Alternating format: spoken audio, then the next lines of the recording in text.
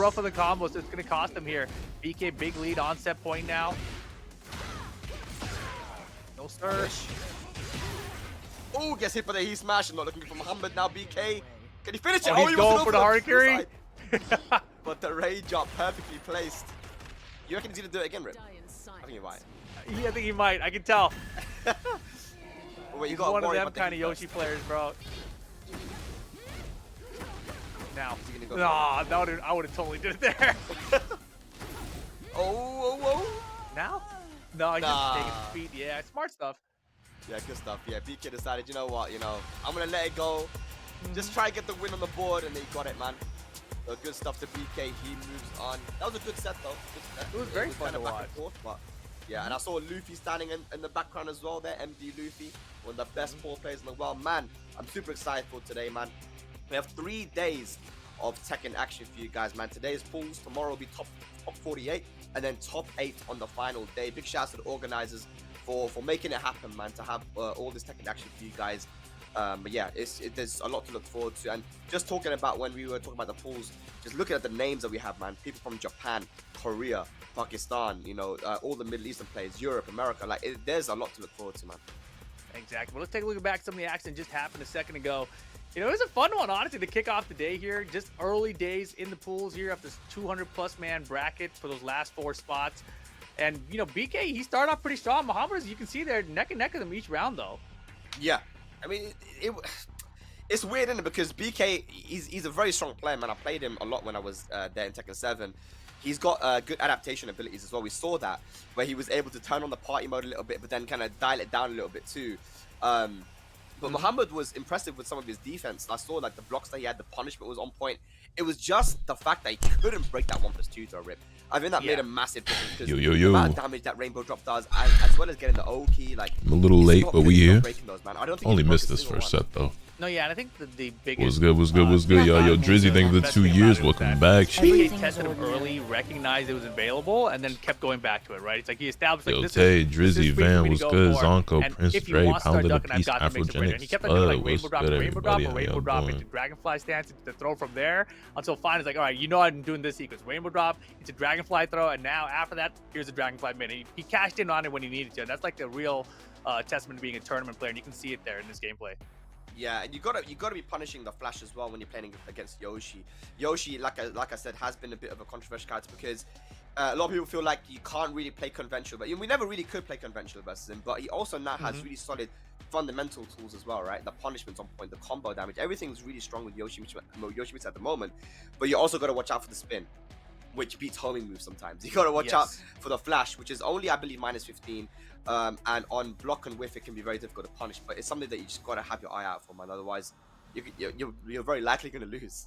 I did see the clips on Twitter about Yoshimitsu spinning away from homing attacks. Is it that he moves backwards now with the spin as well? I can't really tell what the difference is between Tekken 7 and Tekken 8, but it feels like when I look at the clip that he seems to be going more backwards as well as to the horizontal direction. Yeah, you know what I mean? That's what I think. There's some Yoshi players that were saying that it's been like that since Tekken 7, but they're gonna say that, man. I've seen a lot of Yoshi down players. You can't trust Yoshi players, bro. I don't believe in the YDL, man, the Yoshi Defense League. Don't believe in it, man. It's they be lying to you. But ladies and lads, we have our next match. It's going to be Rakban, a Jin player, going up against Falcon's Joker. And I've heard of this guy. One sub, let me change that. Let's talk about for it, man. Sure. I mean, Joker, he was 1 pixel away from. How do I pronounce your name? KQVO? KQVO? Are the commentators' names switched? No. If they were, they're fixed Joker now. had about half his health. Does shoulder with Fang into heat dash, and goes for a mid down forward 1. CBM blocks it. If you went for down 4, it would have killed. Blocks the down forward 1. Then Joker tries to attack. CBM sidesteps, cans, then kills him. And that was Joker's tournament run finished. If he had just gone for a down 4 or any other option, then he would have been qualified. That's how close he was, right? And CBM always been telling me, like, nothing amazing happens because at that point he was already qualified. Everything right? is ordinary. But man, I see. Yeah, we know how strong Joker is, of course, winning in Pakistan at that bar. Yo, King Eodom, thank you for the 5 months, greatly appreciate that. And Van, tier 3, 6 months in Everything is advance. ordinary. But Good looks, my guy. I greatly appreciate all your continued support, man. You've done a whole lot for this channel, and I don't know what I would do without you. I think you can, but remember this was DreamHack Sweden, so I am like, it might have been a weird one where it was like at the wall and people weren't ready for like the change that it's like. Greatly appreciate you forever. So and it was always, a weird big one, dog. but yeah, I mean, what Joker said to me is that Back he went and from I'm mid every better. single time. Yeah. So he goes, he's probably gonna duck that, but he didn't. Anyway. So, rough one, but. I mean, I think he did the downforce. CBM the 2XKO roster video is doing pretty solid. This is how it happens, man. On YouTube, like it's doing okay, like not too crazy. There's some comments like, oh man, this is a really cool video, thank you so much. Oh shit, 4 hour Lotus video, whatever. And there's some people like, oh my god, you have such shit taste. Oh my fucking god, you're so boring. Oh my fucking god. As long as they have a sword, that's all you care about. Blah, blah, blah, blah, blah. I'm like, yeah, nigga. Yeah. No, that's actually. I like niggas with swords. Really get over it. How close Joker has been so many times. And now it's also funny though because like I replied to one comment because they were like half kidding but half serious. They were like they were basically saying that any character that's unique or special in any way, like I just skip right over them or I don't like them, but as long as they have a sword I think they're cool. And that's like almost true, you know. That's being a little facetious, but it's almost true. It's true enough, like there's enough truth in that statement to where it's like, you know, caught. But what I said in response to him, and then I would just say in general, also you see that Huarong player in the background? I wonder if that's K-Wiz. A lot of people are like me, but just in reverse, where as long as a character is abnormal in any way, or they're just like ugly and not a human, that automatically makes them cool because they're unique. You know what I mean? I'm seeing a lot of that where people like all the weirdo characters just because, oh, it's not just a guy with a sword, that makes them really cool. So it's the same shit, just in reverse. You know what I mean? Yo, Spud, thank you for the 10 months for me. I greatly appreciate that. Welcome back to the Asakura clan. If you have a vid, I'd put it in the background, listen to what they're saying as I'm doing something else. And that's what a lot of people are doing with the video, which I can tell from the retention. I feel like Lydia I was watching during the stream and just watched the VODs. I didn't know when the video would be out. Gotcha. Yeah, I just decided to just upload it right away. Because what I'm going to do, because I know most people, like 99% of people are not going to sit through all 4 hours of that. What I'm going to do is a follow-up video where I just like rank my top 10. But I figured there would be people out there who would want to watch it if I just dropped the 4 hour video. So I was like, fuck it. Excuse me. The one that counts the pyro as the rounds go on, right? So, but Lotus, you beat my boy live stream H2 on Tekken. I want to get back, bro. I don't know if I'm actually going to be playing Tekken today. Because if I'm playing anything, it's probably going to be more 2XKO. But catch me when the 2XKO Alpha Lab ends. Comments in chat were ready to spin about Fiddlesticks. I see that. Never in my life, and I replied to the top comment that mentioned him, but never in my life did I expect a motherfucking named Fiddlesticks to have shooters like that. Like barely been a month, I feel like, since the character was even released. Yeah, quick start. Remember, one of his training partners, you know, with K-Wiz, who's also at the tournament, actually plays Lydia as well. A lot of other very strong Lydia players in Europe as well that Joker's been able to train against. Yeah, and Joker, you know, so evasive with his Fang too. I love like his constant use of like the back tempo step. Yeah, I feel like he's one of the best with it, honestly. Yeah. Sometimes you don't even need to do anything after it. You just use it to force the whiff and then go for a jab punch. You see him do that quite often. But Ruckman going for the spike. Rage available now for Joker. Finished it again. Nothing. Yeah, I think because he had heat, he thought he might go for the dash. Yeah, exactly. I mean, it's kind of like Fang's heat shoulder that way, right? You kind of expect the heat dash, and it doesn't heat dash. You're like, oh, what the heck? Nice block there on the full crouch low, though, and Rockman on the board. Yeah, good stuff. And was able to assert that heaven and earth mix-up as well, going with that high unblockable. Really trying to find that political storm confirmed. Yeah, you know, he's ducking a lot, but he's getting the right blocks here. Oh, yeah, duck this. Down 4-3, Joker recognized it as well. He's so good using that down 4-3 ever since Tekken 7, man. Catching people ducking, using it on Oki as well. One more he's going to do it here for Joker. Don't do a CVM. He dashed into the mids. Okay, yeah. Never go low, bro. That's the strat. It's a good strat. You don't want to lose to a low parry. No one does. End of the round. Yeah. Well, you don't lose to a side step either, man. So goes to the back fours, but great tracking. So yeah, Ruckman, nice Lydia. I'm liking it, but we've heard that he is a Jin player. So will he switch to the Jin now? That is the question mark. I mean, I think, you know, in this kind of a situation, you try out the Lydia. You're like, you know, I might catch someone off guard. I've been putting some work with this character in. Maybe they're not ready for everything just yet, right? Yeah. But Joker's fundamentals with Fang is so good. And again, you know, that back tempo step I think is the big differentiator between Joka's Fang versus other Fangs. And you know, I love. I'm also realizing that a lot of people who watch that video and are leaving comments thought that I was trying to build like a cool roster that would be exciting for everybody and interesting for everybody in the game, which is not at all what I was doing. I felt like I pretty clearly at the start of that video explained and said, this is me picking who I think is cool, who I would want to see, characters that I like. It's all about my taste and my bias and what I find interesting. It was never about trying to build the ideal roster that would be unique and have a lot of variety. It's like, no, that's not the point of the video. But a lot of people clearly seem to think that. And it's low-key making me feel, and we've had this conversation before, it's just one of those things like, did I just not articulate myself well, or people just, did they just not watch, did they just not listen? And like some niggas just be commenting without listening to anything. I can definitely tell that some of those people, they just skipped to the very end just to see what the tier list looked like and didn't listen to anything I had to say, or the process of how I picked them, or my explanation of what type of video it was in the first place. Like he's like, I'll back him with just avoid you, and if I return back to because like, yeah, because another thing too is like, it's not necessarily even that my ideal roster is all those very samey similar assassin type characters, right? It's not that I just want the whole roster to be that. It's just that if I had to pick a handful of characters, these are the pool of characters that I would pick from. If I was to build a fighting game roster, obviously every single character in the game would not just be waifu, assassin, and guy with a sword. You know what I'm saying? I wouldn't just have 40 characters like that. I'd have a handful of them, you know what I'm saying? Because that's what I like. But yeah, I would obviously try to pick characters that appeal to the masses, and there's something for everybody. That's the point. You don't want everything to be the same, because you want everybody who has different tastes and different archetypes and play styles to have something to gravitate toward. That was something that I felt like didn't need to be explained, and then the other parts I felt like I did explain. But again, either I didn't do good enough, or motherfuckers just intentionally didn't listen, and then get upset when they misinterpret some shit because they decided not to listen. I feel like while your personal choices are your choices, that some abnormal characters would help the game feel diverse in character styles. I pretty much just answered that. Yeah.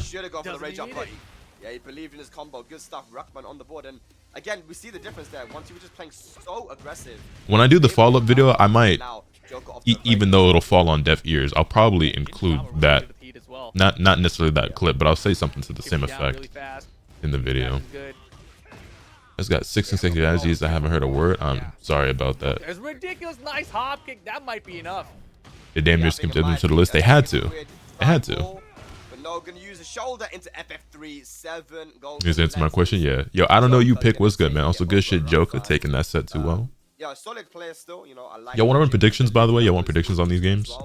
I feel like Joker was just too familiar with the matchup. I know it's a good idea to try out the leader state to see if he knows how to deal with it, but the amount of times he was able to jab interrupt the stance, you know, using just the back tempo as you see there. Always down the game. Like one of my best homies loves fighting games but has no interest in the current version because he likes more weird characters like big robots. Right, and that's completely acceptable and understandable. You know, we were talking about that throughout the set. That video wasn't me building my ideal roster. It was like, oh, these characters look cool. Like this is who I'd want to see in the game for me to play. For the most part, there were some exceptions. Where it was like, this isn't a character that I would play, but I do think that they're really cool, so it'd be dope. But like, I wasn't trying to build the best and most unique roster for 2XK. That's not what the video is called. Yeah, the thing is, you gotta take into consideration now that there's chip. I'm doing good, Ray Zone. Welcome to the stream. With some characters, Nina, Elisa, Kuma, you know, even Dragonov, like these characters that do a lot of chip damage, it will make, if you try to play that defensive style, and I feel like that's one of the reasons why Ni has maybe struggled a little bit more than he usually would in a new game, is because, you know, normally he would be quite happy to just sit back and take a bunch of hits from you, sorry, like block a bunch of hits from you, but you can't keep blocking in this game when you're taking chip damage for all the blocks, you know.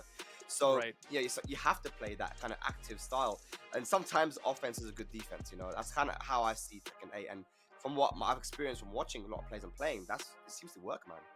No, you have to, and you know, as much as I've talked about active defense, you know, I feel like, you know, just using those power cushions and keep out moves is very important. Even the down jabs, it's really an important part to stop your opponent's offense. And to stop their flow and take your turn back and press your offense instead. And I think that's kind of where the game is headed so far, which is a lot of fun to watch, obviously. Yeah. Let me ask you a question, Rip. Obviously, there's one player who is representing NA here at the EWC LCQ, Shadow 20Z. He's been traveling literally everywhere and getting good placements. You know, what do you make of his chances to qualify here, man?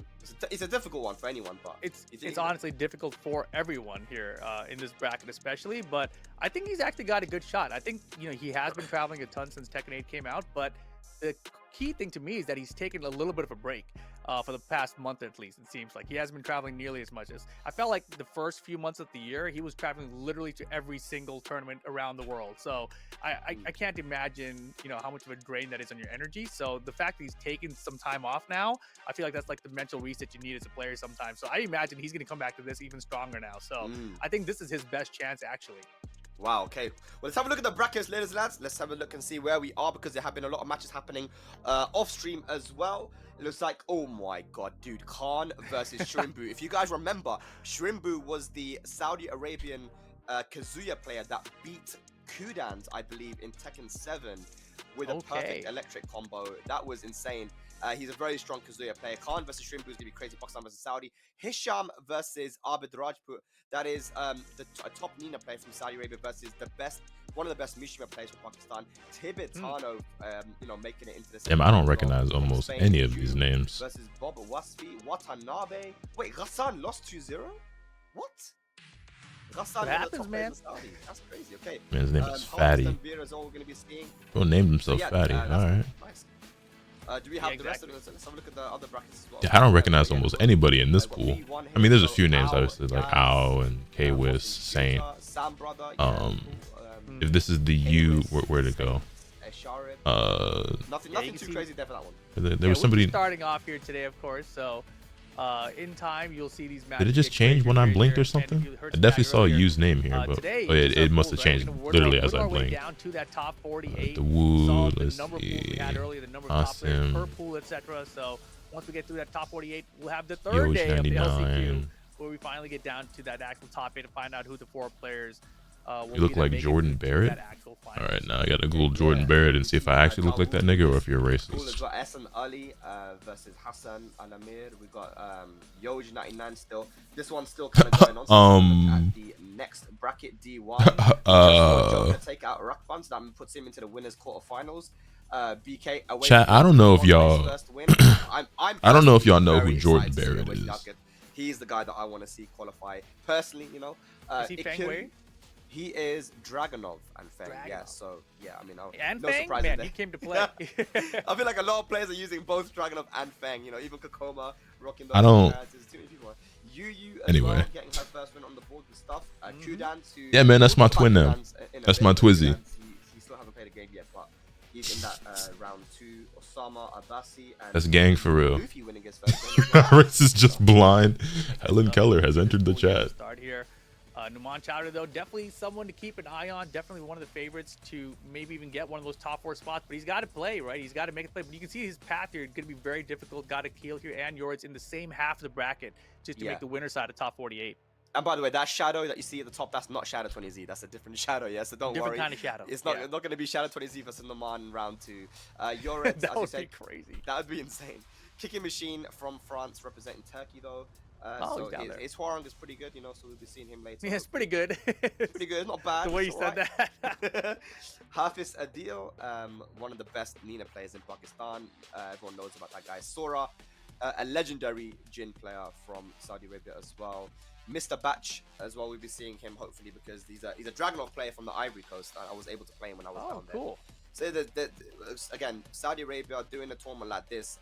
The only tournament that I can compare this to is LCQ 2019. Do you remember that? In Thailand. 2019 in Thailand? Yeah. That was the one that Bilal won. That's the one that Bilal won. And the reason why I say that is because there were a ton of Pakistanis there too, and people from like all around the world, because getting a visa to Thailand was super easy for people as well. So there was just that tournament, that LCQ was just so stacked. And nobody guessed that Bilal would win it, but he won. Everyone's saying Bajan or some other Korean guy. So I feel like maybe that'll happen again. Maybe we're saying that, you know, it's going to be Numan Chaudhry, maybe qualifying Awais Liaquat or Dawood or, you know, Joker. Maybe none of those guys make it in, you know? Yeah, is there a path? I didn't look at the actual path through the bracket, but is it possible that there are 4 Pakistan players that take those last 4 spots together? I haven't seen how it could look. I have to do the projected bracket on the start GG, which I'm actually doing right now. Let's have a look. Okay, I'm very curious about that because I feel like they do have. Hair job bro together. Yeah. It's not an there's that he from round away. That could be reality. I actually thought of that meme where there's a dog that's blind. But I don't know what meme that is. Pakistan are going to be saying that it's going to happen. You know, they're very confident in their boys. Never. The way that these guys are playing, it could happen, man. You never know. Plus, it was Pakistan Independence Day yesterday, Rip. You know what I'm saying? Like, these guys are super fired up. It's time, man. Yeah, exactly. Top of the world. But coming up next, we do have Abud King versus Ikiryu, a Raven player. Ikiryu, yeah, versus Abud. So King versus Raven. Yo, is it just me, or do we see a decent amount of Raven in tournament? Like, Raven players, most of them aren't making it particularly high in the bracket, but for such a rare, uncommon character who's not considered particularly strong, I feel like whenever we watch an event, we see a decent amount of him. King is definitely up there, though, as a strong character, especially in the right hands. No, I think King is still ridiculously good. But I feel like I feel like the throw system change normalized him a little bit. Prior to that, he was ridiculous. Now he's just very good. He's still good. I 100% agree. Got a wave dash now as well, though. That's a great addition. I haven't seen used a lot yet, so I do need to see more of that. Yeah. Raven, on the other hand, man. I mean, Raven, I feel like animation-wise has been the biggest change. There's certain things like also getting extensions from your prediction is up if anybody wants to place a bet on this. Back 2-1. Those are things we agree on nerfing King's counter hits. We can nerf anything about King, and I'm in agreement. Even for myself, it's like we can make that nigga's jab 15 frames for all I care. Those kind of new extensions is so Wait, you can do what now after that?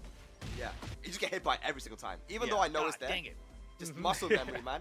So yeah, Ikiryu taking that first round, and Pinya, who's also here, he's been feeding a lot of people, Rip, because they're not ready for the new Raven. It's true. It's very true. And Pina, though, we saw he's in that, I think, the last pool, right? So definitely not going to have an easy path out into top 48 either. Holy moly. I can't believe these guys just ducking each other. Yeah. Oh. Good call out. Oh, my gosh. Like, what the hell was that? I don't know. But it's a good block. Wall in the way here, though. Heat burst activation. Blue spark shining wizard. Uh-huh. Oh, that was so good. Heat dash conversion. What the hell was that combo? What combo, bro? No. Oh my gosh. Ikiryu, he had a chance. He went a little ballsy on the crouch dash mix up there. A little extra. Yeah, I like the while standing forward though from Abud just to, you know, stop that 50-50 from Ikiryu. It's early days though, Rip. Well, I say it's early. It's like 6 p.m. there, man. Yeah, exactly. In Saudi time, it started at 6 p.m., right? So yeah, it's got to be a little bit later now. And that's one of the extensions I was talking about, right? Down forward 1 as always for how many years Ravens only had down forward 1. There's no extension. Now there's actual extension from it, which catches a lot of people off guard. Well, right now, Ikiryu, 2 rounds to 1. That forward neutral 2 still good for King. That is so tricky. Really mixing up the stances here. FM neutral 2. Wow. Yeah, and the timing was perfect to do it back to back. Yeah. Yo, Gohan was good. How many rounds of pools are there? I don't know, actually. But day 1 today is only going up to top 48, and there's only, 200 something players in this. So, I mean, like they said that this stream is going to be about 6-ish hours, but it might not even take that long, depending on how many matches they show. Yeah, I didn't want to say anything just in case it Can't wait for Heihachi. I need that more than anything. But that's definitely going to kill. Also, was good. Hexed. Yeah, I need that Kunimitsu reveal more than anything. With Raven, but Abud clutching it out once again. Bam, bam, bam. Big combo here. Ikiryu starting off strong. Armors through the mix time. Hold us mid. Wow. Uh-oh. You could be dead here. He could be dead here. Did he break it? Yes, he's out. He's out. He's got a chance. He's got rage. While that one doesn't work out. He smash option. Goes to the low. And good stuff. Abud taking it. That was still waiting for the Craig announcement. Back and forth, but Abud finally bringing out the Craig crushes in the end. Shutting down that offense from. Who the fuck is Craig? I want to see more lows though. They released Kuni. I'm gonna be in character crisis. I can't do it. Oh, Craig Marduk. It's such an impressive low. It's only -13 now. Back in the day, used to I be know that nigga's name is Craig. Why did I draw a blank on that? Yeah, fuck Marduk. Yeah, it's only minus 13 now, man. So Raven won't be able to launch it like he could before with that whilst only one. Yeah, that's a good point. But Wow. look at the blue sparks, man. I wonder what controller he plays on. That was quick. Yeah, super fast. It feels like he's a levelless controller player just from the speed of his movements. Yeah. Oh, okay. Oh my gosh. Damn, we're playing King now. Cool. Okay, Obud. Let's go. First round on the board, second game. Yeah, that was a very fast start. And I love the threat that he has with the full crouch mix too. The alley kicks. Good mix ups here from Ikiryu. Wow. He activates it. Armors through the. Oh my goodness. No clones for you, sir. Both have heat activated. No, oh my god, dude. What was that, man? Calculated. That was calculated. King player calculations. Insane. All right, final round now, potentially. A boot set point. Yeah, using that muscle armor. Definitely getting Ikiryu to hesitate a little bit there. What was your Heihachi Kuni theory again? I never explained the theory. I'll explain the theory if it turns out I was right. Or rather, I'll explain it whether I was right or wrong after the next character is revealed. Down 4-2. Got Nice! him to duck. All right, here you go. Chance. Gonna go through the wall. Is he gonna activate heat? Yes, he does. Craig is a nasty name. There's nothing. I just don't like Marduk as a character. Nice. Did y'all see VDX's video, by the way? It was something like why you don't want Marduk in Tekken, and then like the 6 Marduk players out there were fucking pissed. Had to work for that round though, man. But now Ikiryu has the momentum, and there's the heat engager once again. Oh, he's got him with the backroom. Hey, hold up. Hold up. Perfect. Hold up. Kitty, you kind of putting that work. All right, final round here, second game. Ikiryu fighting to stay alive. And Blue King looked like he was running away with it, and all of a sudden Ikiryu turned around. Did you see the Alpha Lab update video? Nah, I have not seen anything that Riot has put out since the Alpha Lab has been up. Full combo extension here. I like that Oki too, man. Oh, no punish again on the Wasani one. Yeah, damn it, dude, not as bad a box as used to be either for King. Whoa, muscle armor. Muscle armor, bro. What was that? It's not great. Know your reasoning, and it does give credence to your theory.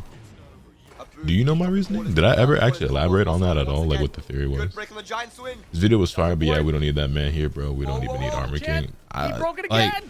Crazy break. But Armor King is cool.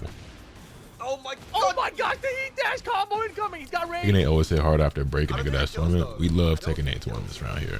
But he's got one chance for mix here. Mix up. You didn't hit a button, brother. Dude, oh my god. Wow. The comeback. Our video was cool. Hey, thank you, Top Waffle. I really appreciate that. He did the cheeky stuff there, man. Said, hold on now, I need my Armor King. Punishable if you try to go for a punish. It was in one of those streams you had to be there for. Oh, for sure. Then go for a punish first. I might have. I don't remember doing it, but You're always gonna be you might be right. That was sick. I fell for it too. Damn. That was yeah, that was crazy. We're going to a final game here, ladies and gents, and now it's actually the breakable floor stage. So this might work out in favor for King. Let's see, man. Yeah, he needs 2 of them to start though, right? So keep him up here. Oh, dude, even one jab, he's so fast. I really want to know what controller he's running. That's crazy. Yeah. We're only early days, ladies and lads, in these brackets. We're already seeing this just the talent that is available in Saudi Arabia, and especially this kind of styles we have here with these characters.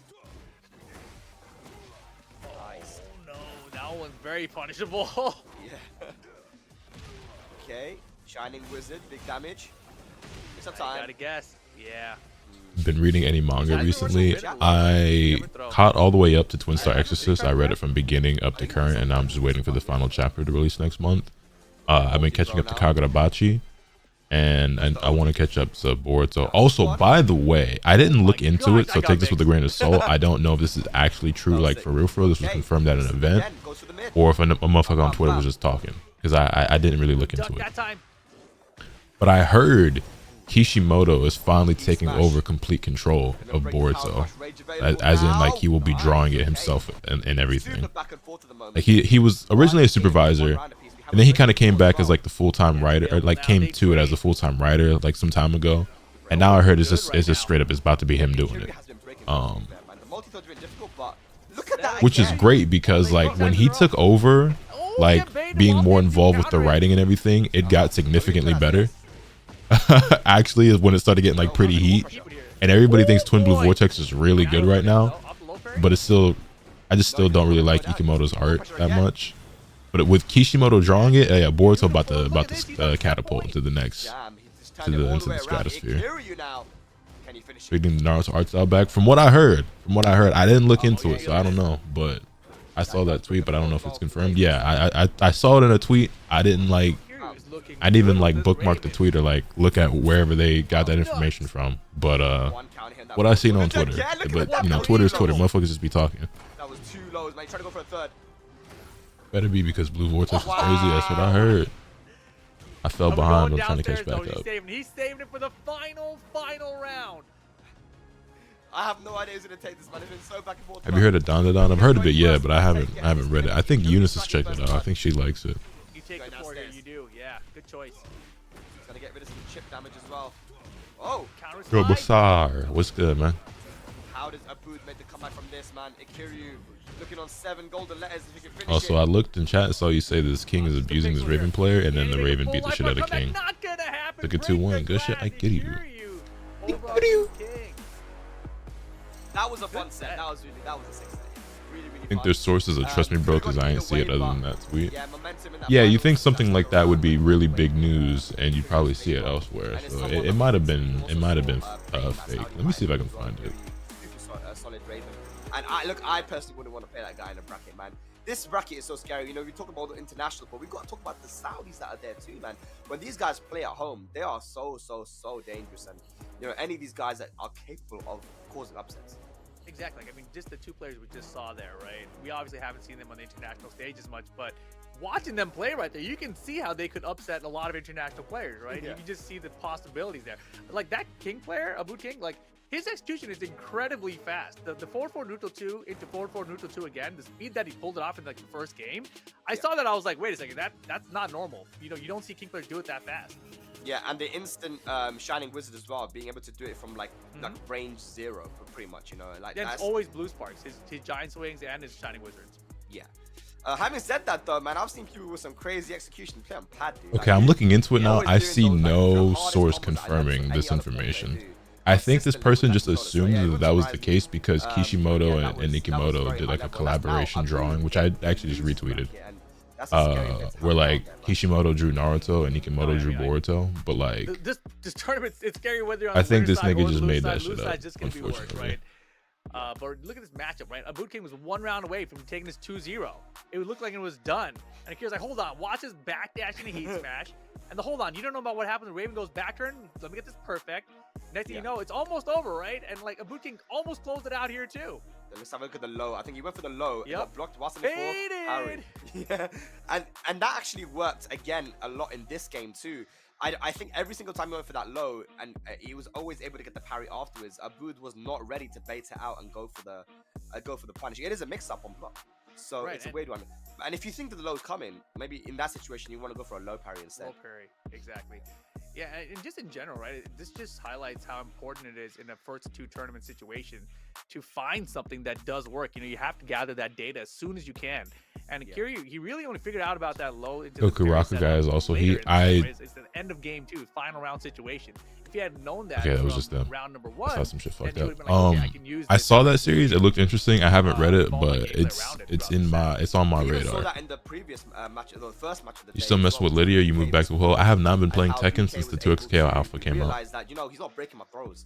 Every time I go for the rainbow drop, he's not breaking. Who would you like to see as a guest character in Tekken 8? I don't really care about guest characters. What is working against the opponent, and if you actually flip it around the other way, I might be racist or just confused. I thought Spaghetti Rip and Repaul were the same nigga. And that's how you make that. No, Rip and Spaghetti Rip are 2 different people. On that big stage, you know, this is the EWC LCQ, man. There's going to be a lot of nerves flying around because there are players here that, you know, it's their only chance to get onto the big stage. And some of these guys heard of the term Restream Fiend? No, I have not. So, you know, also don't call me nerves Lodi. are going to be definitely a factor as well. No, you've got that factor, and then you got the flip side of that, where there's a bunch of players that have been to a bunch of tournaments, and they've lost this. The same nigga is crazy now. I forgot Kuraka got some of the best I've ever seen. That is what stood out to me and got me interested in this series. I saw it on my timeline. I was like, damn, that shit look kind of fire. where it's like, yeah, I break that all the time, but right now I'm not breaking it. I don't know what to do about it, right? And in those moments, when you're the player who's doing that rainbow drop, you got to take advantage of it immediately. Rip. Oh man, okay, guys, ladies and lads watching at home. Okay. Ladies and lads watching at home, listen, yeah, we're gonna be here for 3 days watching some banger matches, man, and we got a banger match coming up for you right now. Rip, tell them who's coming up for this next match. We got Federer, 2009, from Saudi, going up against Take from Japan. International affair out here. EWC, LCQ. This should be a fun one. You know, I haven't seen a lot of Take in Tekken 8. And Federer, I know, you know, he's a crazy King player. I talked about earlier, I still haven't seen the King doing the wave dashes, even though it's an available option now for King players with one of the latest patches. So I'm hoping Federer is the King player that's going to show it for me. Federer would do the wave dash before he was given a wave dash. He was able to do the hard wave dash. Federer, exactly. If you guys are not familiar, he's a streamer and you know, content creator and competitor from Saudi Arabia, known as the best king in Saudi, but his execution is absolutely incredible. And this guy, even in Tekken 7, I should update the bracket command. Hold on, let me fix that. Setups with King that I've never seen before. Like, he is a specialist through and through, right? And has had big wins against international competition already, man. Represented Saudi Arabia in Gamers 8 last year as well. So this is a real competitor. But Take, man, maybe there's a lot of people, Rip, that don't really know about Take because he hasn't really played until like since early Tekken 7. So maybe can you tell the people about Take a little bit? Yeah, so there you Take, go. Bracket commands fixed. When you talk about Tekken 7 for Take, you think they will still make the Naruto live action if Kishimoto wants it back? I don't know, but I don't really usually care about live action adaptations because they're normally not very good. For a while, and then he kind of fell off a little bit. I think towards the end of Tekken 7, he kind of stopped competing as much. I remember, I think the last. Stop with this live action era. You know, I feel like we kind of like exited the live action era, at least when it comes to anime. There was a point in time where I feel like a lot of live action shit was coming out and it was all bad, and I think they somewhat learned their lesson. A lot of people thought wasn't actually his main character. At least like in the West, I think there's a lot of anime that get live action series in Japan. We've seen Brian have some success, but not, you know, to the highest level of the game. But they're usually, from what I hear, more loyal to the source material than a lot of these adaptations are. That's another thing too. A lot of the live action series that we get, like in the West, they like change and ruin the source material quite a lot, and I don't know why. I have a question. What tips would you recommend for someone who is stuck in Garu rank? I main Kazuya. So Take, that's a serious well, I don't play Kazuya, but I would imagine that in those ranks, people are doing a lot of things that are very punishable and very unsafe because people just like to throw out a lot of big moves. Also, here, let me get this prediction up for you guys. I would recommend a lot of patience. Kazuya can be a very defensive character. You have a great 10-frame punish. Make sure you're using it a lot. And look for those whiff opportunities. In the red ranks, people are still just committing full to string. So just let them finish their strings on block and then you punish them with it. Punish them for it with your 10-frame. If you know how to wave dash or you have any execution, like you can hell sweep and wave dash and stuff like that, use a lot of that. Use your hell sweep and your forward 4, or is it no, it's forward 3 with Kazuya, right? Get plus frames and try to frame trap people. You can play very simple in the red ranks and let your opponent kind of like hang themselves because they will do a lot of risky things that are very punishable. Again, it was a lot more impressive when he did it before, you know. Now it's kind of like Yeah, exactly. I do miss that part, right? Where before we saw a King player wave dash, you're like, oh my gosh, this guy's ridiculous. Prediction for Federer versus Take, another King player. Yeah, plus frames, goes for the throw, nice side step from Take. Most people like the One Piece Netflix. Yeah, but that's a rare exception. You know what I mean? For the thousands of live action series that are out there. Gets the push. You know what I mean? Wow, save the tornado for the wall. Live action trend shifted from animated childhood shows. Shoulder charge. Very nice. Yeah, I think Take also thought he was going to go for that setup, but then he just turned around and went for the low. That's what I'm talking about. Federer has these mix-ups and on Okizemi that are so oppressive. Yeah, and catch players off guard they're not used to, right? It's not a very common tactic. Wow, just delays the string, finishes it. Take tried to take his turn, and that's going to go to the... No, it doesn't go to the wall, but still... Yeah, really off axis there. Yeah. Also, it looks like it was just confirmed that Dragon Ball Sparking Zero will be at Gamescom on Tuesday. Is he gonna die though? Oh, he didn't die? The thing is though, I don't know what they're gonna show, like what they could possibly show other than it just being like the Boo Saga trailer, which like obviously I'll watch, but it's not gonna be like particularly hype unless they throw a curveball and they show GT or movie characters or dash, Take.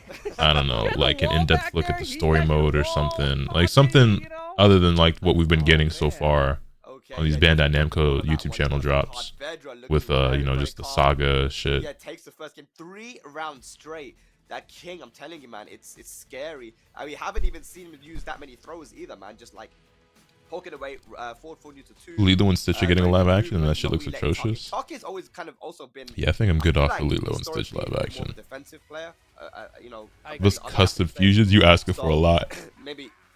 That boy is dreaming.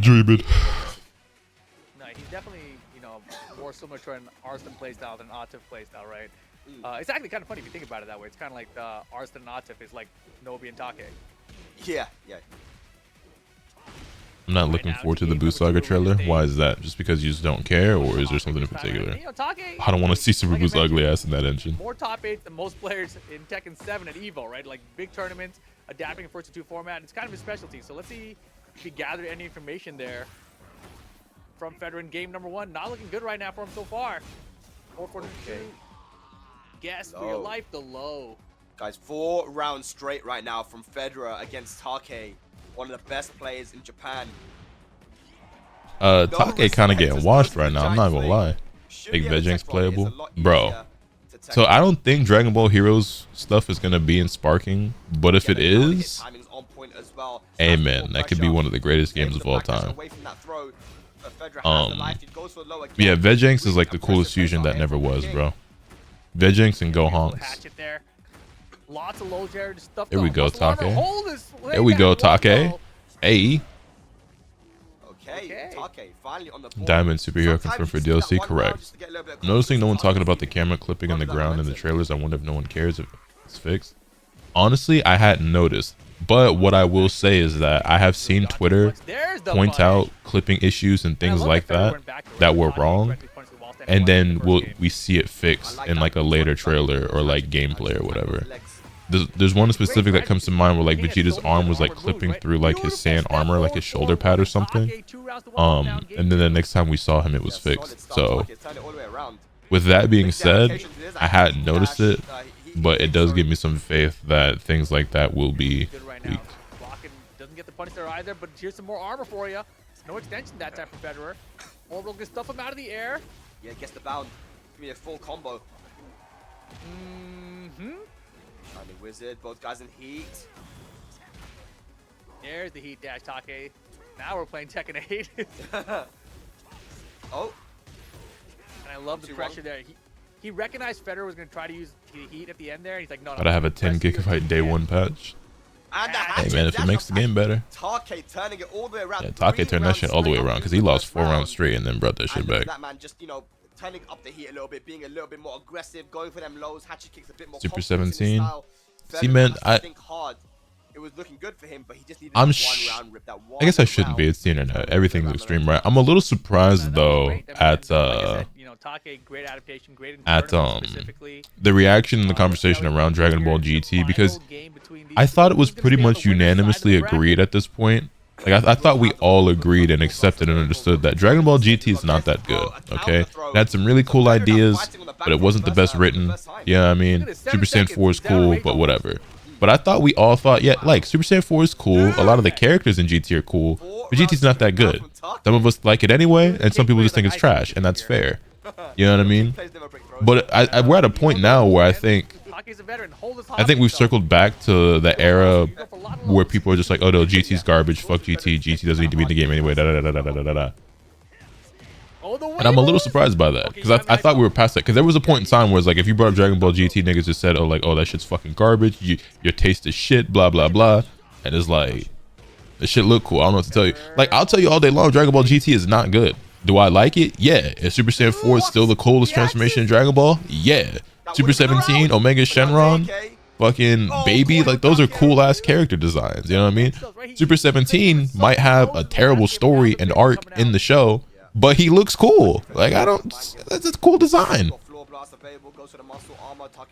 Nova Shenron is cool, yeah. And the whole concept of like the Black Star Dragon Balls and then like Omega Shenron's existence and like that's a really dope ass idea. Baby's like lore and his arc and everything is actually pretty good. I would say it's easily probably easily probably. It's easily the best arc in GT, right?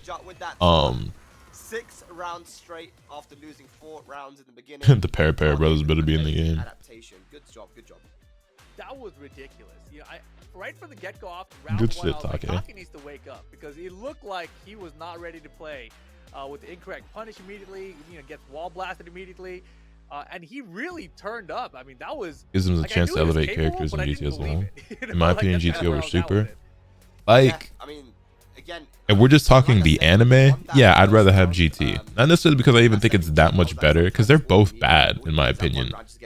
But I enjoyed GT watching it as a kid way more than I enjoyed watching Super as an adult. The top players in the world, of course, in Japan. So he like Baby was repurposed as Granola. It was just about making the adaptation as well. Granola is sick as fuck. If we talking about the manga though, Granola and Moro are so fire. We need more OG Dragon Ball characters. There will be more. They're gonna show OG Dragon Ball. They might show that at Gamescom. So it's a classic mind game and good adaptation from Take. Yeah, and additionally, Federer, you know, he was using a lot of armor, and King, the character, also has a lot of great armor moves, right? But armor loses to lows. So Take immediately came out in game 2 and said, like, I'm gonna do every single low I have against you, and make sure you stop using these armor moves against me, and then we'll see what happens. So that was just beautifully played from both players, really. So that was the first game, which was it was 3 rounds straight for Federer. Take didn't really get going. He was playing very defensive, and then, you know, after losing the first round here in the second game, he turned it up and he realized he has to change something. You know, can't be playing the same way. That was an amazing bait there as well, and just, you know, a lot more aggression. Had the life lead, and look at that finish. Just the confidence to run in there. I just go for the hatchet. And then the throws. He gets one throw in the first round. It's like, oh, wait a second. Now what's up? Hatchets. Everything's hitting afterwards. Yeah, everything was working out. You got 2 perfects in that final game. That was the first one. That was what we talked about, right? Caught Federer ducking, and here was the bait on the rage art. He tried to go for the taunt. He cancelled it, bait out the rage art, and went for the full punish. And Take, 2 perfects to close it out there in that final. Super gave us way more lore and progression than any of the iterations other than Z. That was exactly what you want to see out of a player in a tournament 1-2 setting, right? Like, I see what you mean. You get smoked, like, I don't know about progression really. Like, you know, Super had. And then executing all that immediately, you know, as you continue this second game. So well played to Take. Super had and still has a lot of potential that it didn't really expound upon, because with the introduction of the multiverse, it set up an opportunity for some really great world building that we didn't really get to explore that much at all. In the second arc of the series, we introduced the fact that, hey, there's a whole multiverse out there. There are 11 other universes in existence. 11 other universes in existence, one of which is like the twin universe to this.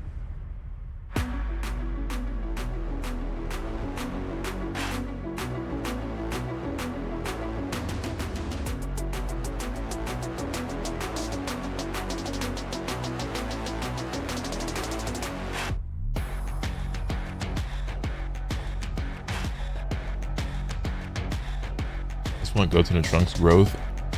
I am a little disappointed that Goten and Trunks were relinquished to just like comic relief like side characters and never got to be anything more than that, because I always liked Goten and Trunks as a kid, and the older I got I realized, oh, they're never actually going to do anything. It's only become more and more apparent.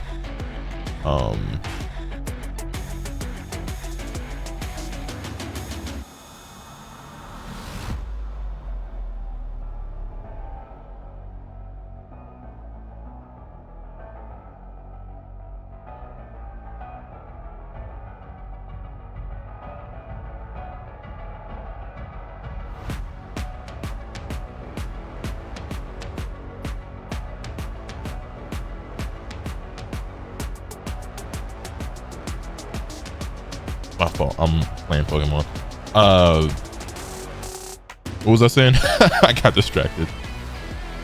We've never seen Teen Ghost things canonically, and like they've teased it and they just won't give it to me, and I don't know why. I've wanted to see that since I was a fucking kid. Right, we were talking about Goten and Trunks. Yeah, those are characters that are never gonna do anything important, and we just have to accept that. And if they do something actually important one day, I'll be pleasantly surprised, but they'll probably never actually do anything like relevant.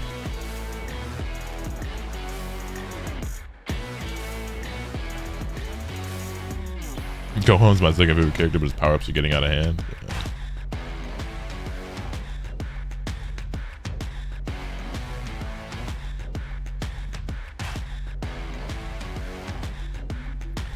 genuinely curious why people like the superhero movie with Piccolo wishing for a power-up and Gohan just redoing Super Saiyan 2. I think it's a good movie, but it's not my favorite. I like the Broly movie more personally, but I think it is the most well-rounded Dragon Ball movie probably.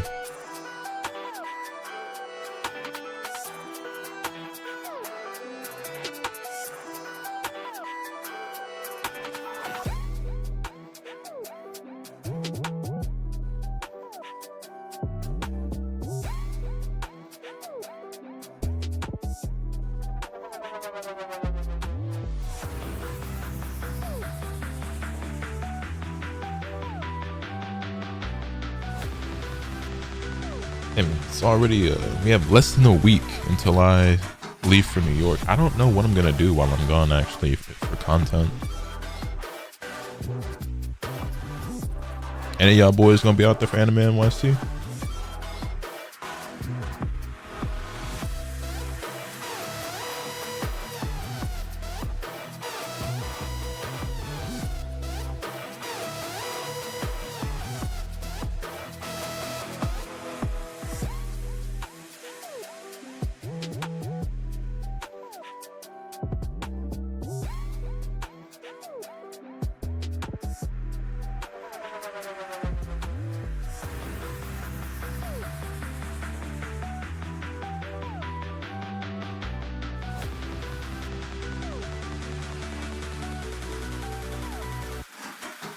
Broly's the fucking goat. I'm so fucking happy he's not just a Kakarot hater now. Yeah, they made me like Broly a lot more.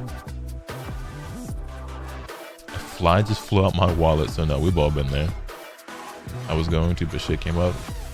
Sorry to hear that, homie. Hopefully everything's alright though. Damn, I can't believe I'm really going to Japan this year, bro.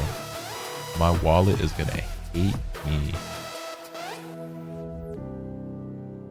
Just got back from New York actually. Hope you had a good time. Anime NYC starts the day I go back to school. Good luck, man. Y'all don't mind picks for personalities? Nah, I don't mind.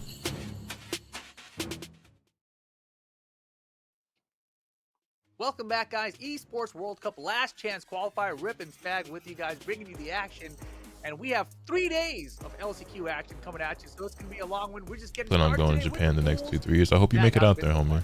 It's been really good, man. When am I going to Japan? I'll be there in December. Already seen that the level is straight off the bat looking really solid. We've seen some nice adaptation. We've seen some international matches as well. Was just book my Japan trip for next year, my birthday. Hey, good shit. Again. Looks like Saint is already in the losers bracket, man. That's like a pretty big upset. Losing to a Saudi player called Farhad, so that's kind of crazy. But just looking at the matches that we have, you know, coming up, they're actually all going to be so fun. We got matches that are coming up that are not even top 48. Like K-Wiz has won his games.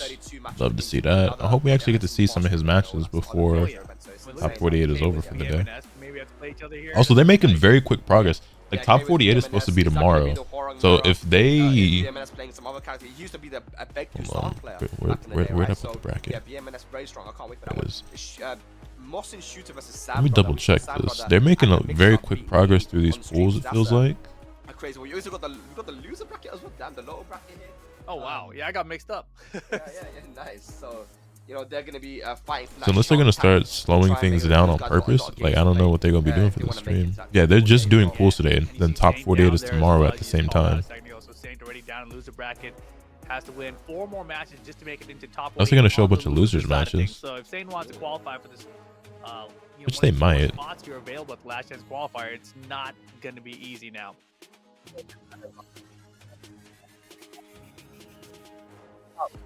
Like I know I have several more pools to go through because they only started the first half of them, but as well, Dawood Sikandar, you know, he's made it into the winners quarter. The cherry blossoms blooming in December where you get to see them. Nah, that's a springtime thing. So if he wins his next match, then it's gonna be Dawood versus Asim. Wow. Have fun. Japan is dope. I used to live there for 4 years. Hey, that's sick. What were some of your favorite things to do out there when you lived there? The winner's side of that, right? And then we also got other players as well here that are very strong. Shrimbu, of course, Hisham. I think Shrimbu lost. Shrimbu lost to Dawood. So, sorry, to Khan. He lost to Khan, so he's gonna be down there in loser side now. Yeah, Khan has been bouncing around. Yo, Bishop, what's good, man? Well, right? Or he still on the Leroy? I don't know actually, because I saw him initially on the Leroy, then he switched to another character, and then I don't know what he's doing now. I don't know what character he's chosen to go for now. I know he plays so many characters, so yeah, we'll have to wait and see what he goes for. There's that Ramses also in losers. That's one of the players from France. So is it a direct flight, or are you laying over in Hawaii? It's a direct flight from LA to Japan. Yeah, just a lot of stuff I'm right now, flying from here to LA and then from LA to Japan. Look and keep up to date, because we're not going to be able to put everything on stream as much as we'd love to. There's just going to be too many strong matches. But our next match is going to be, I believe, Pakistan. Just exploring so much to do in Japan, I didn't want to leave. I bet it's going to be MD. All my homies who have been in Japan end up becoming like addicts and start going there a ton. Is an Asuka jungler. And have you ever considered living there? Have I ever considered living there? Well, I've never been there, so I don't even know if it's a place I'd want to live. I highly doubt I would get there and be disappointed in any way, shape, or form, and I'm sure I am going to love it when I'm there, but I can't, like, you know, want to live someplace I've never been. I mean, I guess I could, but that'd be just a tad irrational. So I've seen a lot of players, you know, not just players, but, you know, the entire community, as soon as they read the patch, also went to the arcades to play Tekken. Real shit. Broken, bro. I went to Japan to visit my brother when he was studying abroad, but I never wanted to live there. I got you. Yeah, I because I'm about to go to New York in less than a week or next week, and the Japan trip coming up, I really want to do a subathon again next month to help offset everything. Also because the last one we did was really fun. But I have some ideas of stuff that I can do, but I definitely need way more than what I've got so far. Realize the train system will be your best friend. That's the plan. I'll get the Suica app on my phone and we're gonna be Gucci. Yo, Jar, welcome to the stream. Glad to have you here. Never said this, but you're the one that got me into manga. Hey, that's what's up. I'm glad to hear it. Yeah, he's going for wins. Yeah, that's what he's going for. Yeah. Excuse me. Prediction going up for Luffy versus Usama. Beautiful spacing there. That's a very confident first round there from Osama. I don't even think that it's necessarily confidence. I think you just pick Dragon up and you do his moves. You know, I think that's what that is. Damn, you just an NPC, just pick Dragon up, running to, down to. Oh. QCF4s here and there, full crouch low. Some back 4-3s. Yeah, exactly. You just do it. You ever read The Abyss of Samurai? No, but that was another series that looks interesting to me. Look at this, man. Luffy playing very defensive at the moment. Because that kind of doesn't have a choice. He smashed Osama 2 rounds up. I gotta say, I like this choice to not use June or Asuka. It's looking like the right choice right now. But Luffy gets a launcher with that throw, breaking the floor. Bam. All right, Luffy, here you go. Oh no, doesn't get the 3-2. Oh, God. Okay, he smash. Oh yeah, oh, double low. Oh, he went for the triple. Yeah, try to finish him with the low there.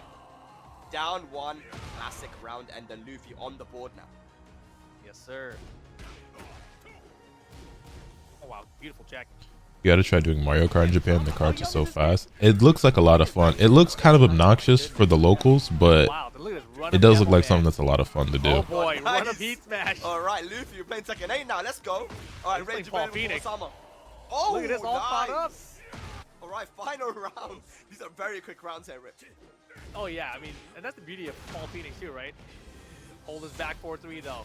Damn. Yo, good morning, Cone. Welcome, welcome. Those down jumps are really plus on him. Yep. You don't care. He's dragging out, bro. Here's another one. When did the sound get out of sync? Hey, can I fix that? We're taking the last floor. Luffy still has heat available here. That's on them. Slides out of range. The throw works. Those counter it. Damn. Got him. Damn. Oh no, yeah. Luffy, the get up kick here cost him big time at the final round. Say that boy couldn't stop pushing them buttons. In aggressive mode, right? So he was definitely in button pressing mode, and yeah, he just went for that get up. Defending, I see.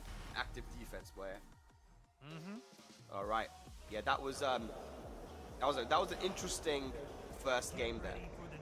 Luffy. Wow, look at this venue. The venue's sick, man. Yeah, this is where they did the Saudi Fighting League finals as well, I believe. So yeah, that shot we just got a second ago though, showing the stage across. We said last chance qualifying this side. That was nice. Yeah. But here we go. They're going to the beach. New stage. I love the soundtrack on the stage, man. It's so sick. Yeah, come on. My biggest problem with people when they talk about Japan is it's the same way people talk about Hawaii. It's a real place, not a fucking isekai. I don't know this happens in Hawaii. I get you. It's like you know, it's the actual weebs where it's like Japan is like this magical fantasy land that's like that they just think is infinitely better than anywhere on earth and shit. Like, you know what I'm saying? It's like it's a country like any other, and I'm sure it's a country that I would enjoy a lot, but I really don't know what the weakness is, man. I feel like it's not like being literally, like you said, it's not an isekai. You're not being magically transported to another world that's just not here on Earth or some shit. You pick Dragunov, I get it. Yeah, Osama hasn't really let Luffy even think about what he can do. Just so much oppressive. It has its problems like any other. Its pros and its cons. What the? Whoa. What's she doing? I don't know. Whoa. He smash? Oh, he dashed, sorry. Wow. It doesn't matter. Set point. Hawaii is a good place to visit, not to live. So now that I got a passport so that I could go to Japan, but now that I have a passport, there's so many places I want to go. I want to go. Hawaii is not a place I think I need a passport to go to because it's the U.S. But I never really considered, or like, it's not that I never considered it. I never thought about just, hey man, let's just go to Hawaii. You know what I mean? Like I've done so much traveling in the country, and I never really considered or thought about like I should just book a trip to Hawaii because why not? That'd be fun. But I want to go to Hawaii. But as far as like other places, I want to go to fucking England. I want to go to Paris. I want to go to a lot of places actually. Because of Artis. Because he's seen just how much success Artis found by playing the way he plays, just buttons. Bro, buttons upon buttons with Dragunov. I mean, when you watch Atif and Nobi, especially the winner side matchup between them, not the loser final, right? But you watch that winner side matchup, it was just back and forth buttons. And Why is great having Lin there? Yeah, I think I would like it there. No, we know we can. We don't need that. We just can press offense. And it doesn't just up early. I haven't gone to sleep. Up early. Is so effective. I think that's the most surprising. I didn't sleep very long last night. I was up late. I only slept for like 4 or 5 hours. He's like, oh wait, maybe I should play some defense too. And then he like just dominated him. You know, it's like, bro. Actually, yeah, it was like 4 hours. Yeah, this character's pretty buff right now. 4.5. Strong man. That QCF4 as well. It kind of covers one of his Ireland. Options, right? I'm not opposed. Like, I don't have a specific reason to go to Ireland, but if there was something going on out there, that'd be cool. I heard Hawaii Maui is in bad shape right now, so you might want to wait on that. I mean, it's not like I plan on going anytime soon. Granted, I don't know anything about that, but I'm British by heritage and lived there for a bit, and England is different but similar to like New York in some ways. That's what I've heard. And there you saw the back 4-3 once again. Yeah, I mean, just do it. Honestly, it's one of these moves where, you know, even veteran players like Luffy, they're able to duck highs and strings. They're aware that these strings are very good and they should be used by. Was born in England, live in America, have been to Africa, so Japan next year will get me over half. Hey, let's go. And on top of it, he's got a mid mix-up too, which to me, it's like, okay, there's a mid mix-up, but it's not much damage, so just don't hit a button and duck every single time after the first hit. Maui's in bad shape because of the fires, but unless you were trying to catch a sunrise on you will see it occasionally, but Haleakala, it's overrated. Yeah, for sure. I don't know nothing about that. To look out for. And then on top of that, you have the classic Dragunov stuff, right? Which is just amazing range control, really good plus frames with back 1+2, running 2. Nah, you're all good, Rambler. Difficult to sidestep. You know, all the Dragunov players in the past said, my character has no tracking. But down 2, you know, here, look, man. It's got good tracking. It tracks both sides. It's a pseudo homing move. And now he's got all the other stuff to complement his running attack is easier now in Tekken 8. Yeah. You can make it harder to sidestep by just holding forward, right? So you can prolong the run, and then it just tracks with the sidewalk. So yeah, there's a lot of things that Dragunov has. But ladies and lads, we have our next match ready, and it's one that I'm personally excited for. It's going to be Asim versus Dawood. Hope you have a good stream. I'm a body folk on Guilty Gear. Hey, good luck, Bishop. Have fun, man. Appreciate you for rolling through. #1 player in Pakistan in Tekken 6. Now, am I saying that? No. I asked Arslan, I asked Bilal, I asked these guys who was #1 in Tekken 6. They said, look, Awais Liaquat, Hira, and Asim. Those guys were. Weird question, but wherever you guys are, can you see stars at night? Sometimes. Asim was #1. Moved to the UK in the late 2000s. Fell off a cliff in skill level. I know how it goes. came to UK like 2008. You know, obviously he fell off because he's not in Pakistan anymore. But he destroyed all of us. Why is it? I remember. Why is it that I and the UK guys knew about Pakistan before everybody? It's because of Asim. He came to the UK, came to Europe, and he dominated all of us. If the best player in Pakistan's coming to the UK, of course he's gonna win. He won every tournament, right? And he said to us, I'm not even the best. In New York, you can't see anything. Yeah, your equivalent of stars is just seeing the fucking Times Square all lit up. Because there's a kid called Arslan. He'd beat all the Koreans. He'd beat all these guys. Which is also really cool in its own way. you know, he's also one of the guys who was super close to qualifying for Tekken World Tour Finals. Only reason he wasn't able to is because he wasn't able to travel to enough tournaments because of a Pakistani passport. Has the same issue with the I just reminded me I need to start labbing gear again. Asim I've always been one of the best players in Europe. Super strong. You know, even when he's not playing the game, he's able to beat top players. But now Asim is playing the game, you know, here and there. He's, I think that his Dragunov is looking pretty strong. His Dragunov, he actually played in Tekken 7 as well. But he's going up against Dawood the Rip, and Dawood is looking insane right now with that Alisa. Exactly. Also, guys, I caught Suicune. I feel like So I caught all the legendary dogs. I caught Ho-Oh, I caught Suicune, Entei, and Raikou. I'm a little sad though because I caught Suicune. This guy must be good. It's like straight out the gate immediately. And I saved after I caught it because I was like, okay, you know, just to be safe. And then I had like a really shitty nature for it, and then I immediately regretted saving because I couldn't like go back and redo it. And I wanted to use Suicune on my team, and like, you know, they're still usable. I'm just playing like, you know, regular PvE, so it's not like it matters that much. But I got a relaxed nature, which means like higher defense, lower speed, like higher, yeah, and it's just, that's not what I wanted at all. And now it's easily like the weakest of the three that I have, and honestly, it's like significantly weaker and slower than like my Gyarados, because I was using the shiny Gyarados that you get as like my water / ice type. Like I want to use Suicune, but and like it's still usable, but it's just like actually a lot worse than my fucking than my Gyarados. What's the main team looking like level wise? Everyone's like somewhere from level 50 to 60 right now. So I am curious though, because when I played him then, it was D-Howard. Obviously, D-Howard's not in Tekken 8. So who is awesome playing in Never save right after a catch. Natures are annoying. Yeah, I didn't think about it until I looked at the summary and shit. He wasn't just picking it because he's strong.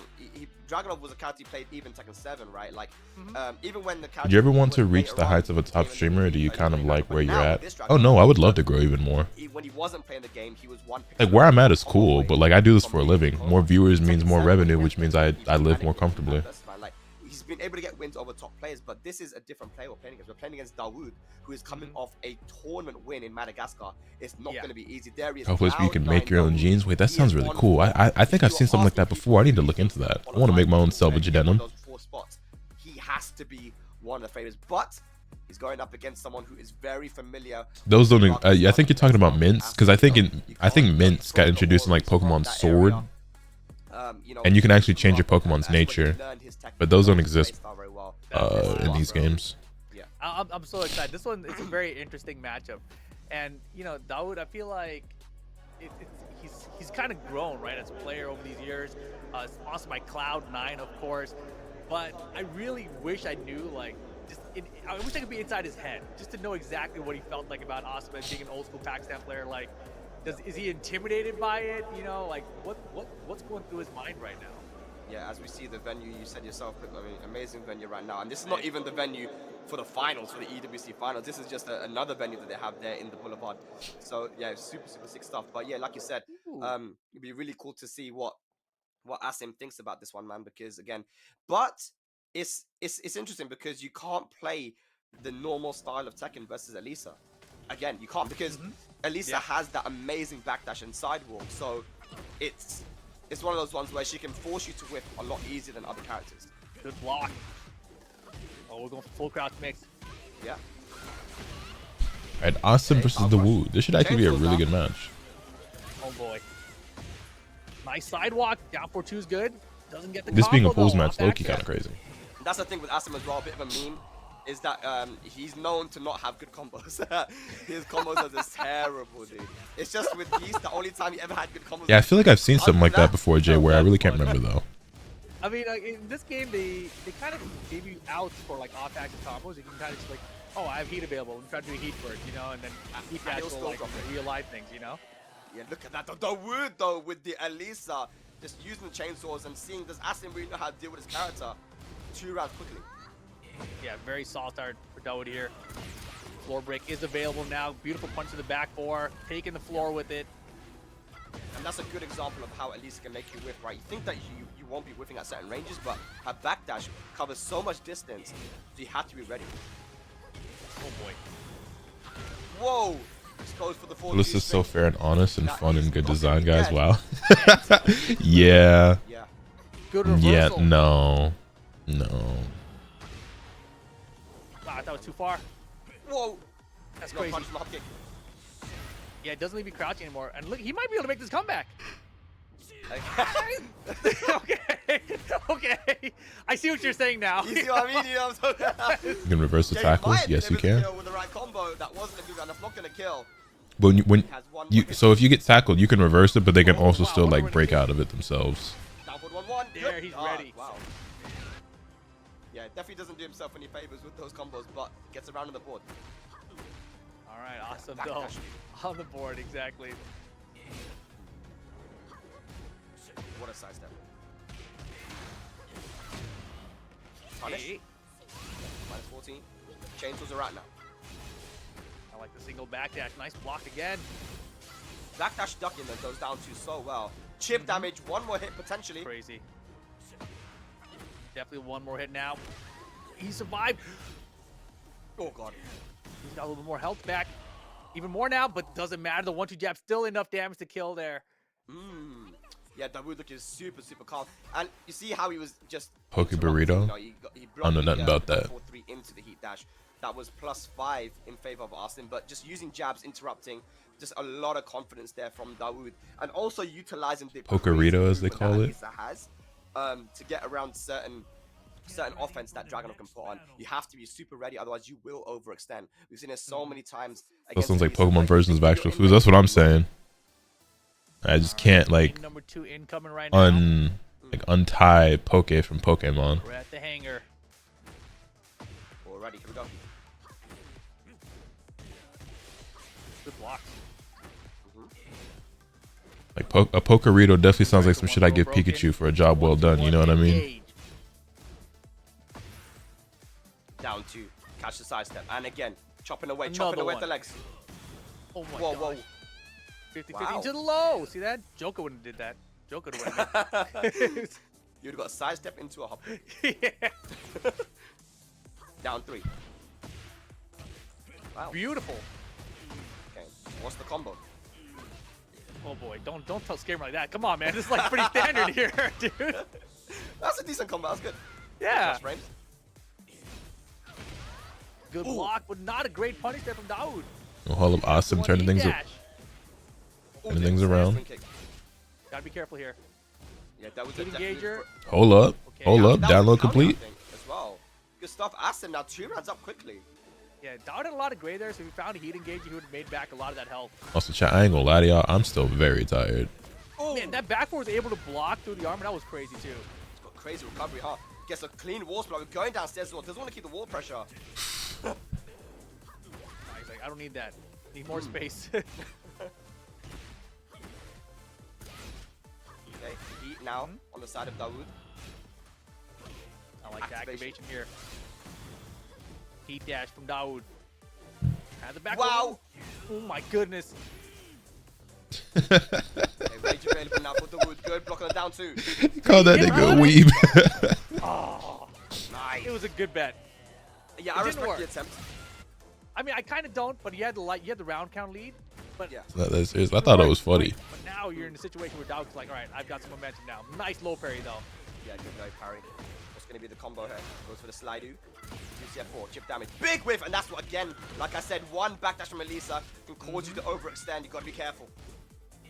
Good down. Alyssa versus Drag. Yeah, GG's Alyssa.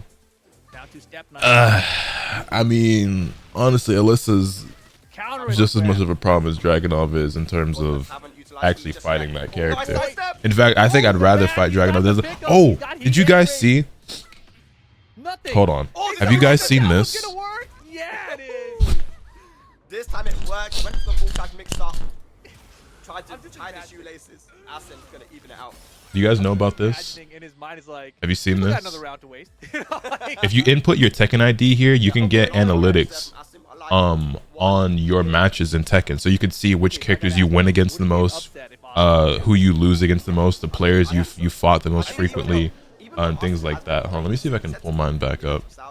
He's been playing more, but he's not been playing a lot. Not compared to Dawood, man. I mean, the way that Dawood's been playing. Oh, of course not. Going to multiple tournaments, you know, grinding day in and day. Asen's got 3 kids, man. I mean, this guy. I have to go. I have to go get my you know, all those priorities and stuff. My yeah, I mean, definitely Asim, he said he's going my in Tekken top, ID so again and re-put it still back be in. safe. But it's really cool. I thought about making a video on it where I All right, yeah, look here, at let me the give you guys the final link. game situation here.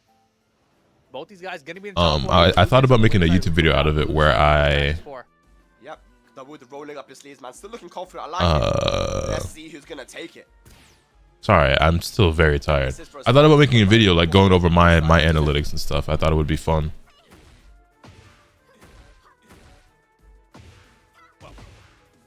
Also, I was very correct in assuming that one of my best matchups is the Hwarong Mirror match. When I play Hwo, the character I win the second most against is actually Hwo. You know who's number one though? I would not have guessed this. I have an almost, I want to say it was like a 70% win rate against a character that's above Hwo. So my win rate against other Hwarong players is like 60-something%. So I am mostly beating people in the mirror because most Hwo players suck. But like the character I actually win the most against kind of shocked me. To the wall with the 1-2-1. Wow. Reyna, it's not Reyna. Lily, it's not Lily.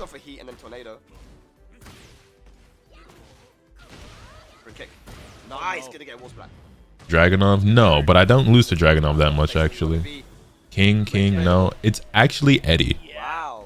I had like a 70-something% win rate against Eddie, which like, can you finish it here? Dawood looking for that whip. when I really think about it, I guess I don't lose to him that much, but like it really do be feeling like, I don't know, like I hate seeing that character on the other side of the screen. I'm not gonna lie. Engager. Here we go. 1-2 throw broken. Got him again. He dashed this time. And actually, Yoshimitsu is one of my absolute worst matchups apparently. Good. Yoshimitsu and Panda, which I thought I did okay against the Bears. Yeah, that back four is so much damage, like 30%. Oh, and he got this big block. The hatred empowers you.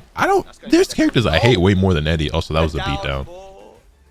Good stuff. Dawood taking it 3 rounds straight in that final game over Asim. Good games, man. Good games. I like that. Let me going for so many of those full catch lows. turn the game on and go get my Tekken ID again so I can take a look at this. Maybe he miscalculated the ending. He's like, this should be enough damage to close out. Oh, it didn't, right? So Asim had that one last opportunity, but didn't matter. The down 4 closes it out. Yeah. But let's look back at it, man. I mean, this first game was. When is the next patch coming? For what? For Tekken? There's not going to be another patch until, at least another balance patch until probably January. Excuse me. Darlington, what's good, man? Excuse me, what the fuck? His offense. In the end, though, Dawood was just able to make that adaptation, stay calm, and challenge the down twos every single time and go for his own full crouch mix-ups, which Asim wasn't able to deal with. Yeah, the full crouch mix-ups from Dawood was working out, and of course his backdashing, right? Just a single backdash into whip punishment was on point, and that got him a lot of mileage. But this game too is looking good for Asim. The rage judge didn't work out, but he's like, you know what? We'll try it again, bro. It'll work. Don't worry.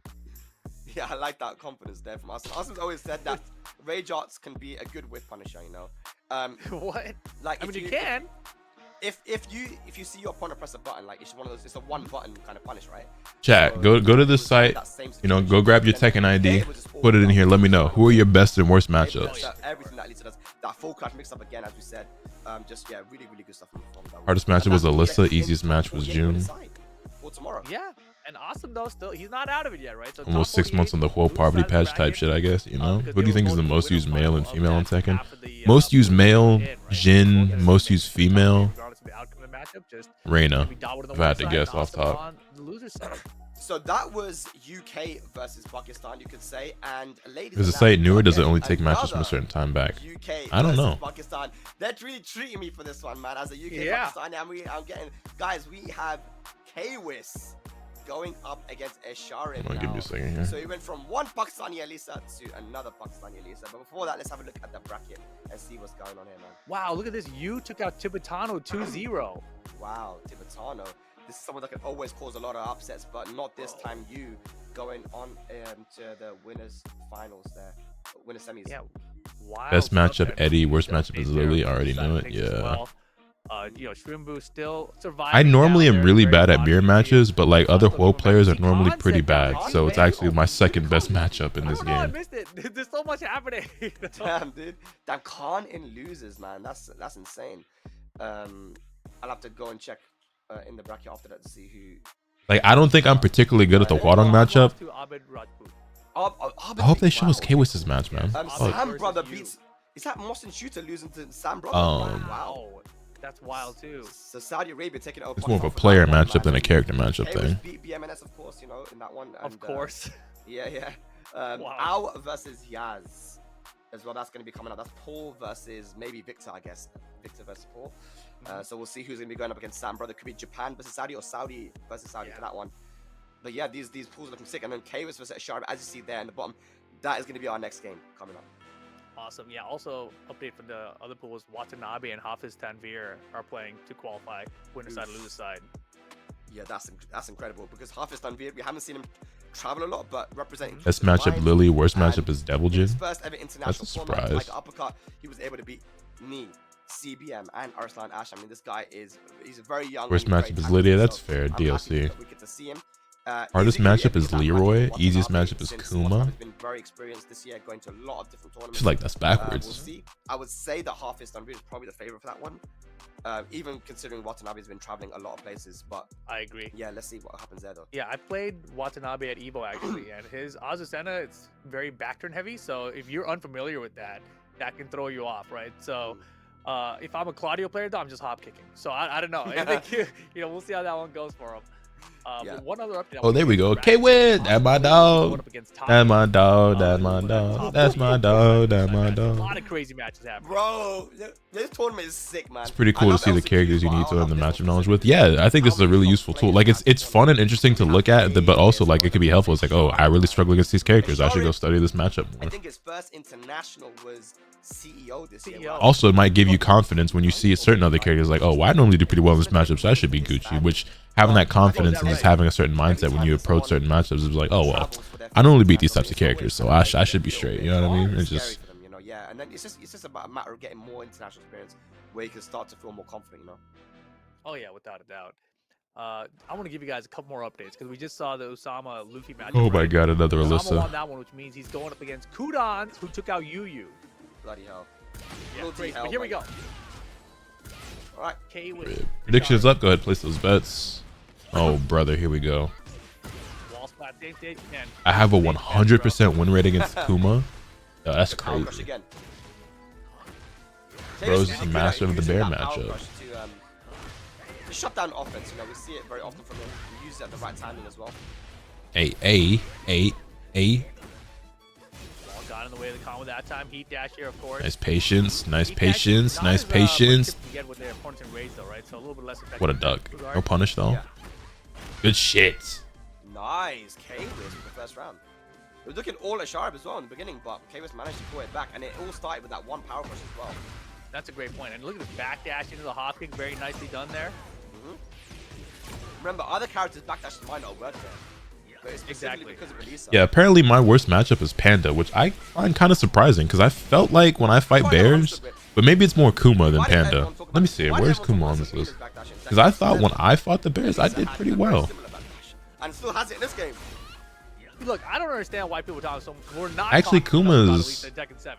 I have a losing win percentage against Kuma as well. I didn't think I struggled that much against the bears. But apparently Panda's been whooping my ass. Yeah, now they know.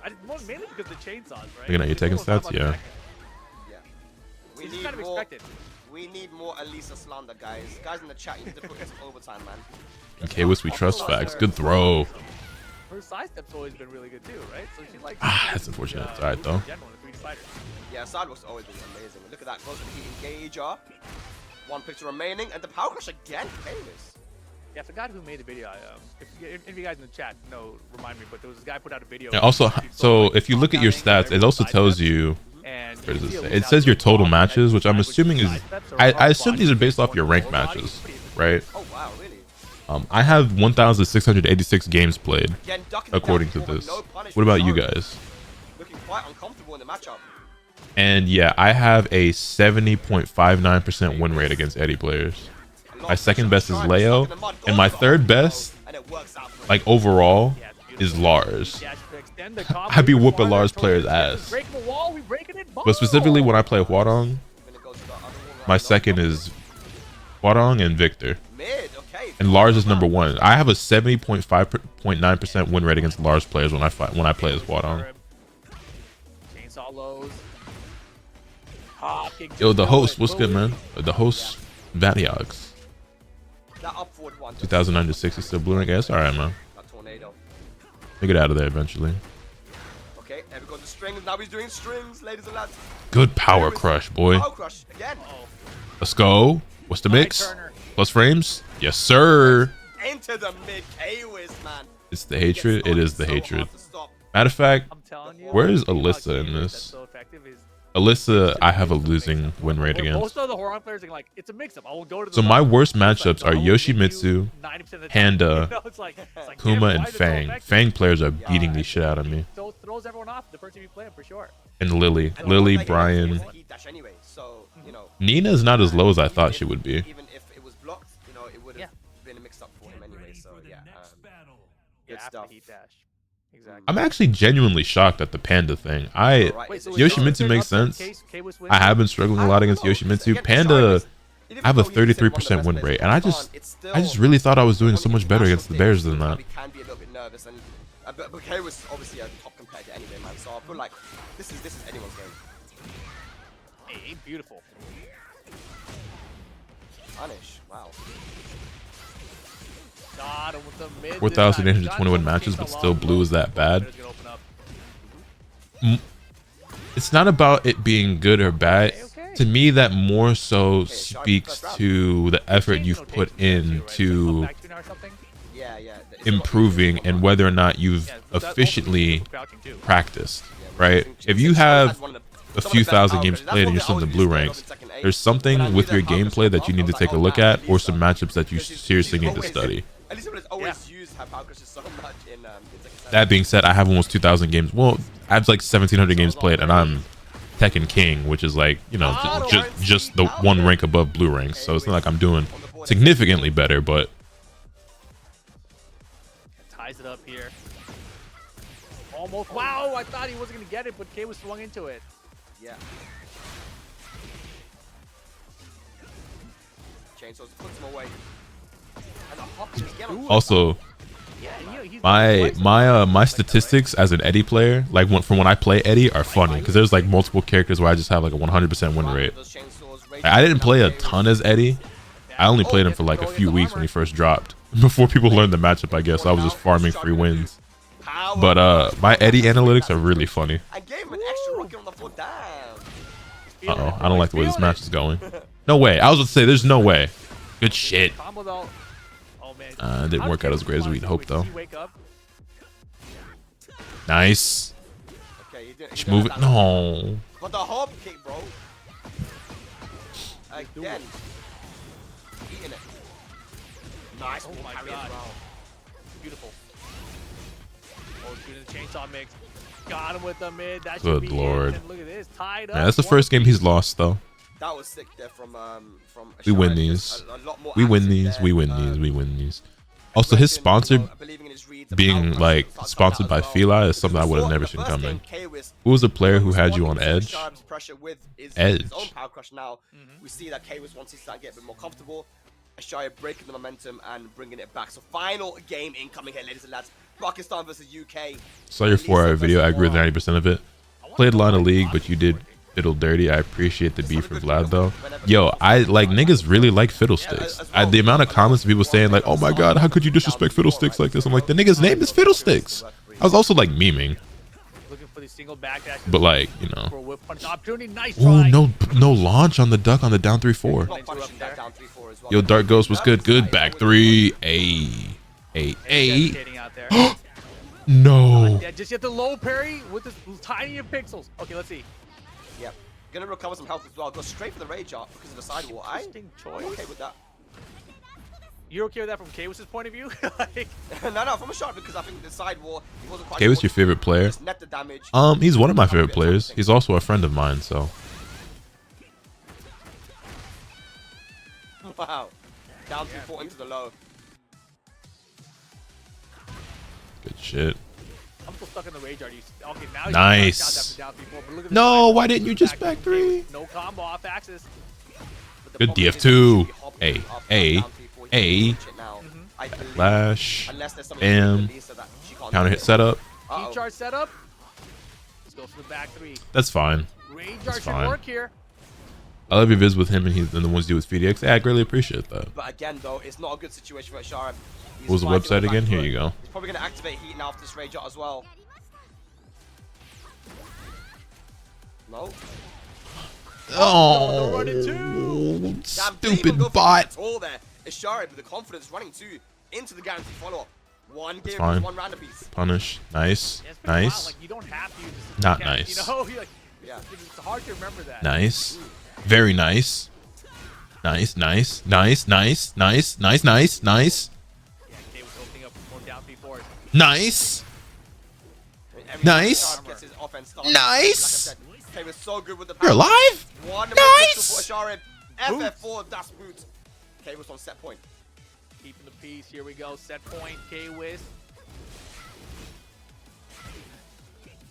Nice. Nice.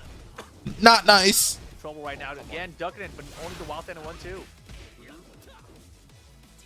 Nice. He had a couple chances. Nice. Not nice. Not very nice. K was big lead right now. Not nice at all. Here come the chainsaws, though. Yeah, chainsaws causing a bit of issue, but he has heat available. K-Wiz. Sharp activates as well. Nice. Jab, no. you. He dashes as well. Good break. Hold his face. No thanks. Just jab. He smash. What a break. Oh, counter throw broken. I think it was mashing 1+2. Still too early. Out again. Rage available on both sides. 16 seconds left on the clock. Oh! Rage art.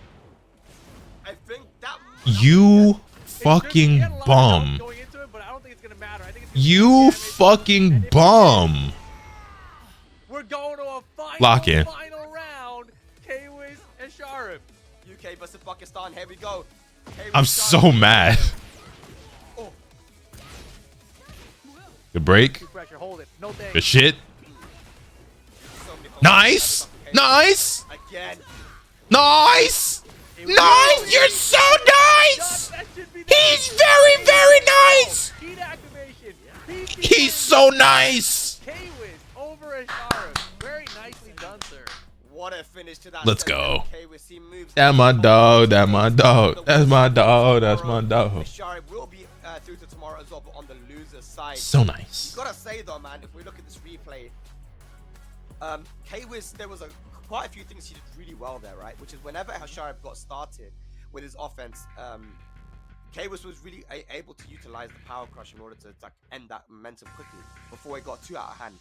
But then we also saw a lot of use of the homing move, because homing moves are really important versus Elisa specifically because of her movement. But also Horan does have great tracking, so you have to kind of utilize those homing moves. Also, we saw anyways, check this out. Sharif not. These are my analytics for playing as Eddie. I have a 100% win rate against Paul, Oscar, Lily, Reina, Leo, Alyssa, Brian, Shaheen, Xiaoyu, and June, and Kuma. You know, like the game is still new. I did not play against any Claudios or Ravens. But it's not been out for 7 months yet. This is funny. Fucking 78% win rate. Easiest matchup is Paul, hardest matchup is Raven. It's funny. Yeah, Eddie was doing niggas dirty in the first couple of weeks. But at the highest level of the game, you want to have that advantage, right? You want that locked and loaded. For sure, for sure.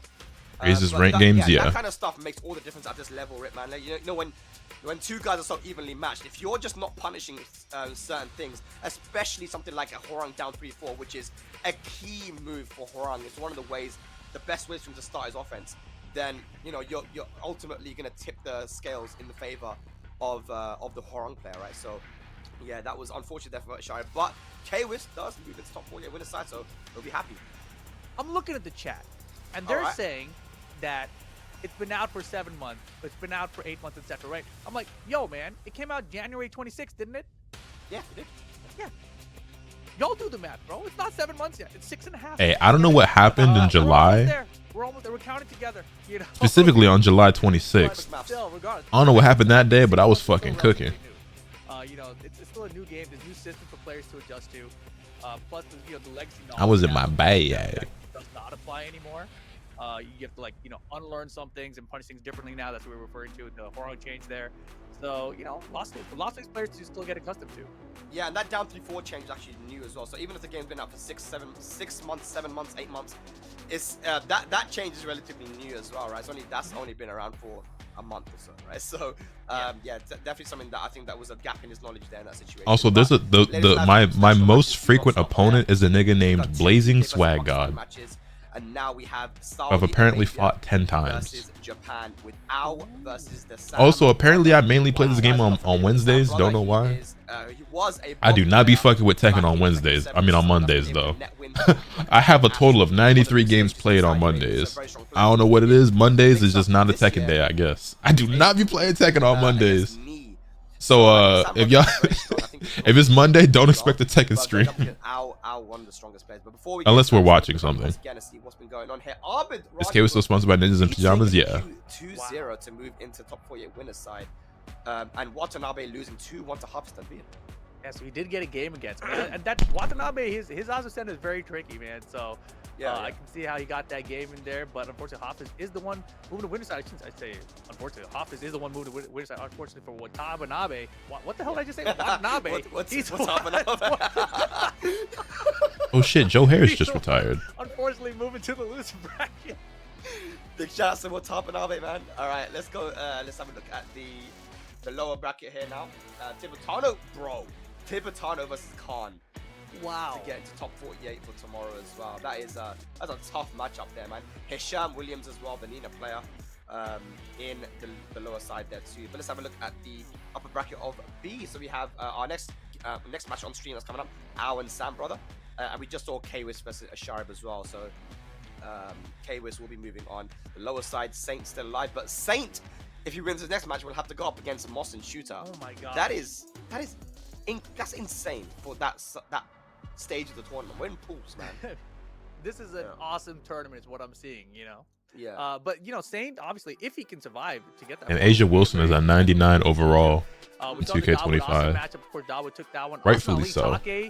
Caitlin Clark and Angel Reese are both at 90 overall. Damn, cooking. And see if we have an answer for that in a second, but that's a fun one as well. Yeah. And down you're in the loser side of things, you can see Yo's 99 still surviving. Federer still alive down there as well. You know, just a few more matches with both those guys, and they might have to play each other actually to make it out of the top 48. Yeah. This was never going to be an easy set. Okay, here we go now. Joker versus Awais Liaquat. And again, these are two guys that have played each other before. They know how each other play. But this is the top of the top of UK Europe versus one of the best in Pakistan. And then of course Osama Abbasi, who we saw before with the Dragonov. We're gonna be going up against Kudans, and Kudans, is this gonna be the tournament where he does it, man? You know, Kudans hasn't had a great year. I mean, he's had some top 32s and top 16s, it felt like, you know, but he just hasn't had that breakout top 8 yet. I think that's where people look, right? But you can see down lower half, your BK still alive, Yu still alive, Abud King still alive as well. He's got to play against Luffy. That's the sick King player we saw earlier today. Yeah. Jinjet is still alive down here in the lower bracket, as well as Ikiryu, who lost to Awais Liaquat up in the upper bracket. So these guys all still have a chance to make that top 48. And of course, if you guys are just tuning in, we're just doing the pools here today for the last chance qualifier for Esports World Cup. Once these pools get to our top 48, that'll come back tomorrow. And then when we get down to the top 8, that'll be the next day. So you got 3 days of last chance qualifier action here with us. 3 days of tournament action. Big shouts to the organizers as well for putting this on. Oh yeah. So we get to watch all these amazing matches, and it's only pools. But look at the matches that we're getting, bro. Like the Yo, talk is goated. What's good? What's good? Pools, man. Like this is what I like to see. I was gonna say something. What was it? Yeah. So Essen Ali, we still haven't got the result for that matchup there. But Essen Ali versus Take is a crazy matchup there as well. What day is 2K day? There's crazy matches coming up as well. Just to get. What's Wemby? We don't know yet. I don't know, but Wemby's probably gonna be at 90 something. Again, it's just gonna be banger after banger there, man.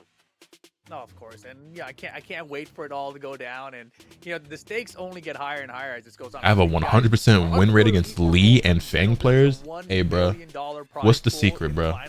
So these last 4 spots available for the players in this tournament to qualify for that $1 million tournament, essentially, right? So yeah, a lot on the line here, a lot of pressure. So 28 players have already qualified. The majority of them being Korean, actually, you know, Korean, yeah. But we do have some Pakistanis in there, of course. Atif, Arslan, the John, Bilal made it in there as well. From the Japanese side, there's Double, There's Nobi and Keisuke, and just so many Koreans as well, man. I feel like I'm gonna forget a couple by listing them out, but yeah, just a lot. And then obviously there's also representation from Australia too with Yagami. Shout out to Yagami too. That's it. Just, yeah, it's gonna be cool, man. It's the finals are gonna be sick, but we're gonna be seeing who will be our next final four making it into that list. Exactly. And they're like, you know, we were looking at the projected bracket, and there is a chance, right, that we can get 4 Pakistan guys to make it into that top 32 for the finals of this event. But we'll see, man. You know, it's very unpredictable out here. And, you know, we looked at that projected bracket earlier today before the results that have happened so far, right? So maybe it's not possible anymore with players being moved to the lower side as well. So we'll see how things play out. Still a lot of matches to come. But I am Wemby swore vengeance after the Olympic final like an anime villain. Yeah, Wemby sophomore season is gonna be a movie. I'm kind of like clicking it just to hope. I refreshed the start a few times. I was like, show me the update, dude. I wanted to update, man. But I mean, you said that there might be 4 Pakistanis. Dragunov being one of your best matchups is low-key insane. We don't really see that often, right? We see normally at tournaments we'll get like 2 or 3 maximum Pakistanis going to an event, and they usually make it into the grand finals. They win it. But then when you get like a large number of them, I mean, you just got to think about what might happen. But we've already seen Ashard be put in loser bracket. It's not guaranteed for any of these guys to make it in, as strong as they are. We still haven't seen people like Naman Chaudhary and these guys, but with the rest of the international talent that are there, this is honestly anyone's game, man. Anyone's tournament. It's gonna be so fun. And Ao coming up next, of course. Ao, if you guys have seen him, you know, he's been placing in Tekken tournaments for well over a decade at this point. And he looks exactly the same as he did in 2010. It's wild, bro. Yeah, I remember watching Anakin versus Ao back at, I think it was a final round long time ago where these guys played. It was one of my first matches that I saw on competitive Tekken. Ao's been around for a long time. The Sam brother, though, he's actually a Riyadh local. So this is hometown for him, man. And, you know, again, getting a win over Need recently with that Shaheen. Good performance in the mix-up. Let's see what he can do here. I can see him winning this. And Ao has been playing more. All right, new prediction going up. We have Ao in the first 6 months versus the Sam brother. Yeah, which I was so confused about. Why wasn't he using Elisa before? Like, I get a bit. You know, I was talking to a couple of the Japanese. They really felt like Victor was the top 5 character. Shout out to Chicken and Rice and my legacy. YouTube. I mean, Elisa is so strong as well, and that was his matter of fact, speaking of. Oh, for sure. But I think part of the reason for him using Victor was that at the launch of the game, it seemed like Victor might be the new Kunimitsu, and Kunimitsu was who he was running at the end of Tekken 7, so it felt like maybe there's a reason to stick with this style of weapon character instead. But yeah, you know, going historically back, Ao was an Elisa main if you go back to like even 2010, right? So very cool to see him back on this character. Yeah, and he also took a break around the end of Tekken Tag 2 into Tekken 7, and he finally like came back with like a Miguel for a little bit, and we're like, oh, what the heck, Miguel? That's not Elisa at all, right? So yeah. he has a lot of characters he can play with. Sure. All right, Sam brother taking that first round, but he has the life deficit here. Heat available on both sides. Going to use a heat smash. Good sidewalk. Yeah, Ao. Will he catch his heat smash or heat dash right now? No timer left. Slide pressure was great there from Sam. Yes, sir. Chicken and Rice. You know what type of time we on. Wow! Oh my goodness, the block is not enough damage. The down 3 will do it though. Yikes. Scramble. That was crazy. Having that down 3, a low crushing low. What the hell? Yeah. Wanna bite chat? Sam brother clutching it out, man. Low pair is good. Yeah, Sam brother's looking fantastic right now. Yeah. Going for those tough combos as well. Oh man. Ao playing a little bit passive, but goes to the sidewalk again into the hop kick and get a full combo. Upward one whips. Heat engager. Lars has cool combos in my opinion. I think Lars' combos look really stupid, but that's just me. He tried to check the full crouch mix up there with that forward too, but I'm clearly in the minority there. A lot of people think Lars is really cool. Here though. Yeah, the upward one does so much damage. That's gonna be dead. Sam brother's gonna have to start making some adaptation. Think about the sidewalk, because we've been seeing a lot of lateral movement from Ao with that Lisa. Again. Start using that down forward 3-man, that homing move. Ban talk is goated. I'm not gonna lie. I might ban you first with that username. Man, a nice little side step left duck there too. Yep. Was Lars and Storm too corny to you? Into duck. Into the I didn't call him corny at the time, but I didn't like him. I didn't like Lars and Storm too. Whoa, the magic. He fits in that game more than he fits in Tekken though. I think it is, yeah. Wow. Look at this. Final round, game number 1. Yeah, it seemed like Sam Brothers in control for the beginning of the round as well most of the time, but then Al just brings it back. Oh boy. Sidewalk again, beating the running 2, not punished this time though, but 4-2-1. He engager, goes to the low.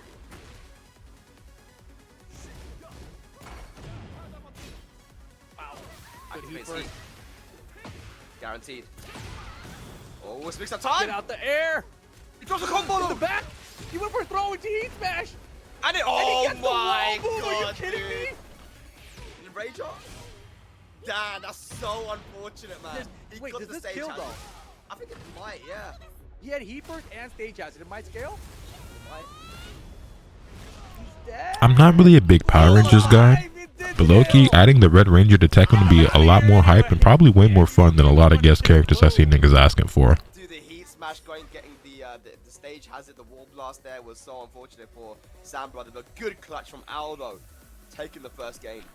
I love that he went Like, running 2 after. I never thought of that, Like, it's so but throwing the Red Ranger in this bitch would kind of be cool. Yeah. That was a sick combo though. The fact that he had his back, he went for the throw, right? Because he didn't expect to be back in that situation. It's like, oh gosh, I shouldn't have did that. Immediately hit the heat button. Yo, Kiri, welcome. Smash, and then it randomly Red Ranger, Black Ranger, blast, White Ranger. I ain't take your pick, bro. Red, black, white, green. Because he used heat first and the stage hazard to like cause 2 points of scaling essentially. And then after all that, he survives. Like, all right, whatever, running 2, bro. Either you're gonna duck it or not, you know. Yeah, Al, you know, it's scary when he's confident, man. He just believes in his reads. I played against him in tournament, out tournament as well, and the guy has a very incredible mind game, man. Matter of fact, it's fun. make it the Red Ranger by default, Let's see if Al can finish it here, though. but then all his alternate skins 3 rounds straight. are just different colors of Power Rangers, right? But his moveset incorporates something from every Power Ranger. Game number 2, we're going to the forest. You know what I mean? Mystical out here.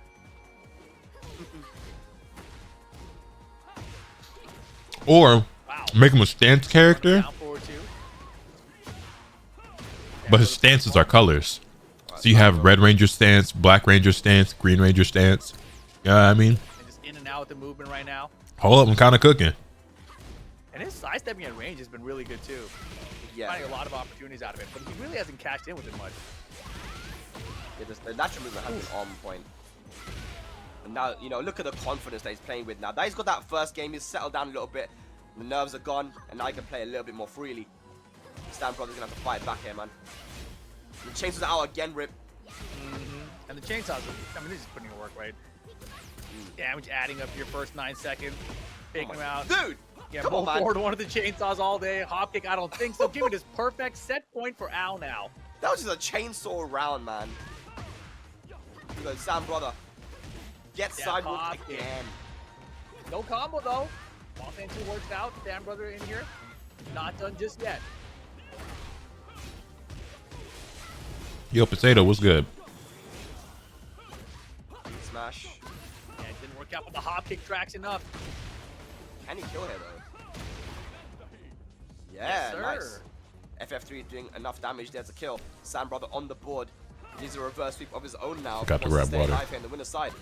I think the Red Ranger would be cooler than Tifa. Nah, I would rather have Tifa, but I never finished Final Fantasy 7, and I'm not like a big Final Fantasy 7 or like even Final Fantasy like guy in general. Yeah, I was like, So it's like Tifa would be cool, but like I really don't care that much. I saw the chip adding. I was like, it's still kind of bad. Why can't I say Baki? Because I find Baki fans very annoying. Available now.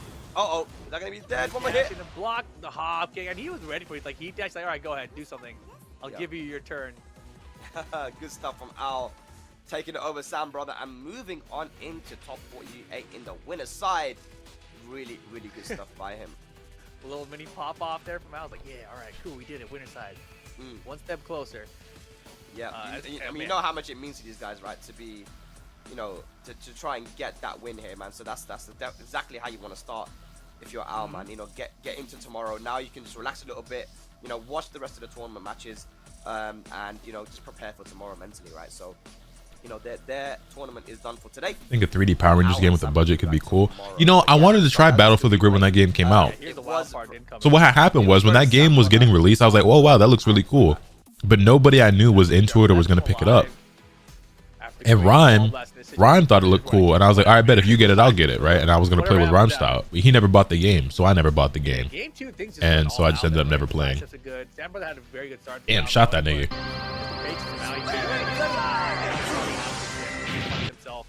Yeah. And this combo was able to kill, so he was able to get around the board, but He's like, wait, it was just a prank. I was kidding. Tried a hop kick to Spirit gun. But really good awareness there from Ao to just block after the dash and then just and then go for the punish. So yeah, good stuff for Ao. We'll see him tomorrow. But guys, we have some more updates. It looks like S and Ali was able to beat Take 2-1. So he moves into the winner's side of top 48. And Osama Abbasi, who we saw playing Dragonov, beat Kudans 2-0. He also moves into the winner's side. And I don't know if you saw it, but Joker was playing Awais Liaquat off stream, and you can see it on the camera. Yeah, I don't know who won the first game, but it was Dragonov versus Fen. So they were actually playing. I think it's off stream. Yeah, I don't know who's going to win that one. Happening right now. There's so many matches we want to watch. You know, I mean, I'm glad that we even have any stream at all for this LCQ, though, right? This is really sick that we actually get to show you guys at least some of the matches. But the match is just gonna get crazier and crazier as we, you know, look through the bracket. You can see Khan eliminated, or no, was that losers? It is. Khan eliminated by Tibetano 2-1 there. Wow. Yeah, so Khan run ends right there. There will be no Esports World Cup for Khan this year. Top 48 to Tibetano. Which is crazy because remember, at Gamers Day last year, Khan, you know, undefeated. You know, he was the only player in that tournament who didn't lose a single set to anyone, man. Not going to be the same for this year, unfortunately for him. His run does end, but yeah, man. Ao took out Sam Brothers, so he moves into top 48 winners side there. I just got an update as well that Joker beat Awais Liaquat 2-1 and moves into top 48 as well. So both those guys will be top 48, but Awais will be fighting in the losers side there. I know you got extra 2 scale codes. I wish. Oh man. They ain't give me no extra codes. That's a fight to make. I'm not one of the lucky chosen few. They did not give me no extra codes. It's a little bit difficult out here, you know. It's their last chance. Everyone wants their chance to get in here, man. There's never been a bigger Tekken tournament, and you know this is what it's all about. So these guys try to make it, but not gonna be. Trust, I would have loved to give out some codes. I did not get any. But there's the update. Asanali 2-1 over Take. So Take will be sent down to the lose side of this bracket as well. I think that Dawood match was 2-1. I think it wasn't 2-0. But yeah, Dawood did end up taking that one. And S and Ali 2-1 over Take. Yeah, crazy. So S and Ali. Does that mean that S and Ali plays Dawood? I have to check the bracket after this. But yeah, S and Ali, very strong. There's a lot of craziness happening there, right? And you can see here, oh, Federer 2-1 over Yoj 99. So Federer makes it in. Yoj out of the top 48. He's out of the tournament there. Unfortunate there for Yoj, man. With a very strong Reina specialist, but Federer, we saw him playing versus Take earlier. It was good, Hive. He was looking pretty on point, man. So, yeah, I would say that Federer was always the favorite to win that one. Nothing amazing happens here. The Saudi finals was on good form, but yeah, man, good stuff. Yo, I think the 16 months I greatly appreciate it. Also, I think what was more fun than League, but that's just me. Lower bracket and the update you gave us, Joka over Awais Liaquat means Joka in the winner's side of top 48, and Awais Liaquat, he does also make top 48, but he will be on the loser side of the bracket. Yeah, so we'll be seeing them back tomorrow as well. So these pools have been looking really cool. So what we just did there, guys, we went from A, B, C, and D, and there's still E, F, G, and H pools to go as well, man. There's just so many. I probably won't be playing Black Myth. If I do, it won't be on the stream or anything, and it won't be anytime soon. You go to the archive, check the beginning of the stream because we went through all the different pools. The bracket is available as well on Start GG, but just a lot of sick matches coming up for you guys in these pools, man. No, exactly. And the second half of the pools, it gets just as crazy, if not crazier. Like the last pool of the day is probably the craziest, funnest one for me. You know, there's a lot of international competitors in the same bracket, some of them on the same half of the bracket even. So it's going to be a lot of fun as we work our way through this today. And again, today is all the pools matches until we get to top 48. Tomorrow will be the top 48, and then the next day will be the top 8, actually. Yeah. Can't wait for it, man. It's already been some amazing matches, ladies and lads, here for the EWC LCQ. We are going to be getting into our next batch of pools. But before that, a short break. When we return, more EWC LCQ action for Tekken 8. See you in a bit.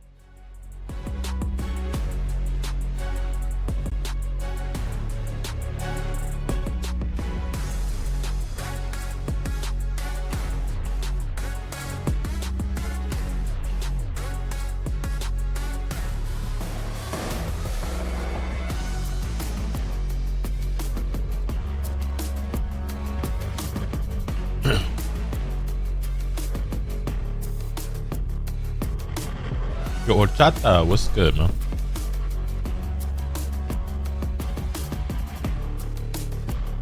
Total matches in Tekken 8.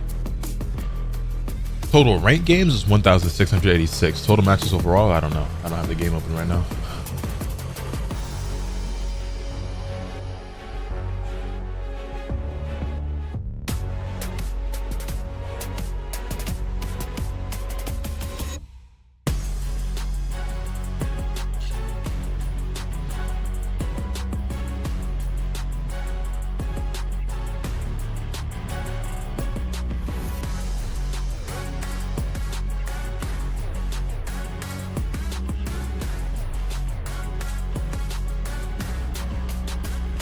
BRB.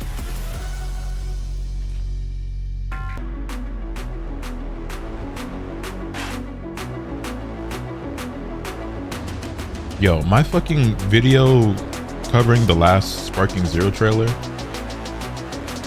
talking about GT, has almost 600 comments. I didn't think people were this passionate about that subject.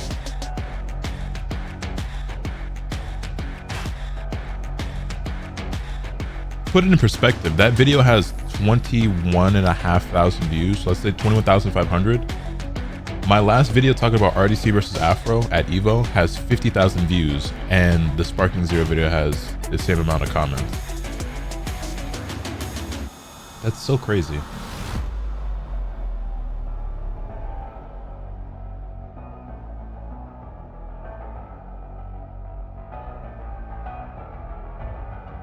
Hey, we take those recently. Anime niggas, bro. It's such easy engagement. I should, you know what's funny? I get accused of like making bait tweets or like bait titles sometimes, but I be dead ass serious with the shit that I be saying or talking about. Like somebody even called like this, like my 2xKO video that I just uploaded yesterday. They said this is like the, what did the nigga say? This is genuinely the best rage bait I've ever seen. And I'm like, bro, this is not a 4-hour rage bait video. Like, I'm being so serious. Like, there's a couple of like joke or like memes in there, yeah, because I'm not, I don't sit here for 4 hours and not crack some sort of joke or like throw a nigga in the bottom tier off a meme. But like, I'm being so serious for the 90% of that video. So imagine if I did like just rage bait or clickbait niggas, you know what I'm saying? Like if I was genuinely baiting people, like I'd be so much more well off in terms of engagement and impressions, both on Twitter and YouTube. I'd be dead serious. Like when I express an opinion, it's usually a genuine one. I very, very, very rarely make a tweet or a video or whatever for the sake of just like rage baiting.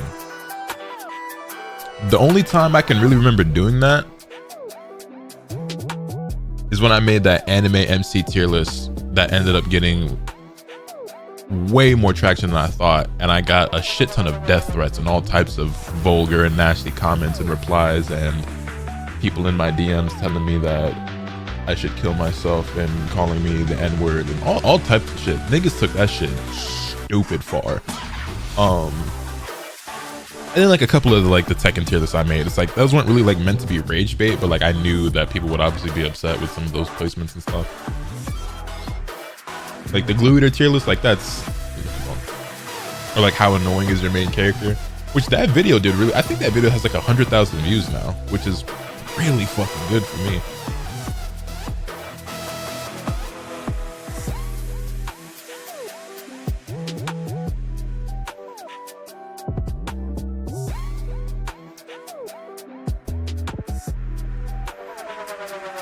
Yeah, my how annoying is your Tekken 8 main video has 110,000 views. And then the how carried are you tier list has 80,000. And honestly, the overall reception is still mostly positive. You know, the vocal minority is very loud. Because like those videos have like 95, 98% likes.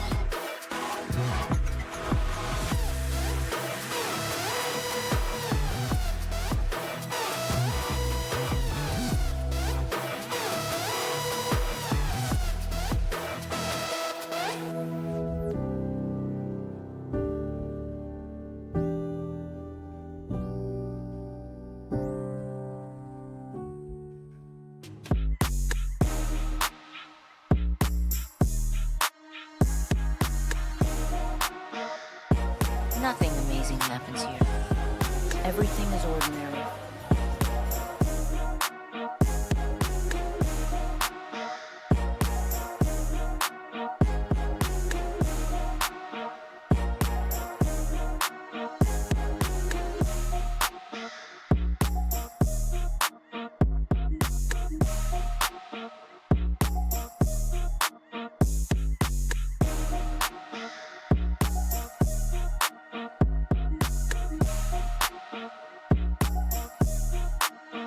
Yo, SSJ Kitty, thank you for the tier 1, man. I greatly appreciate that. Welcome to the Asakura clan.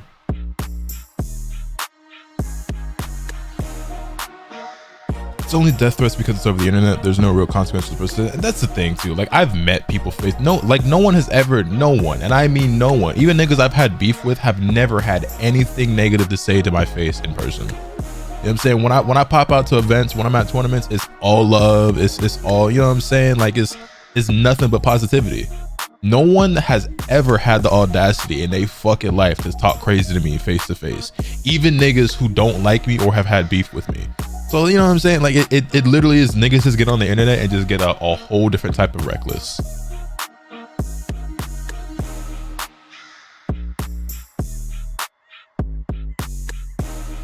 Everybody's plus on block online. Yeah, I guess.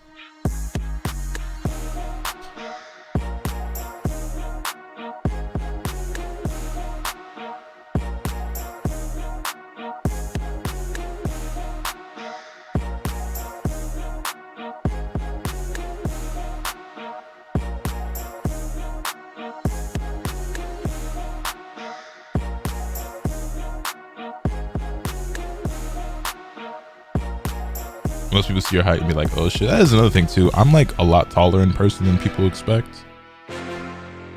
And some people don't care about shit like that. Cause like, I met a nigga who was a decent bit bigger and taller than me that was talking shit, and it wasn't, you're not even gonna get into it. It's in the past now, it's whatever. But like, I'm the type of nigga, like, if we got a problem, like, your size don't matter to me. I'm not gonna switch up just cause I see how big you are. But everybody don't function like that. So some niggas see how big I am and they're like, you know, let me keep my ass quiet. And I'm not like some super, well, I guess to me, I'm not some super big, imposing, intimidating guy, but to other people, I guess I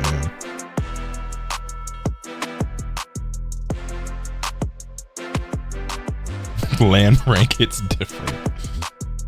Y'all are funny.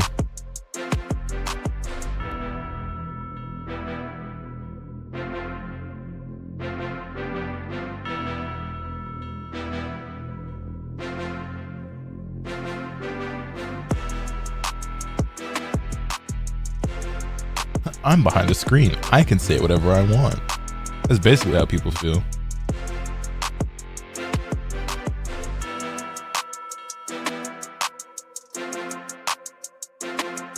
Now, I feel the same way. So it's not because like I'm some big tough guy and I think I could just whoop anybody. Because it be niggas like, you know, there's some people you see and like, I'll probably lose if I fight that nigga. But I ain't no bitch, so we gonna throw these hands if it come to that. Like I remember this one time in high school and I was like a freshman or a sophomore, and I'm a pretty big dude now. When I first started high school, I was very small. I was like 5'2" and like 80 pounds my freshman year of high school. I remember there was this big nigga, like this big African dude who was at our school, whatever, much bigger, much stronger than me, was on the football team and shit. And we got into it, whatever, in class one day, and he was getting mad as fuck. And like, I wasn't even mad like that, and I was low key like cracking jokes with her, and he was getting pissed off to the point where it seemed like he wanted to fight. I forget what I said. Like, nigga, ain't nobody scared of you, that whatever, right? Because he just thought because he was big, niggas supposed to be scared of him. Like, man, fuck you. And whatever. So he ended up escalating like higher, and then the teacher, you know, had him leave the class or whatever, and and didn't have me leave. Funnily enough, I remember this nigga in my class named Tanner was like, he was like, doing fantastic. We got some awesome. He looked at me. He was like, "Be for real. You think you could take him in a fight?" And I was like, "Fuck no, but I ain't no bitch." I was like, "Hell nah," but you got me fucked up thinking I'm backing down. 3 days of LCQ action here from EWC. Yeah, man. He was like, "Be honest with me. Like, be serious. Like, you think you could take him?" And I was like, "Fuck no." Upsets as well. Saint in the losers bracket.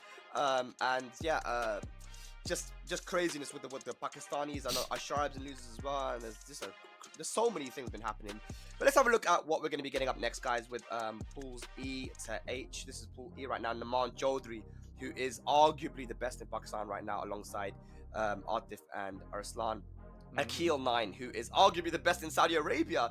J Payne, who's a very strong player. Yored's you win some, you lose some, from Japan. But you live. One of the best players in Pakistan. Live to fight another day.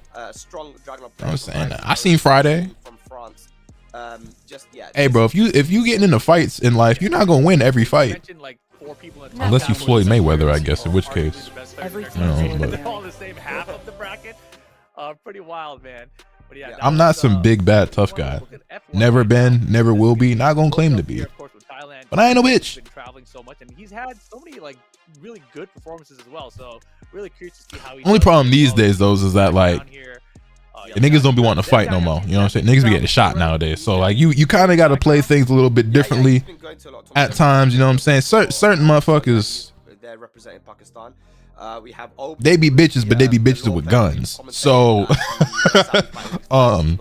it ain't that easy all the time. Did K-Wiss win? Yeah, K-Wiss made it the top 48 winner side. Yo, Randy Keith, thank you for the prime. I greatly appreciate that. Welcome to the Asakura clan. Have you ever had to fight somebody? I've gotten into some fights like back in the day and stuff, but nothing like too crazy. I haven't been in a fight in a very long time. I'm an adult now. You know what I mean? Top player, old school player from Pakistan as well. Shaman, who is the Jun player. That was, you don't know what people have nowadays. Yeah, and it be people that you least expect too. You know what I'm saying? You never really know. Solid guy from Saudi Arabia. Beacon, I think playing a Victor in this game now, but also an Elisa player from Japan. Can't wait to see Beacon and Devil Rocky, strong king player. Irtaza, one of the best Ling players in Pakistan. Exodia, one of the best Feng players in Saudi Arabia. Crazy pool that is as well. And then look at this one. This one's H1 out here, our final pool today. If we running the one, if niggas is throwing hands, fuck it, let's get it. You know what I'm saying? But niggas pop out with the blicky these days, so. Yeah. And that's all just one pool. And I'm like, Diddy affiliate is also a crazy ass name. I said earlier he jumped the chat. Like, hey, we gotta ban that guy. I was like, nigga, I'm about to ban you with that fucking username. Champion level, you know. How's LCQ's far? It's been pretty cool. Moving along at a pretty good pace. They have, I feel like they already finished the first half of pools, right? Let me check the bracket real quick. Is that we've had upsets. Today, this tournament's day one is supposed to be about 6-ish hours, but I feel like it's gonna be a lot shorter than that with the speed they're moving at. In losers bracket, right? But I feel like you mentioned before at the start of the stream, Rip, this is probably going to be the more crazy half of pools, right? I think yeah, we're already done with the first half of pools. As we move through everything else, right? The first, so there's 8 pools in total. 4 of them are already completed now. They're only going up to top 48. Top 48 is tomorrow, so like it's only been 2 hours. So unless they're going to drastically slow it down to like artificially extend the length of this event, this shit gonna be way shorter. That someone will have like Jin in their name but never play Jin.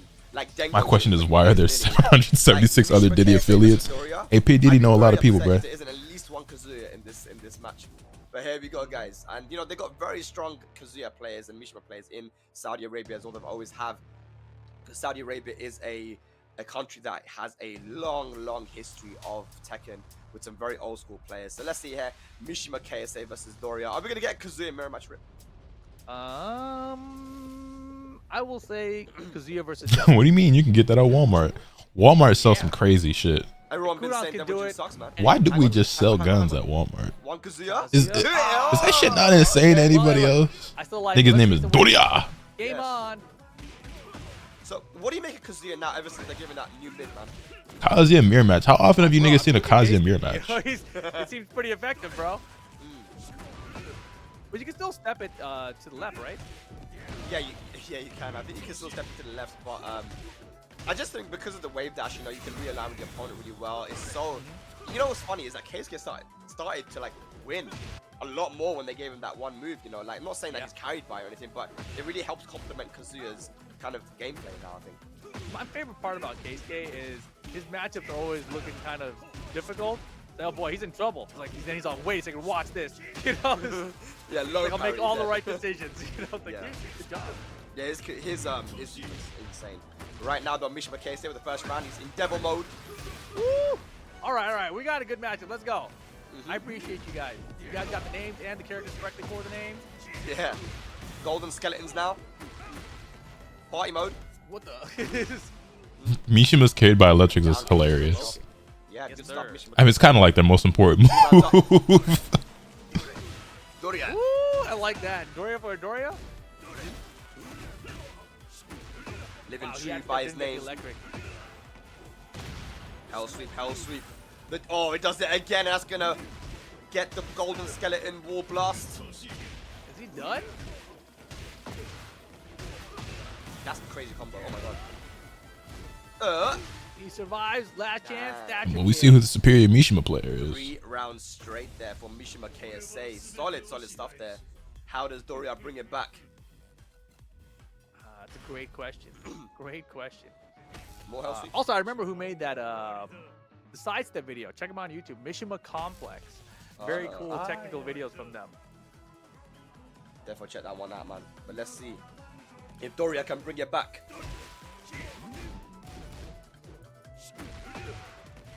Hey. Hell sweep again. Hell sweep. Yeah. Big whiff. Yep. Went for the Wasen 1-2 this time. Dropped it. Actually, Wasen 1-2 is a really good move because it is one of the moves that you would use in the past at track. But they got hell sweep 4 times in a row. Hey, it happens to the best of us. Okay. That vortex is nothing nice. Man, Mishima KSA, nice comeback here. And last pass, I would have killed him. Change the game as well. Down for 1, closes it out. Yeah. 4 straight right now, looking good. Very good, man. No punish. Oh, try to go for the launch. He tried. Yeah. Almost had it. Yeah, so you can't step left. It's okay. Sidewalk left. Easier said than done. They gotta buff him. Good sidewalk. It's coming, bro. And as that nigga does it. Oh my god. Remember, as you guys know, sidewalk left is the way you want to go versus Mishima's always has. The sidewalk left is the answer. I mean, that's sidestep and sidewalk left is just really strong against Kazuya for the most part, but it ain't always that easy, especially when you like are literally getting vortexed. You know, if they don't change to do, it's gonna be crap. Just win. Hey, I do like my win rate against Kazuya is actually pretty good. Watch these top 3s, bro. Kazuya is actually in the top 10 of characters I win against the most. I have a 60% win rate against Kazuya, which is pretty damn good because like for the first like 2 months of the game, Kazuya players were kicking my ass, and I don't know why, but like I was losing to Kazuya a lot, but I turned that shit around. 6 rounds straight. Also, that was the Kazuya mirror match there. Oh yeah, you can see back there on the losing a mirror match like that got to be a little embarrassing. That's a Reina versus Victor. Victor. Yeah, I tried to put the player names together in my head too. But this was pretty one-sided match here. Mishima KSA had the execution, the heat dash combos, everything was working out for him pretty well here. Gotta watch my back, cause it's only me, it's only me for the most part. Really strung everything together, man. Kazuya not an easy character to play. He's got a simple issue. Losing mirror matches just makes me sad. I normally don't get too upset about it because historically I'm usually really bad at mirror matches in all fighting games. Except in Dragon Ball FighterZ, where I was normally better than every Trunks player. And for some reason in this game, Huadong players are just particularly bad. What was my second best matchup in this game? But normally I'm really bad at mirrors. Yeah, you haven't got the easy option for punishing, right? So you have to go for those electrics. Kind of similar to Heihachi, you know. I mean, he has Heihachi who will be coming back, you know, as well. So he's alive somehow. I don't know. Mirror matches always have a little pride involved in them. Like how, man? They do for me now. How? Well, how does he keep on? When you saw the Tekken 6 Didn't used to mode though. And you know a bullet was shot at him and he caught it between his teeth, did you not ask how then? I feel like getting thrown into lava is more than just a bullet, you know. Like, He caught a bullet with his teeth. As a twin, I'm familiar with losing the mirror match on the daily. Did I know you were a twin? I've heard of stories of people getting shot. And if I knew, I definitely forgot. Rare Rambler lore just dropped. Have you heard of them catching a bullet with their teeth out of a gun? Come on. I've probably seen it in the film somewhere. I don't know. Yeah. Yeah. I don't know. Yeah. He's pretty good. Actually, he's alive, man. He's a little weird. He's not a normal dude, I don't think.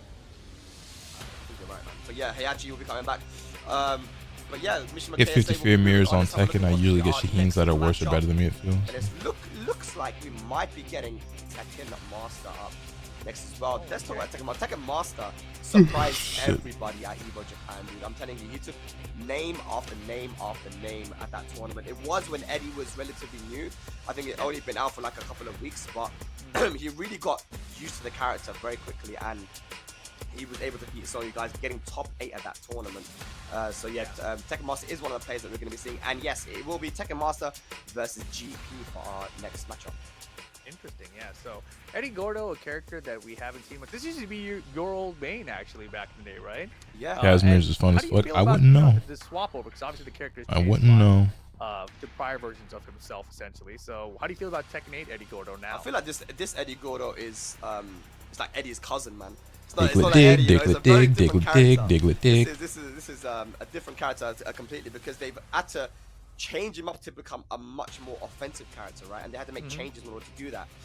Whereas Eddie, I feel like before, was so strong on defense because of this very sick backdash that he had. Amazing with punishes, good, amazing keep out as well. So he kind of had a lot of stuff that was solid defensively, and that's kind of the way I play the character. Now, those defensive tools were nerfed. Trio. More offensive stuff, right? So more plus frames, 50-50s, and I feel like he's a much more 50-50 heavy character now. Yeah. And they've completely changed the relaxed stance and the handstand stance as well with the moves that you can do out of it. So and Tekken Master is one of those guys that really adapted so quickly to those new stances, because he said to me, look, I never played Eddie in the past. You have to unlearn Eddie. I don't have to unlearn old Eddie. So yeah. Like, this is Eddie to me. So for you though, right? I want to know about this Tekken Master. It's a guy named Tekken Master, uses no Tekken characters. Like, what the heck? He's a Tekken Master, bro. Tekken Master, and he played Lars before Eddie came out. So that's Tekken Master. His Lars was super strong as well. He actually won a tournament in Saudi Arabia as well. That was a qualification match, tournament for the Saudi Fighting League. So you know that was super stacked too. You know, had to beat some of the best Saudi players. So his Lars is super strong. It's not that he just plays Eddie. He has multiple characters you can play. So let's see what he goes for. Oh, we got a bear on the screen. Yeah, Kuma, let's go. And it's gonna be Eddie, okay. These are my characters. Yeah, I'm good on having to fight 2 Lars players at once. You can miss me with that. Let's go. Your prediction up? I'm sure the names will be switched around. Unless Tekken Master is definitely the Eddie. Yeah. I mean, that would be wild if he's picking all your characters for you. Hold is no Barraclef cannon. Yeah. Kuma has been a character that a lot of people are finding success with as well. His ability to just dish out damage, chip damage as well, like everything is. Chat, how do y'all feel about using legendary Pokemon when you play a Pokemon game, right? Are you like too cool for legendaries? Just like, ah man, that's. What do you You think? know, you gotta be a child that want to have a bunch of legendaries on your team, or do you limit yourself to just one, or you like fuck it if I like the Pokemon, I'm running as many of them as I want. And yes, that's Mortal Kombat Tekken Master. Like, actually, Yeah. you guys watch out about the armor. He's one you at don't watch most. the stance. He's got like the weird evasiveness too with after the back one into the the stance 1+2. Yeah. Yeah, I like, you know, the chip of course is like kind of annoying to deal with. Like when If I like it, I run the Pokemon. You can sidestep Feel left that. against almost all these options where he charges it up, or you can try to interrupt. But like in actual gameplay, it's a lot harder to react to it in time for me. Feels like, at least. Pokemon's already too easy. Legend makes it too easy. I mean, like, I feel like because Pokemon is so easy, it really doesn't matter. You know what I mean? Because I'm not playing Pokemon for their difficulty anyway. It's hard to sidestep. It's a heat engager. It has a little bit of evasion. That said, these older games are a lot more challenging than the newer ones, which I knew that, but like going back and playing through some of the ones I missed and stuff. Oh yeah. And like I said, Bear's bottom tier, bro. Like they're not hard necessarily. Like I wouldn't call the games hard, but they're way harder than like all the Switch games. At least the ones I played, which is everything but Arceus, I think. What's wrong with using them? There's nothing wrong with using legendaries, but some people, they just don't like to use them because they're so strong. You know what I'm saying? It's like not a lot of people have been playing this character as well. It's not like cheating, but you know, they like Pokemon games are already easy. They just make it even easier. Also, that venue looks really cool. In my region, we'd have like no Eddie players. So yeah. So when I see Eddie, I'm like, oh yeah. Like every time. It's like right now I have Suicune and Raikou on my team. So like they're just so cool. I might not actually end up using Suicune though, just because like I got a really bad nature on it, and it's just I don't know. But also what I didn't know is that you can get Latios and Latios in this game, which I don't love them, but Latios is pretty cool.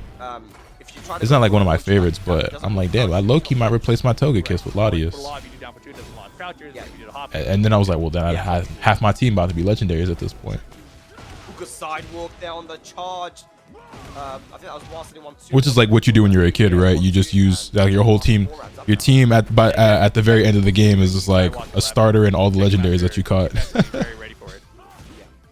What's your favorite Persona? 5. That's something that I can't get used to. No, it's so weird. Yeah, never used to sidewalk in the character. Even me, just as a commentator against a character, I'm not used to thinking like, oh, he tried to sidewalk. Like, what the heck is that? How did you do that? Kind of how people feel about summons in Elden Ring, yeah, I guess. At the end of the day, if you're having fun, who cares? Exactly. Man, Tekken Master. As someone who added Mewtwo ASAP, I can't throw any stones. But like, not using Mewtwo is like, he plays 2D games more. you know what I mean? Like okay, bro, you're so cool. You're such a cool hipster for not using Mewtwo. Like that nigga cool, bro, and he's super strong, and that's fun. Yeah, that armor move is high. Right under a heavy gun. Now good pressure from Kuma. Double low. Oh, yeah, he's trapped in his corner right now. What a block. Like I get it because I've been there before, especially like in fighting games. But like you're not cooler than somebody else because you artificially make the game more difficult for yourself. And by that I mean like inflicting these self-imposed rules. And like it's a difference when like you're doing it to challenge yourself compared to when you're using it as a means to make yourself superior to someone else or try to police somebody else on how they play. Like if you want to, like people who do like challenge runs, right, and like Elden Ring or some shit, it's like, yeah, if you want to do this where it's like level 1, no armor, whatever, I don't know the exact challenges, but like, yeah, cool. If that's fun for you and that's dope and that's impressive for people to watch, that's great. Until you start using that to try to like talk down on somebody else for how they play the game, or like, well, I can clear this with level 1. Like, nigga, who fucking cares? Yeah, let's take a look at I did it without summons. Good for you. Suck my dick. I was just talking about, have you tried some of the ROM hacks like Radical Red? No. Because I was thinking about all the good moves he had, and then meanwhile, Tekken Master just running through it. Yeah, I think he was also just like knowledge checking as well. Try to see if GP knew how to deal with Eddie. Didn't punish the relax 4-3. Didn't duck the relax 2-4. Like certain things that this. My problem in a lot of games, and this goes for Pokemon as well, is that way too abusable otherwise, right? So I'm one of the weird people who enjoys grinding in games, right? Whether it's like sitting there just like leveling up your party, your Pokemon, like your allies, whatever, the main character, whether it's like, you know, just trying to rack up a shit ton of money, whatever. Like I enjoy like mindlessly grinding in games. I know a lot of people hate that shit. I really enjoy it. Like I enjoy it a lot. So my problem is I always end up like fucking over leveled in every game that I play. And it's not because I'm doing it to be over leveled, but that's how I have fun playing the game. Is like I just enjoy like leveling up, getting new skills, like, you know, like raising my attributes or acquiring new abilities, like racking up a shit ton of money so I can buy whatever the fuck I want. Like that stuff for me is like really fun in games. And I oftentimes end up over leveled in the games that I play for that reason. In some games it requires you to do that, and that's fine by me because I enjoy that aspect. I know a lot of people don't like that. Yo, Metrosexual, how'd you end up with that name? Yeah, that's exactly, you know. welcome. This game is still relatively new, right? Like, I'm still grinding Pokemon. Yeah, they make it so easy now. What's it called? EXP all, where like you don't even have to swap out your Pokemon or anything. You just level up one Pokemon and they all level up. And even like catching Pokemon levels up your Pokemon. It's a little excessive, I'm not gonna lie.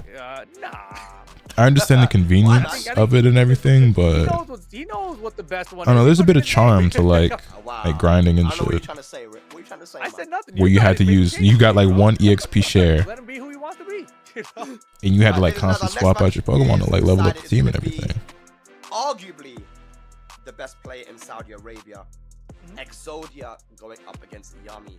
Do I plan on playing Wukong? Probably not. I gotta assume my backlog is already so long. When he plays in Saudi Arabia, is just so strong. Rip. He's utilizing the Fang. I like grinding. I hate when devs add ways to limit how fast and how much you can grind. Same, actually. Favorite to go very far here in this tournament. Yeah, I'm excited to see how he does here. More niggas been popping up with names I'm surprised they snagged. There's a nigga just named Feet. That's hilarious and also kind of weird. About a lot as being like potentially like in the top 2 Getting into Tekken, I was kind of like that with players using the assist menu. I used to complain a lot, but my friend told me to stop complaining. Some people don't want to learn the game as deeply as you do. I took it into consideration and realized how annoying I was for being that guy to complain. Yeah. For different reasons. I think with Fang, Plus, what you have to understand is that players like that are extremely limiting themselves, and you will get a lot better than them a lot faster. Anyway. And I've seen sometimes when someone loses with Dragonov. Remember when I used to level my mons constantly switching out? Yeah, exactly. You know what I'm saying? You put the Pokemon you want to level up at the start of your team, and then you swap them out to your stronger Pokemon. You know what I'm saying? And we've seen it also with people like Dombali, you know, one of the strongest players in Europe. You know, he also has a Fang and Dragonov. So a lot of people have that Dragonov and Fang, and they serve different purposes. So I feel like with Exodia, he's not really using the Dragonov though. I think he's just been going for Fang.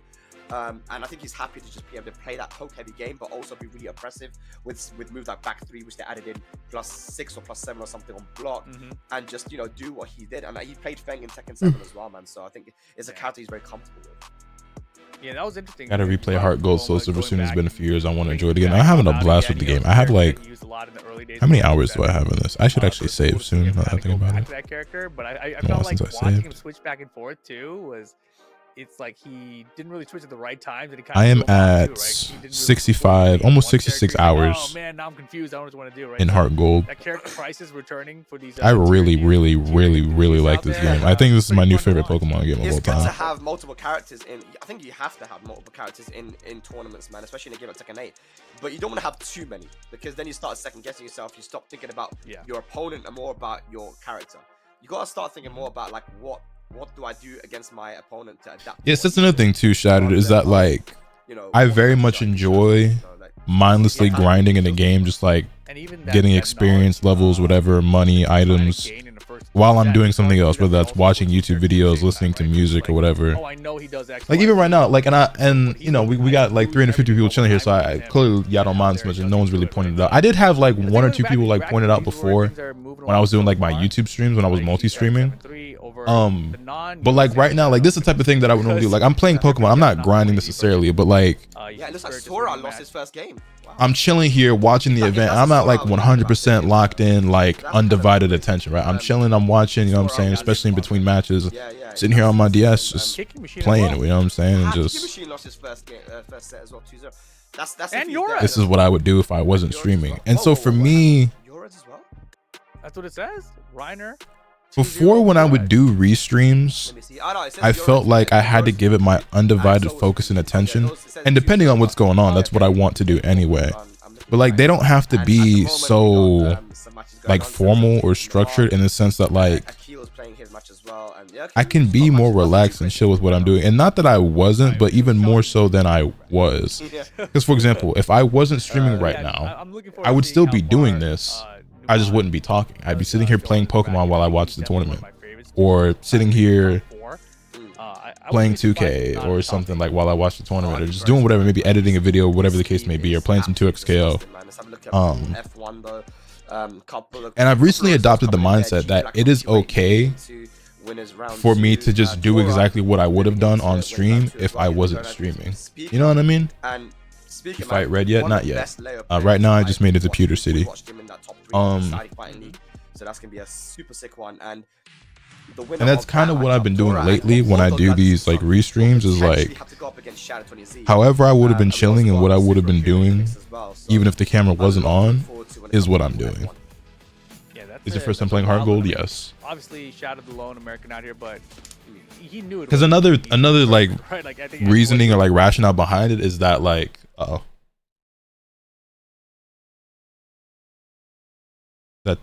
That's them, right?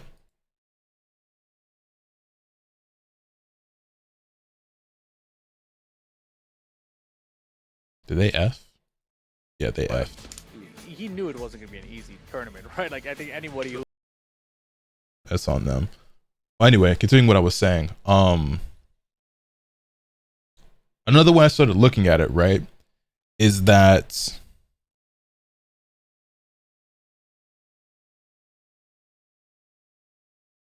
this,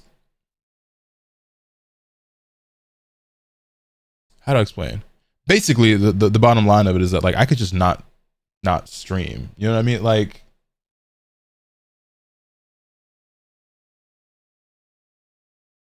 well, let me save because I said I was gonna save earlier and I didn't save. Anyway, it's like I could be very lax and chill about it and sit here like this, or I could just not stream. It's like, well, which would you prefer as a viewer? Would you prefer that like I'm chilling like this and not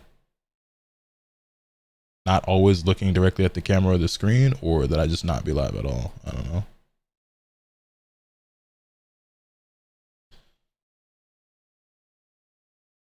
I want to play Hard Gold Soul Silver at some point too, but I'm not ready to pay that price. I understand. I want to get Soul Silver as well because I'm just trying to collect all the games.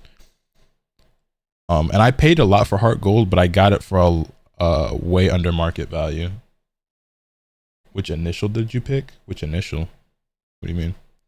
I'm not gonna lock in matches with characters I personally have no interest in. That's another thing too, is that like I enjoy watching, and like sometimes you have like a crazy match that pops up from two players you don't expect that might even be playing two characters that you don't really have a lot of interest in. But much like you guys, like I'm the same. It's like I enjoy high level play, but these are also pools. So like some of these matches are just gonna be kind of whatever. GG's from a while back. Sure, man. GG's. Did we play Tekken or something?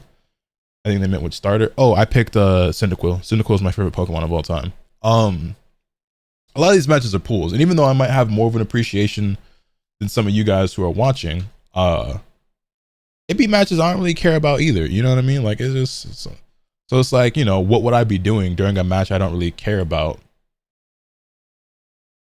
if I wasn't streaming? Looking at my phone or my DS. Into in ranked when I was playing as Leo. Did I win? Apparently I win a lot against Leo, but I don't know, maybe you were one of the outliers. Your host pretty solid. Hey, thanks. DMV Bacon. I can't lie to you and say I remember that name, but I haven't played Tekken in like a week or two, so frankly I don't remember anybody I've played recently. It hasn't been 2 weeks. It's been a week. I haven't played Tekken in a week, but I appreciate it. Bro said, can you hear us? Nah, nigga, you dead. Can't hear us? No, sir. Y'all dead. I just want to directly give props. Hey, thanks. That's very rare that happens. I play Huarong, so usually people tell me I'm a scrubby, mashing, carried loser. I saw a Heart Gold complete in box with the Pokewalker at a secondhand shop at the lowest price I've seen, but I didn't have $145 on me at the time. Damn, 145 is such a, like, that's obviously a lot of money, but for what that's worth, that's such a steal. That's such a crazy steal for that. Even if it was resealed, that's still a really good deal. You ranked up to Bushin on the initial opener. Hey, I might have been on stream then. You checking on the Cyrex trailer? Nah, I didn't plan on it. I didn't even end up playing Takeda.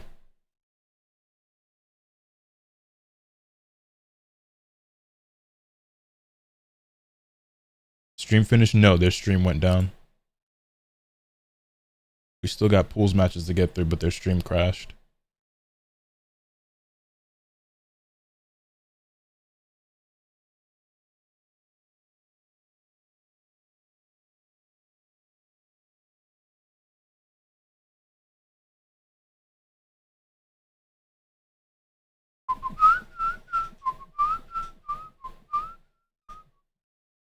Feel like you're done with MK1? Yeah, I think so. I don't know. If Takeda didn't bring me back to the game, then I guess nothing will. Why did he have to be the last character to release?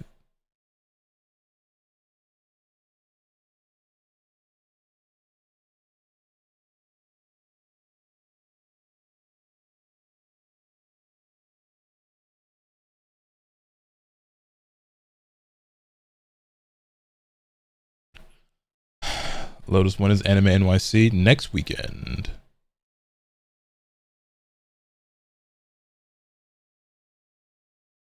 Damn, I hope they get it fixed soon. We normally don't see streams be down for this long. Is the stream coming back? I hope so.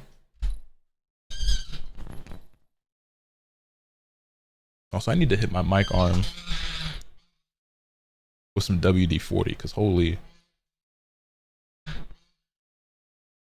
But y'all can't even really hear that, can you? You're gonna vlog? I think so. I think what I want to do though. Are they done for the day? No, their stream just crashed. Hopefully it comes back soon. I heard the mic arm. Oh, okay. It wasn't showing up like in my levels, so I wasn't sure. I don't know. I like the idea of vlogging, but I don't like editing vlogs very much. Or at least I like the way I envision vlogs going.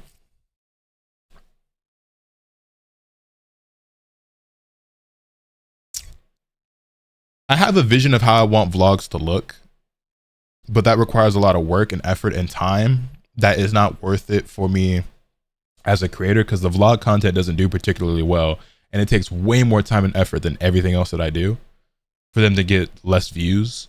So it's just like, you know what I'm saying? It's just not an efficient use of my time or energy, which is why my Combo Breaker and Evo 2023 vlogs still haven't come out. So I think what I want to do moving forward is, if I'm doing vlogs, they're probably going to be like bare bones, just so that they exist and people can see the content, or have somebody else edit them for me. But with having somebody else edit them, well, we'll get into that another point. So like I'm thinking I'm gonna vlog Anime NYC, but like it's gonna be very basic. Like it's deadass gonna be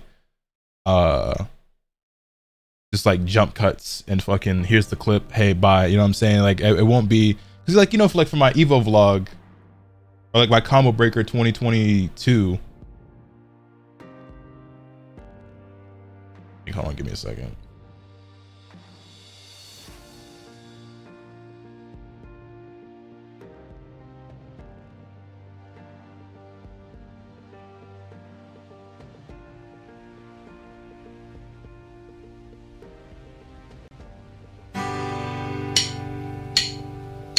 Like this was my vlog for Combo Breaker 2022.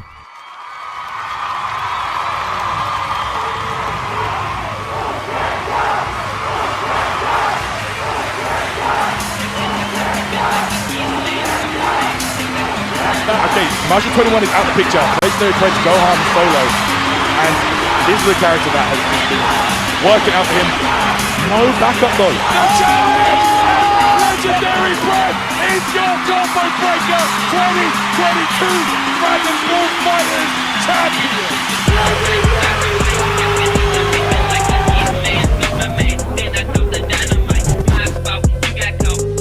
You know what I'm saying? Like I probably won't be doing none of that shit moving forward with vlogs unless it's somebody else editing them, or like when I did the Evo vlog,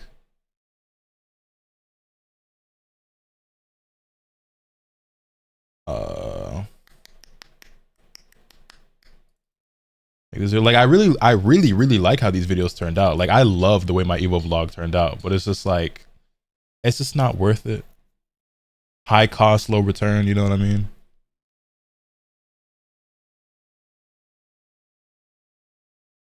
Wait, hold on, you can't hear that.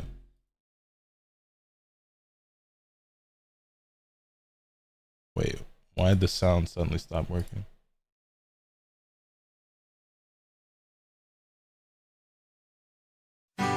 There we go.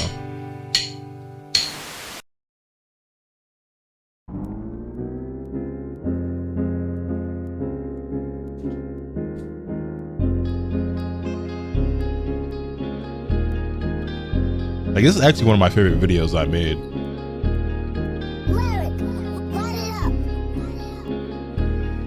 Hey yo, water boy. This shit wet. What's good, ladies and gentlemen? Welcome back to the channel. I'm Lotus Asakura. Hi. Welcome back to the channel. I'm Lotus Asakura, the one who never knows best. Anyway, we can get back to actual matches. Maybe they picked the stage and he didn't want to. What kind of return do you need for them to be worth it? And then do you have the audience for the news type vlog that would go with a con and long form instead of short Bro, form? you picked the stage. You're not allowed to do that. Or, I don't know what it is. It's okay. They're figuring it out. What type of return do I need? Like, honestly, it would have to do just as good or better. Because here's the thing. The type of content I normally make, my gaming videos are not highly edited anymore. I used to put a lot more effort into the editing until I realized that it wasn't worth it. And by that, I mean, if you look at some of the earlier Dragon Ball FighterZ videos that I made, right? Like some of the ones from like 2020 to up to all of 2020 and 2021, there was a higher level of editing and effort put into those videos because that was the type of content that I just made. That's what I was doing. And because I was uploading on a daily basis every single day, there were times where it was just like I'm just pushing myself like really hard and like putting in like extra effort, and like it was costing more time, and I was also like streaming full time and everything. So it was like, okay, I started experimenting and toying around with how much can I cut back and people still enjoy the content. And so I kept cutting back more and more and more until I got to the point where I was like, what happens if I upload a video that's just not edited at all? Like if I just throw up the intro, here's the gameplay, outro, like no cuts, no zooms into my face, no special effects on my voice, like no memes or anything. Like what if I just do nothing at all? No sound effects, nothing. And there was no difference at all in how the content performed compared to when I did all the extra shit. Like in terms of engagement, retention, views, there was no difference. And so I was like, damn, so I really am just doing all that shit for me. And like there are people who appreciate it, and there were certain times where it's like, oh, what happened to the base Vegeta rocket kick effect or whatever, you know what I'm saying? And so there are some people who noticed and appreciated it, but in terms of the performance of the content, there was no difference. And I was like, damn, so like I'm really putting in all this extra work and effort for no real reason other than my own satisfaction and feeling like I worked hard on this, you know what I mean? Because there was no direct correlation between the effort put into a video and the success of the video. And so it made it even harder when I would put a lot of effort into videos and it underperformed or didn't do exceptionally well. And like certain things are like a passion project. You do it because you want to, and it's for me more than anyone else. And then that still is the case. There's certain things I work hard on that like I know nobody cares about as much as I do. Also, here, let me get the prediction up for Yami versus Exodia. Quick duck in the high, but eats the demon fall real quick.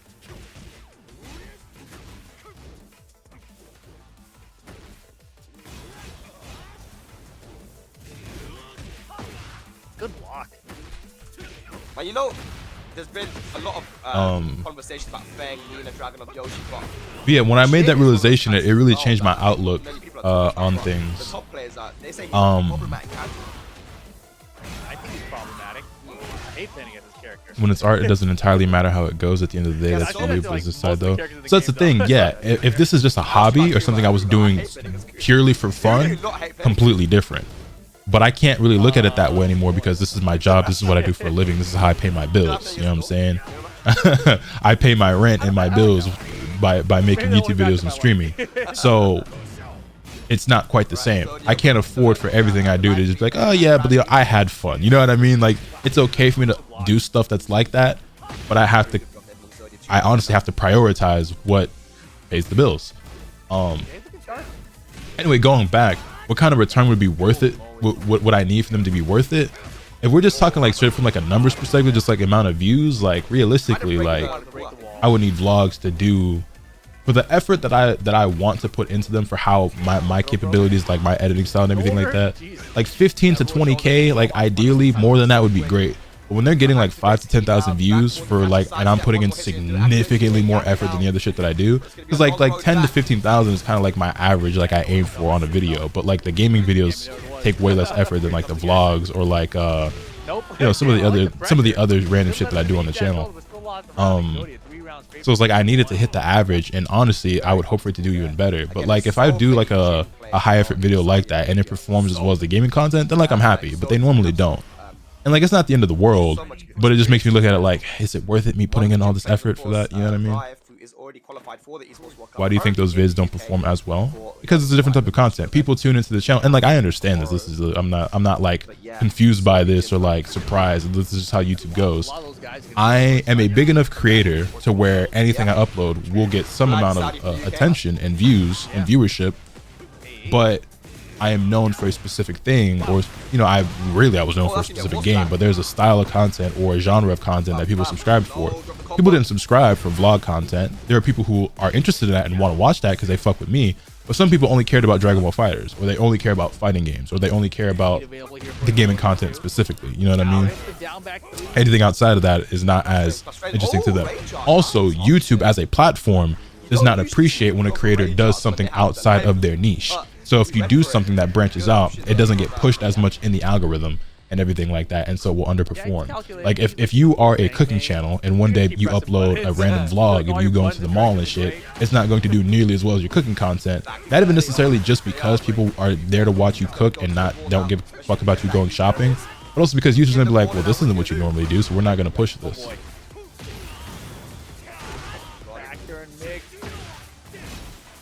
So didn't like losing that round, but look out. Yeah, I mean, And then also for the second part of your question, and then do you have the audience for the news type vlog that would go with a con and long form instead of short form? I don't quite understand that question. Like, I don't know if you could reword it for me, but I don't quite follow.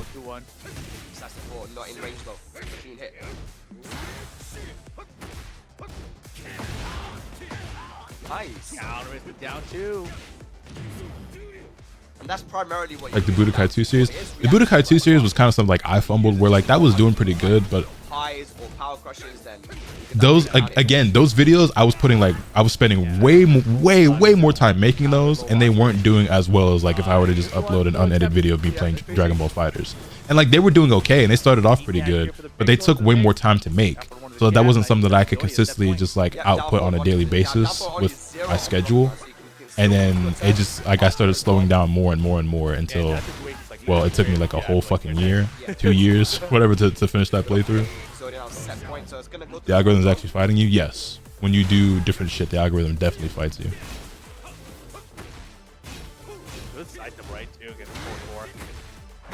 Does con content fit better for IG/TikTok instead of YouTube 10+minute? I don't know.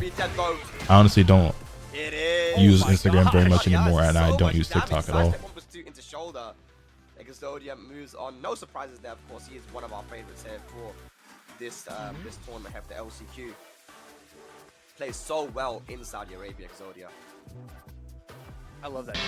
Camera shot's so cool. I like it. Yo, Kazama, thank you for the raid. Welcome everyone to the village and the flowers. I'm Lotus Asakura, the one who never knows best. The Hanakage of Hanakakure. You think you'll ever do like 100-day upload challenge? I mean, I already did that on my own without a challenge. You remember when I got on my DBFZ grind, I uploaded every single day without missing a day for like 2 years straight. Cut down the heat, but it didn't really matter, right? He's already just looking for a single jab. So I damn near did a 1,000-day challenge. Exodia actually got hit by I don't think I missed a single day until I was close to like the 3-year mark or something. Yami had the life lead in that situation, right? And it wasn't a lot of health. That was do or die in that situation. So Exodia losing out there, but then it was kind of plain sailing all from there on out. You know, just making. Gotta go enjoy your stream for sure. Hope you enjoy yours. Welcome everyone to the village and the flowers. Thank you again for the raid. Yeah, exactly. That was a downward one. 0 block into the jab situation. Yep. And here he's gonna prediction for release date and launch roster size. I don't know. I think they mentioned something about roster size somewhere, but I don't remember. But no, I have no clue. People were telling me that they said they wanted this to be a main game at Evo next year. I find that hard to believe that it's going to release soon enough for that to be the case. And I have no way of knowing or predicting like the roster size. I mean, given the genre and nature of the game, I would guess 25 to 30 characters at launch. Usually very good, but I don't know. Especially you know, Kazuya. However, we did see Is Funny Valentine a Middle Eastern player? I'm not familiar with them, so I could not tell you. Holtan versus Cassius Snake would be crazy to watch. Pinya versus Why is someone named Super Kuma still playing Tekken? Because he really likes Tekken. Why is your name Mayo? In Saudi Arabia in Death Hit, so Always Honey versus Death Hit will be interesting. Devil Boo versus Daniel Mardo, if that's a matchup that's going to happen as well. Devil Jin, one of the best Devil Jin player in Saudi too, so a lot happening right now. Here's the lower side, so Shadow has some work to do here, man. Rip. Oh yeah, I mean that path is not going to be easy. He's got, I mean, it's a heavy path where he's got heavy first, and then after that, I mean, it's going to be everyone from the upper half of the bracket, right? So I believe I'm trying to like take a look at it and see who he's acting at the play. It's kind of hard to tell. Yeah, but the people in that path in general, not gonna be fun. You know, you can have like Malik Gash or Book or someone, you know, it's like Jeez Louise, bro. Good luck. At least, actually, Malik actually is qualified for this winner yet. Looks like in there. So that means if Book wins, then Book will also be top 48. So Shadow actually still has a chance here. But, you know, everyone's a killer out here. You can't take anyone lightly. And, you know, even someone like Funny Valentine might be back here for a run back. So who knows? Yeah. And I don't appreciate that people in the chat are saying, you know, Spag, don't hold your laugh. You know, why would I laugh? Because Shadow's in. I'm considering getting a Twitter checkmark for business stuff. Do you feel it's worth it? Why would I ever make fun of NA? Come on. I don't believe you one bit. Why would I ever? When have I ever? I think that really depends. So the thing for me is that like I have a big enough following and I'm a big enough creator that it pay like the amount of impressions I get per month just for being me pays for itself. So I make a few dollars. I don't make very much money at all off Twitter Blue. What was that, man? What do you mean? But I make enough to where it is literally worth it because it is paying for itself. So any of the extra benefits that comes with it are just I'm just essentially getting for free, and I make a few dollars on top. As far as the actual benefits of Twitter Blue, I mean, I can't really say. I literally only have it because it pays for itself. Because what I do, just being me, makes enough money to pay for the cost. So. Exactly. So.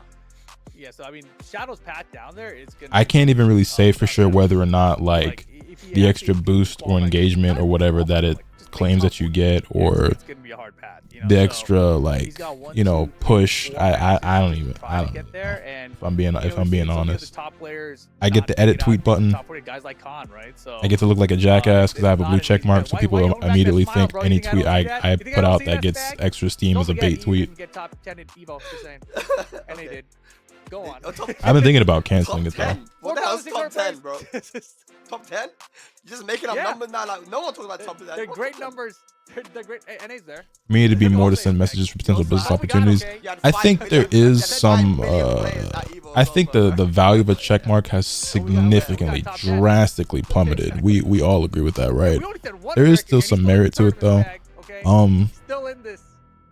I do think it probably makes things look more official, like more presentable from a business perspective. Look at this guy. Look at him. Look at the way he's dying laughing. I just don't know how much an account overall benefits from having one these days. Oh, that shirt kind of fire. Shaman versus Qasim Mireh. Pakistan versus Saudi Arabia. Let's go. All right. And by the way, yeah, I was just laughing at your impression of me. I wasn't laughing at Shadow. Yeah, in it. Shut up.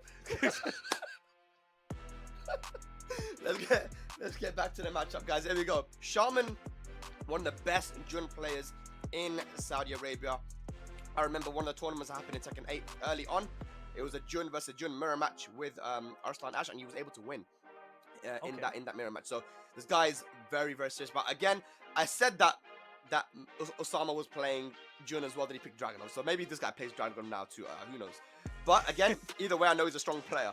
Qasim Mir, on the other hand, this guy has been playing Tekken for such a long time, ever since Tekken 5.0 days, you know, in Pakistan in the arcades. He's been around for a long time, and we know, you know, utilizing those waifus, you know, the Azucena in this game, but before it was the Anna and the Katarina. Definitely one of our most experienced players from Pakistan. Is he still on Azucena? I don't know. Or is it this character? Yeah, he is. Okay. Azucena versus Jun, so it is like old main versus old main. They haven't switched or anything. Here we go. Jun versus Azucena, not a matchup you see too often. Have fun. And that running 3 damn! That was crazy. Like, you know, you're -3 on this, bro. What's this hot pick? Predictions up, place those bets. That was wild. Yeah. And Kai-Cats are so good as well because you can't low parry them anymore, right? Some people's DMs are straight up closed if you don't have it. That alone might make it worthwhile then. So yeah, it's one of those. Kai-Cats is so good, man. 14 frame counter hit launcher, why not? Is that an initial D shirt? I don't know, but it looks cool. It's a combo as well, man. Any surprises or upsets in this tournament so far? Not that I've seen, other than like Saint going down in pools, but Saint hasn't really been performing too well in Tekken 8 anyway, so I don't really know if I call that an upset or like a big surprise. There, but not going to work out. One round for Shaman. Wait, is her backswing blow called Despacito? I think so. You made that up, man. That's what she says, man. Justin Bieber fan, shut up. Wait, Justin Bieber, is he even involved with that song? Didn't he? I think there's a version of it that has him in it. Huh? Nah, the chat is. Did any of you guys actually watch Esports World Cup for Street Fighter 6? Because I didn't watch any of it. I did see our guy Tachikawa made it pretty far in the bracket though. I think he got like 3rd or 4th. But the thing about Jun as well, like I was talking to Rank Tree about this character and has really good.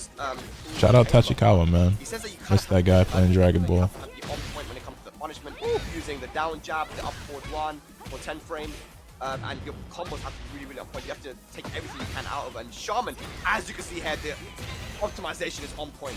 Totally forgot it was a thing. Great. The Samurai Ghost, what's up? I watched the Brian F recaps. Gotcha. Shanghai did his thing. Yeah, I didn't watch a single match from EWC. I don't think. I think I saw a tidbit of the LCQ and that was it. 2-1 in rounds.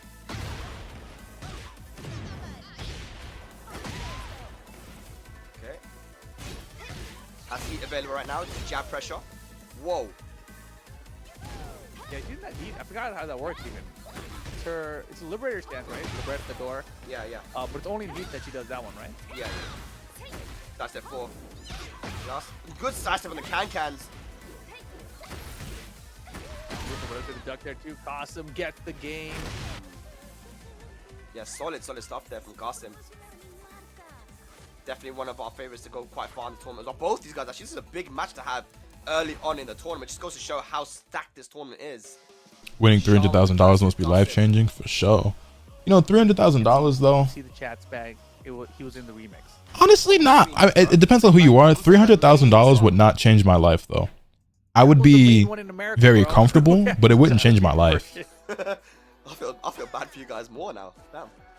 Like if you were to give me 300, and that's you know, not even including taxes. Depends on what you do with it. It would not immediately change my life. Maybe long term it could, but short term it does not immediately really change anything for me. Depends what country they're in, and that's why I said it depends on the person. For me personally, for my current lifestyle, bills, expenses, you know, way of living, country I live in, and everything like that, $300,000 does not change my life. It makes things easier. It doesn't really change my life though.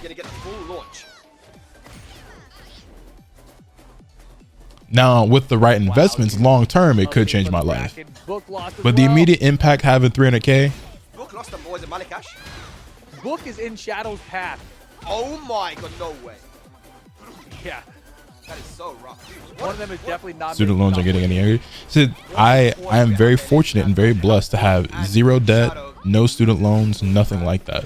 They have to play against each other potentially, but right now, Goslin mid looking very strong. Both guys in heat. Like, what would I do if I had 300K right now? Like, if somebody would just give me 300K, I'd probably go get a car, something modest. Like, I'd just go get a Honda. But then other than that, there's probably not anything else. I'm me, so like 300. I randomly come into 300K. Yeah, I'm gonna go do a little shopping because you know what I'm saying. Nothing too crazy, but I'm gonna go do a little bit of shopping. Maybe spend a few bands, just a few. But the rest of that, like, is just getting put away somewhere. I go get a car, go do a little shopping, maybe take a trip. You know what I'm saying? It was really hard for me to tell when someone's actually sidestepped. I don't know. Then the other 250,000 or whatever is going into savings and probably looking at some other investments and shit. Beautiful sidestep on the down back three from Gotham as well into a full punish. And finishes the string. Taking it to buy some Kadar fishing poles and a camper for my Jeep, then hit the road for a month. We're gonna get $10,000 Travis Scott shoes. I don't think any of the Travis Scotts cost $10,000, but I already own several pairs of Travis Scott sneakers. I probably wouldn't go buy any Travis Scott shoes. I don't know, maybe. Like I said, like when I say go shopping, like I'd probably spend like a few $1,000s, like I don't know, 3 to 5K on a nice little shopping spree for myself. First major nerfs came through for her. Out of 300,000, yeah. If I know me pretty well. If I were to randomly win like $300,000, I'd go on a little shopping spree. The vast majority of that money is getting saved, but I would definitely go shopping. On point, and then you know he just knew he got so many count hits as well. I wouldn't spend 10 bands on one pair of shoes though. $300,000 is not a large enough sum of money to where I would make an outrageous purchase of like $10,000 on a single pair of shoes. Like that's the type of shit you do if you win millions. You know what I'm saying? A few $100K, Like that shit is not gonna last as long as you think. Very well. Even here, though, you I would see probably keep living in the same house I'm living in. sidestep I would down go get a down car by because I don't currently into own a the car. full That's, punish with the heat but dash I wouldn't even go get nothing launcher. crazy. And I would go get like a new Honda Accord or some shit. You know what I mean? In the June matchup, and then finishing the string there with that, man, that was sick as well. But yeah, so much happening right now, ladies and lads. What's the Like craziest Rip said, purchase you'd make? Sent to the loser bracket. I mean, it Not probably Alex like I said, I would like the most expensive or like the most outlandish because I feel like those are different. Putting book 2-0 into losers. Now, that means it's going to be Malik Ash versus Redder 16 for a spot in top 48 winners. Speaker, the Leo player, beat Funny Valentine 2-0, and that is the person that beat Shadow. So Super Kuma plays against Speaker in a Leo versus Lee matchup. And like you said, yeah, like if Shadow can beat Tora, and Tora is a very strong player too, then he has to play Book, Rip. Right. 300k moving to see it, never looking back. With Southeast Asia. This is their last chance qualifier, and they're both got to play each other. The boys set for life. Like, I mean, they're both already facing elimination, but that's not even the match that make top 48. There's another one after that. You know, so bad. Shadow and Book. They're still not done to even make top 48. It's just a brutal bracket. It's just gonna get worse afterwards, of course. Yeah, it just goes to show that, like we said at the start of the stream, that because of the strength of the Saudi players, especially when they play in Saudi, I'm buying a Hellcat. How much are Hellcats? Funny Valentine and also, didn't they discontinue those? Both getting wins over Shadow and Book, and like last year or something, or this year, I don't know. And so you gotta be so on point when you're playing in these pools, man. You don't want to go lose this early, man. Why are people obsessed with Hellcats? Don't ask me. I don't like them. Like, who knows what that situation's like with first match tournament. There's been some gym players. Now he's like, oh my gosh, and then what? And to think about like the two upsets that happened, putting those two players into the same path, you know, it's like what are the odds of that happening too? Like, it's pretty crazy. 60k for a Hellcat. That's not as bad as I thought. For sure, man. And that's what happens when you lose in a tournament. Oh, 60 to 90k. It's rough, man. See, I don't know. First set as well. Hopefully, Shadow. That's obviously a lot of money. But that's not as expensive as I thought. I thought that was like a 6-figure car. Hopefully, he'll be able to wake up a little bit for some reason. You know, get some wins together. But he does have to go. I don't like him though. So this the match he's currently in right now. Yeah, just overall these pools are looking insane, man. Also, Tekken Master is also in the loser bracket. No way. Who did he lose to? Sajawal. Sajawal. Oh, the Yoshi from Pakistan. Oh yeah, that's what we're talking about. You said you haven't seen him play yet, right? Yeah. Okay, so that doesn't surprise me. That Yoshi player versus Qasim is the top 48 match. Wow. And both those guys used to be in Team Ashes together. Now Sajawal left. And so yeah, it'll be Sajawal versus... So these guys know each other well. You know, because Qasim and Sajawal must have played each other like a million times in Tekken 7. And probably Tekken 8 as well. So yeah, that'll be a Pakistan versus Pakistan match up there. And JDCR chat is winning his matches. He took out Corona Master. He took out Mishima KSA 2-0. It'll be JDCR versus Kashi Snake. Kashi Snake took out Poltan 2-1. So he's taking out one Korean. Can he make it back-to-back Koreans to make top 48? That'll be interesting. And what's going to be our next matchup, Rip? It's actually going to be JDCR versus Kashi Snake. We're going to be getting that one on stream, guys. My goodness. For those of you guys that want to see JDCR, because I know that there's a lot of you guys that are here to support him. And look, let's be honest. Let's not sugarcoat it. Let's not ignore it. It's an elephant in the room. Rip, JDCR, man. He had an unfortunate occurrence in one of the qualifiers for EWC, man. He was so close, you know, and things didn't go your way. Sometimes these things happen. But now he's going up against Kashi Snake, the Akuma specialist from Tekken 7. Now in a 3D game here, pure 3D. Yeah. But JDCR. Desync the controllers, JD. Desync them now. Make sure they're all desynced, man. Make sure that all them controllers are off the console, because it's serious time now here. JDCR just needs to get top 4 to qualify for the EWC, man. Yeah, honestly, I remember, you know, back in the day when we had PlayStation 4 tournaments, like I would always go in and desync all of the previous controllers, right? People are crazy about Hellcats because their favorite rappers stay rapping about them. Yeah, I guess that's it. I just don't care. Yeah, because you're not. But in this kind of a situation, you gotta do it, bro. Yeah. Look, JDCR, we watched him play. I do think that is a big reason for their surge in popularity, but also, like, I was watching him and I was like, from what I understand, like the engines in those cars are like really nice or something. I don't really know a whole lot about cars. I don't think the Hellcat is a very nice looking car though. So he lost, he went up to me and he literally said, "Spag, this guy the beating he gave me reminded me of Tekken Tag 2 JDCR." So he was thinking the same thing while he was playing him. And it's just about maintaining that and being able to stay that old JDCR for the entirety of the tournament. If he plays at his potential, Rip, I think JDCR can do this. What about Kashi Snake? They're in it already. Kashi Snake is Jack?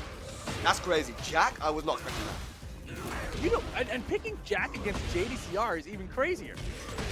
I mean, Jack You is... know how many tournaments I've seen JDCR beat Jack players in? Well, like, I know, but that was Tekken 7 though, man. And now, you know, Jack is so much different with the Gamma House cards. I mean, look at the way Joe Crush plays Jack compared to in Tekken 7, you know, like, it's such a different character. But why I'm a Mustang man till I die, live and die by force. I don't like Mustangs either. It's crazy. The first round is JDCR. Yeah, wild, right? I mean, you go from Akuma to Jack. No, sir. Yep. And you know, Dragunov versus Jack has historically always been a good matchup for Dragunov just because of the amount of pressure that he can put onto the Jack player, right? Jack's can't be obviously size. This man just say he don't like Mustangs. Yes. I don't think they look very cool. Look at that, bam, bam. The car gets me from point A to point B, then I'm fine. I'm not fussed. That's another thing. I'm not a car person. I'm not really into cars like that. I also just don't own a car at all.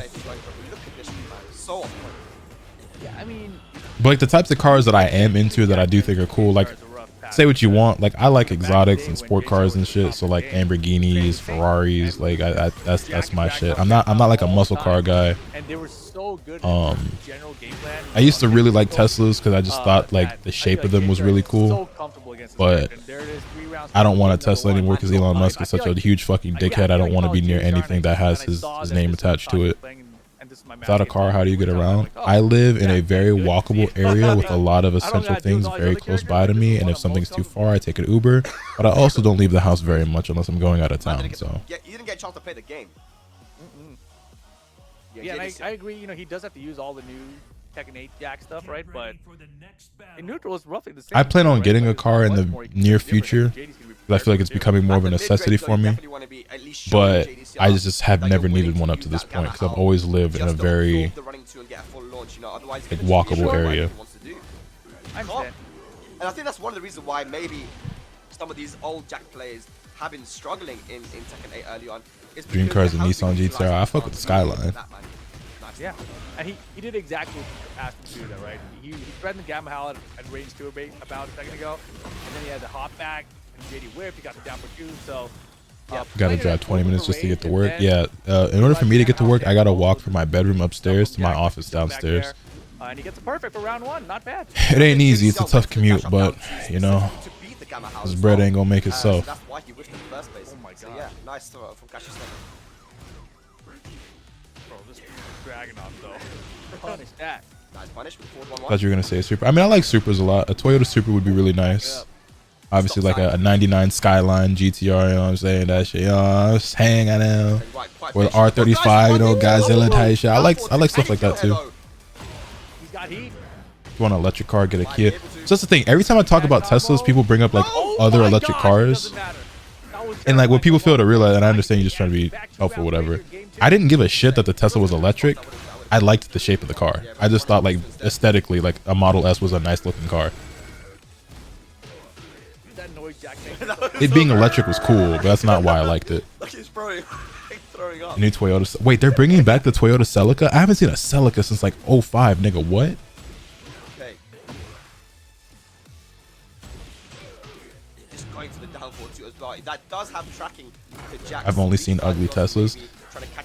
I mean, you know, I don't like the Model Y very much, and the Model 3 is kind of got this like weird like bottlenose dolphin shape. The Model S I thought was really nice. My dream car used to be a Tesla Model S. I don't want one anymore though. Oh wow! 1+2 there from Jack.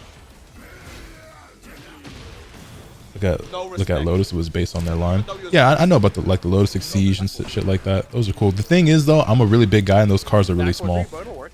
They're also expensive. Like I would probably never get one anyway, but I think those cars are too small for somebody of my stature. Even if I wanted one. Oh, land some seeds too. Okay, still got heat available. No damage yet. Oh, heat smash. And he goes out. Throw break's good. Punish it. No sir. That's so risky. Token keeps him in it. Plus This team frames. is down back 1, bro. Wow. Oh, man in the Kashi sea. Snake tying things up 1-1. How did Kashi What about a vet like Afro's? The Corvette Afro had I thought was really cool. I used to not really be big on Corvettes though. The newer ones, I forget the model of the one Afro had. That shit was fire. I liked that a lot. I don't necessarily want one though. I like it though. I think he actually has a Model S now though. I think he got a Tesla. I think he has a Model S. Bro, it's okay. He's got the experience, man. That will stick with you. Kashi Snake hasn't gone to as many internationals, man. This is one of his first internationals, you know. So he knows how much is on the line here. Let's go. All right, let's see what happens. Final game here.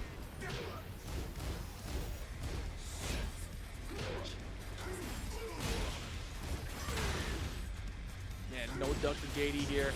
Williams just blocked all these options. Oh, that was close. Oh, good counter. Yo, Throw son. break. Good shit, JD. Nice. Look at that. Whoa! Didn't punish the down for Joe either, though. Doesn't get the tornado. Got a scramble here. Oos. He's Get him dead. out of the air. Try to jump back. Is that dead? What? Dragunov? JDCR? Yeah. Man, he is swinging. He's like, give me a wall spot. I need it, bro. Yeah, Kashi was being very, very active there. And he's like really trying to just press button, smash, but JDCR on point. Talk about cars while I have the Jeep. Does your Jeep have the doors on it though? Went straight for the shoulder. He knew that JDCR was going to press buttons. This is a very important question. Let's see dash available here. There it is. Next time. Oh my 1, 2, God. 1. He's so brave, man. It's a 2011. That don't answer the question. Drops Oh my unfortunately. gosh. That's great timing on the team patch too, though.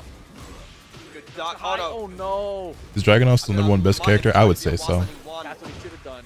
Yeah. No, it does not have the doors. Oh my God, Kashi Good Snake. choices. Yeah, I know about you. Yeah, bringing it back. Again, so close these rounds. I like it.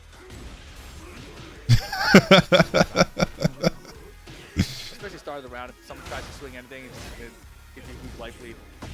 And JDCR. Ducks the high. Yeah, that's something Kashi hasn't had many opportunities to do, and the few opportunities he hasn't done until then. And using that Watson into a lot. He does have good tracking. Shoulder again. Pretty close round here. God, oh, ducks the high on the backboard 3. The wall's in the way. Whoa, whoa. Backwards. He's not gonna work. He canceled an accident. Oh right shit, there. hold up. He doesn't JDCR matter. about to lose some Step away, Kashi pools. Snake. Oh my God, Kashi Snake is Kashi Snake. Gonna put JDCR into loser's bracket here with the jack. Whoa, hoot. That's frames. And again, just has it. Unless. He's got a wall. When I take him off the wall, we're gonna get another wall though. Heat activation. We'll have graph for this combo. Great start once Damn. again here. Okay, breaks the window. Smash. No, sir. Here we go. Final round. Kashi Snake JDCR. Love me a hatchback. I do not like The hatchbacks. trade works out. The first hit actually launches, so Kashi Snake strikes first blood. To the wall. To the wall. I honestly think when I get a car, I'm just gonna get like a Honda Civic or something. Something like really basic, reliable, affordable. Down back 1. You know what I mean? Through. Whoa. JD's got so much gray, but he doesn't have a heat engagement. He's already in heat. 1-1. RX-7. RX-7s are cool. Shout out Need for Speed. Oh, look at the He's win gotta punish. play this old school. Uh-oh. Kashi Snake on the back Oh. foot.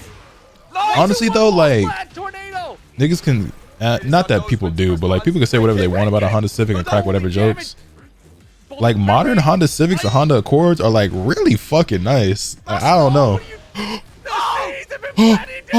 What a block! Oh my God!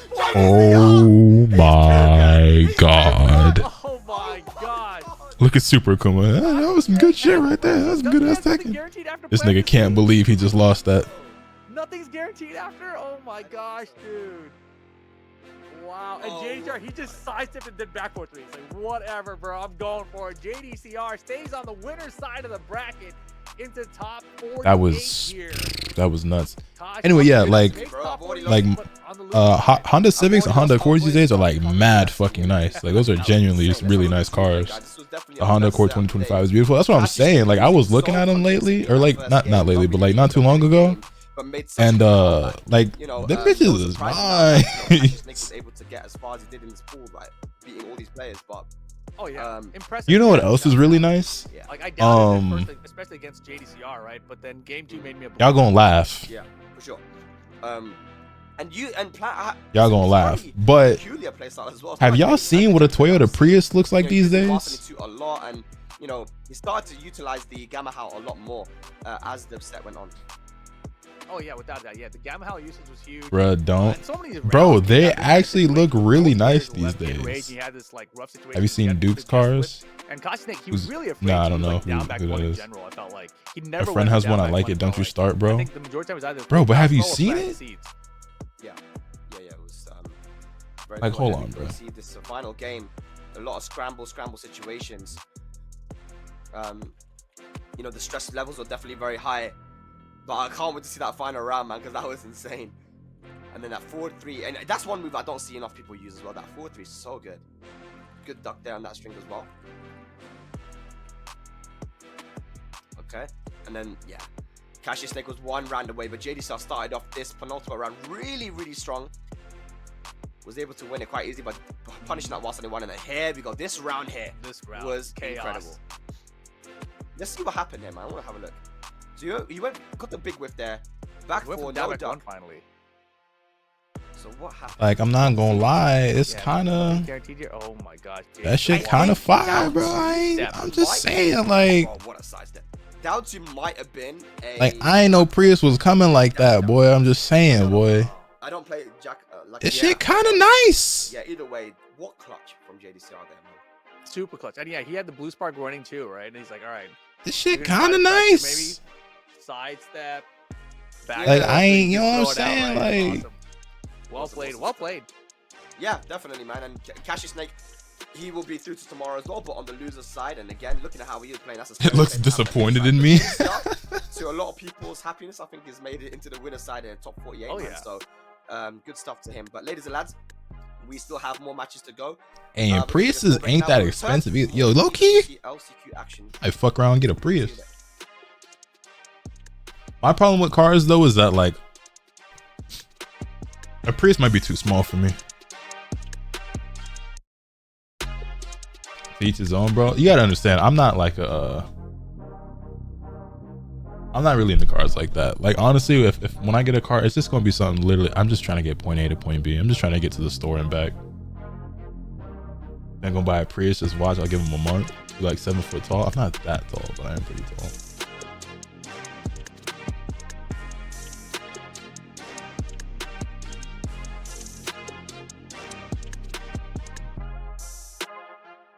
Also, the new Kias, like all of them, like ever since Kia like changed their logo, which by the way, their new logo, when I first saw it, I was like, what the fuck is this car? I've never seen this before. I thought it was a KN. Nothing amazing happens here. Everything is ordinary. I don't know when the last time you guys saw Kia was, but the new Kia logo, I thought it was KN. So the first time I saw one, I didn't know it was a Kia. Get the yellow Prius because it looks like your Supra. The yellow Prius looks like your fucking, looks like the fucking great value version of your Supra. I ain't gonna lie, but this shit kind of nice. Kyle, thank you for the 40 months, homie. I greatly appreciate you. Welcome back. Welcome back.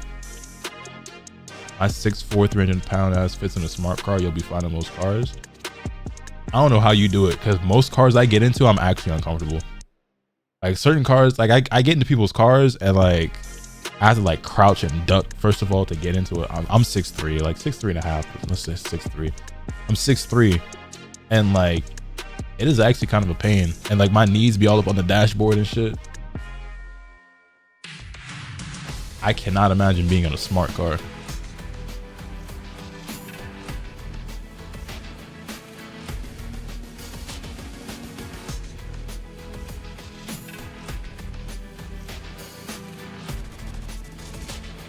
I crushed the car. I kick the seat way back on most cars. My friends always make me ride shotgun.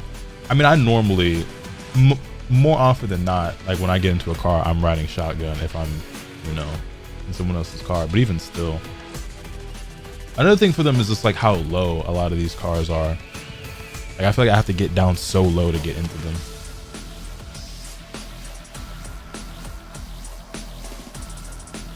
Realistically, I think a part of me wants a truck just because of my size, but I don't really like trucks that much.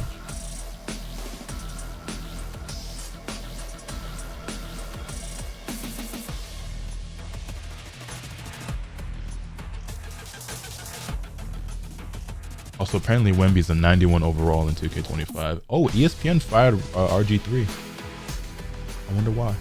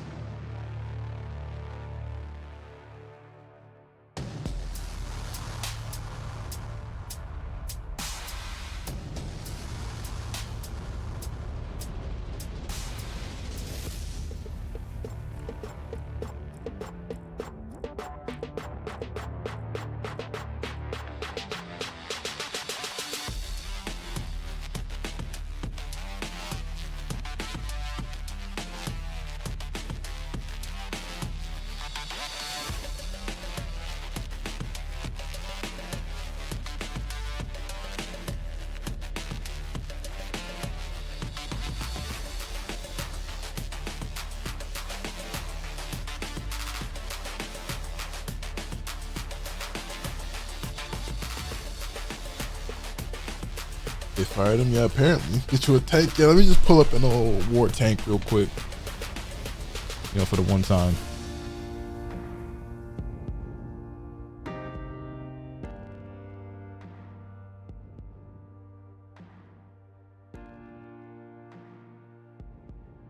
Welcome back, guys. Esports World Cup last chance qualifier for Tekken 8. We're winding down here, trying to close out of these pools here. Get a hammer, bro. You got that YouTube money. All right, one, I don't know what a hammer is. Two, I don't know what type of YouTube money you think I got, but I promise it ain't what you think it is. How you doing? I'm doing great, man. If this is anything to go by, the next couple of days are going to be insane because this is just pools, man, and it's so rare to see, you know, pools just have match after match after match after match just be so hype. And it's because of how many top players are here, and also because of how strong Saudi Arabia as a community are as well. Can see you in a track hawk. So it's been great. I'm enjoying it. Tomorrow's going to be insane as well, but we still have some matches for today as well. Exactly. We still got I do not like that shit at all. Out of here before we're done with the pools. But I do believe the next match that we're gonna have is gonna be Speaker going up against Super Akuma. Have you seen the Audi e-tron GT? No, I have not. We gotta decide or gotta figure out who's going out on the winner side and who's coming out on the loser side of it. Yeah, look, we've had, you know, we've had Cashew Snake just now. And fuck with that. One of the Akuma specialists who had a really good performance there against GCR. Final pixel against him, right, with that jack. But Super Akuma, you know, what people might not know is that he was called Super Akuma. That shit expensive. You know, that shit 6 figures. In the world, but he was called Super Akuma before Tekken 7 even came out. You know, even in Tekken Tag 2, he's started. Are you more sedan person? Yes, I am. I swear, bro, he went. I'm kidding. I saw this guy, you know, in a tournament in London, back in Tekken Tag 2, middle of the like I think 2013, 2014, and playing Lee and Armor King. GMV Hammer EV 2024. And now playing Lee, going back to his roots. Now that Akuma isn't in the game, but doing really well. I mean, he was 1 pixel away from being. Oh, I've seen one of these. I don't like that at all, though. In Italy, and in other tournaments, you know, doing well locally in France. The guy is definitely very solid. His execution's on point, as we already know from Tekken 7, right? But he has his work cut out for him here against Speaker. Rip. Yeah, no, I just want to say, Shadow 20Z, 2-0 over Book. Book is out of the tournament. Shadow, one more match, try to make top 48. But here we go. Super Akuma versus Speaker. Predictions up. All right, yeah. Lee versus Leo. 2 characters that are. Because we're still live from last night. Nah, that would have been nuts. What's good though, Arsene? Oh, without doubt, yeah. Arsene. I mean, Ayo Rich. How you doing, man? He's the Leo player that we get to see in general. Even in NA, we don't really get a whole bunch of them, right? And Toyota Lee Crown. players, very few in NA as well. For sure. Yeah, Lee players in general, just like there's not many of them, but you know, the one thing I would notice about Lee is that it's very easy to mess up with it. You know, and that's decent. For a while, like dropping combos. I don't love it, but that's decent. like down 3 counter hit, but people just drop, you know, the follow up. Right. Super Kuma, one reason why he's so good at the counter is because his execution is so good as well. But 2-2-3 gets the pick up. Nice. Yeah, off the wall, no great health to recover your splash. You have Land Rovers in the US? Yeah. Combo extension, yes. Cadillac got a new card that supposedly looks good. Nighthawk or something. I actually love Cadillacs. Down jab. Maybe that's just the nigga in me. Wow, that was tricky. Yeah, both guys trying to down jab against each other, but I don't know. Like I feel like Cadillac like went out of style or something at some point. But I love Cadillac cars a lot. I'm gonna take note off. Yeah. Back 3-3. How you feel about Infinities? I like Infinity. Like what's the joint called? A G35 or something like that, I think. Bit of a weird one. Let's commit. Wow, slide. Last second, not this time. Oh my god. Oh my goodness. The Bok 2 still has heat available. Not gonna pop it just yet, but look at the damage that did, man. Block the slide. What? Oh boy. Heat Force can't kill. Can you finish it? Looking like Still a little, you know what I'm saying? Good sidestep. That's wild.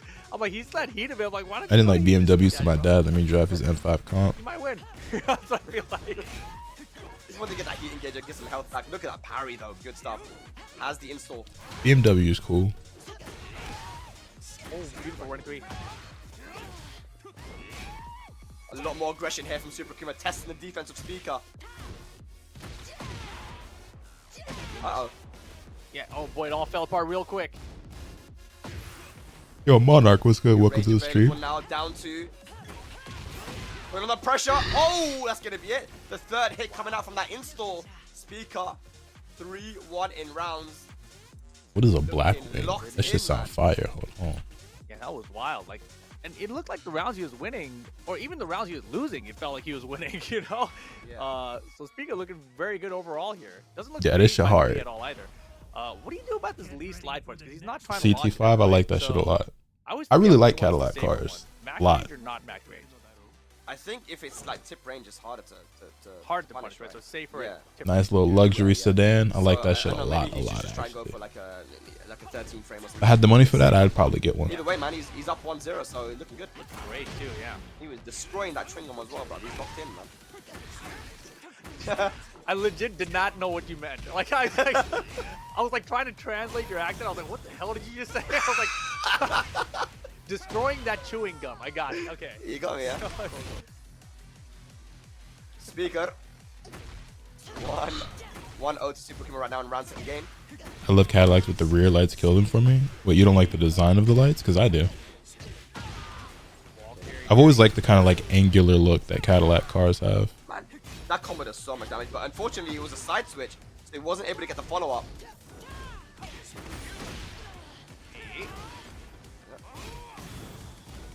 FF3 heat dash, a little bit of chip damage. Yeah, and you need the right end of the heat timer too.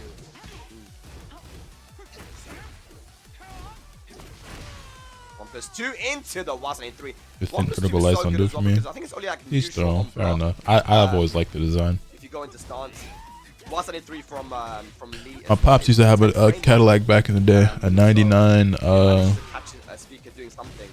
Right now, 99 DeVille. Shit was baby blue. What changed here? Loved that car. I think someone might coach. Yeah, this game looking much better for Super Kuma. We've seen this throughout the day though, where game 2 just looking a lot better in general. Wow, and ready look at that for 3 rounds straight, yeah. So ready for that string. Super Kuma, everything working out for him. Big deep breath. Always very animated, you know, Super Kuma whenever he's playing. Very fun to watch on camera. Yeah. Alright, not destroying the chewing gum as much anymore. Speaker, slowing it down a bit. Let's see what he can do to adapt it. Final game. I really wish I had noticed it when you said it the first time. Bro, you should go back to the replay. I hope you get the replay we're showing him. The chewing gum replay? Yeah. Alright. Oh, man. No confirm on that string. Okay. Power crush sheet engage. We love those. Yeah, I mean, Super Kuma looks like he's back in control now. Beautiful down 4-2 there. He's got confidence for sure. Tornado, do we break? Yeah. Nice. Maybe have to be again for that wall carry. Oh god. Yeah, Speaker making some mistakes now, and Super Kuma taking advantage of it. gonna get the round on the board here in this final game. He's playing confident now. I feel like this Super Kuma's gonna be hard to beat. Yeah. But he needs to steal that momentum somehow to get that one round on the board. They got me looking at cars and shit now. A little bit tilted, man. If something doesn't go I wasn't even looking at the match. Sure, yeah, I mean, the game can rip you off. Sidewalk Welcome back, situation. Masa. Sometimes you can just create a scramble situation, too. Yeah. Nice. 3-hit string there. From the install. Oh, look at this, though. Speaker utilizing the heat so well. One round apiece here in the final game. Yeah, Speaker can just get the momentum rolling just a little bit. The rounds he Stuck in the car vortex, right? Knowing damn well I'm not buying one this year, but got me looking at shit now. Yeah, always seems like If I wasn't going on these 2 big trips, I might have been looking to get a car right about now. Goes into the heat engage, and Super Kuma plus frames goes for the throw. Good break. Oh boy, trouble. Yeah, opportunity. Speaker. Dab. Oh boy, heat dash here. Wow. Sick. Yeah, that was surprising. Nice down jab there from Super Kuma. Oh! Rage heart! Yeah, Wow. that's the kind of thing I'm talking about, right? To get him tilted a little bit, using that rage art perfectly placed. Damn. And Speaker is now gonna move onto set point. The wild thing was Super Kuma had the Leo's rage art is so ass. I'm gonna take my turn back, and just because of that, it put in Speaker's mind like he's gonna keep pressing buttons. He doesn't want me to have my turn, right? That was a perfect call for the rage art. Yeah, but Super Kuma not letting up though. He's going in. Yeah, but so is Speaker. Speaker's smelling buzz a little bit. Yeah. My mom's had a Mazda back in the day. That motherfucker put in work. Into the I don't think I've ever been in a Mazda before. Good call out on the high. Heat dash combo conversion. Yep. I think we still got a breakable wall over here. And tornado. There it is. Are we gonna get another final final? This would be crazy. Rage available. Hasn't popped heat just yet. Down 2+ frames. Oh my gosh! Oh my goodness! Just popped in damn heat. Uh-oh. Heat engage or get the health back. Oh! The breakable wall. Is it it? Is I that think it? with Rage on no. It's a rage art. Damn, down goes Super Akuma. Yes. Speaker gonna take it over Super Akuma. Really good combo there. He managed to get the breakable wall. Good stuff there. We'll move into top 40 in the winner's side. GG's, man. Speaker. Top layer player, man. Man, so close. Yeah, you can see Super Cruise. I mean, of course. Good shit, Everyone's Speaker. feeling bad after that one. That's a rough one. The Rage Art really caught him off guard, and Rage Art is so powerful like that, right? It's just one button you can press. You can use it just like as an arm move, except with one button, right? It's pretty scary, pretty terrifying. Man, when you get your ass beat, it's like whatever, man. But when it's close like that, it can hurt a little bit more, right? So yeah, Super Akuma gonna be in the loser side for tomorrow in that top 48. Lost the Twitch parlay. Hate to see it. Good, man. Leo, again, not a character we see all too often. Looks like Super Akuma was kind of familiar with the matchup, though. He was ready, right? But yeah, Speaker just played very, very solid, man. Was able to steal now, who is the law player that we commentated before at the SFL finals, Rip. So yeah, I don't know how Shadow is versus Law, but I mean, Shadow, I feel getting that win versus Book must have given him a lot of confidence, right? I mean, he's been. I'm looking at his run so far. Since being sent to loser bracket, he's 2-0 against Heavy, 2-0 against Tora, 2-0 against Book. So he hasn't lost a game since dropping loser bracket. So he's playing very well right now. But you know, you never know what's gonna happen out here. We'll see if Shadow can make it to top 48. He's very close to it, obviously. And if he wins that matchup, he's basically in the same position Super Akuma is in at this point. Well, talking about Shadow, and actually that's gonna be our next match. So we're going into the loser bracket now to see some of these Shark Tank games. We're gonna see Shadow. We're gonna see Shadow, man. We're gonna see Shadow. Wow. This lone representative of NA now. He's gonna have to go up against the Law of Saudi Arabia to try and make it in. But there he is representing Team Liquid there, man. That's your boy, man. NA all day. But he's going up against the Law player though, man. NA all day. Look, man, I like Law, but like, come on, man. We got one That guy boy Shadow. NA out here. It's like how many opportunities am I gonna have to be biased for the next week and a half? You know what I mean? This is it. This might be it. This might be my last opportunity right here. To be fair, you haven't had a lot of opportunity to be biased the whole year, man. But you know, exactly. Do your thing, man. You know, get any chances. This is losers as well, so if Shadow doesn't win here, also Book is already eliminated. I missed that. Damn. Justin Bieber, Despacito. Shadow in the losers side. Let's go, man. Obed with the Law, man. I mean, we watched him play before. He's definitely a very creative Law, but Shadow, man, I feel like with the wins he's got versus those two guys, Tora, very strong player, and Book as well. I think he's locked in, man. It's gonna be hard for Obed. Yeah, I mean, Shadow looks ready to play. You know, let's get it. But is it gonna be the Claudio or will it be the Zafina? That's the question. Now I think the Zafina was actually pretty good versus Law, in the past. NA hasn't been popping off in Tekken 8. That is true. Not so far. I mean, they've had some respectable placements and performances and stuff. I would say the best one that we've had so far was Speedcase getting 9th at Evo, but yeah, I was gonna say I feel like throughout the nah, it hasn't been too crazy for NA so far yet in Tekken 8. They'll come around though. Yeah, it makes sense though because it's definitely being read by Korea and Pakistan at the moment though. Should give people the confidence needed that. You kind of just need to, you kind with EU and Japan behind them. You don't need to play, any other. Yeah, I mean, Claudio's so good. Zafino is something he built up over time, and oh my god, these back are crazy. What's Law gonna do? Parry it? Bloody Perfect. hell. Notice got his next Evo. Yeah, for sure. Yeah, Shadow's pissed.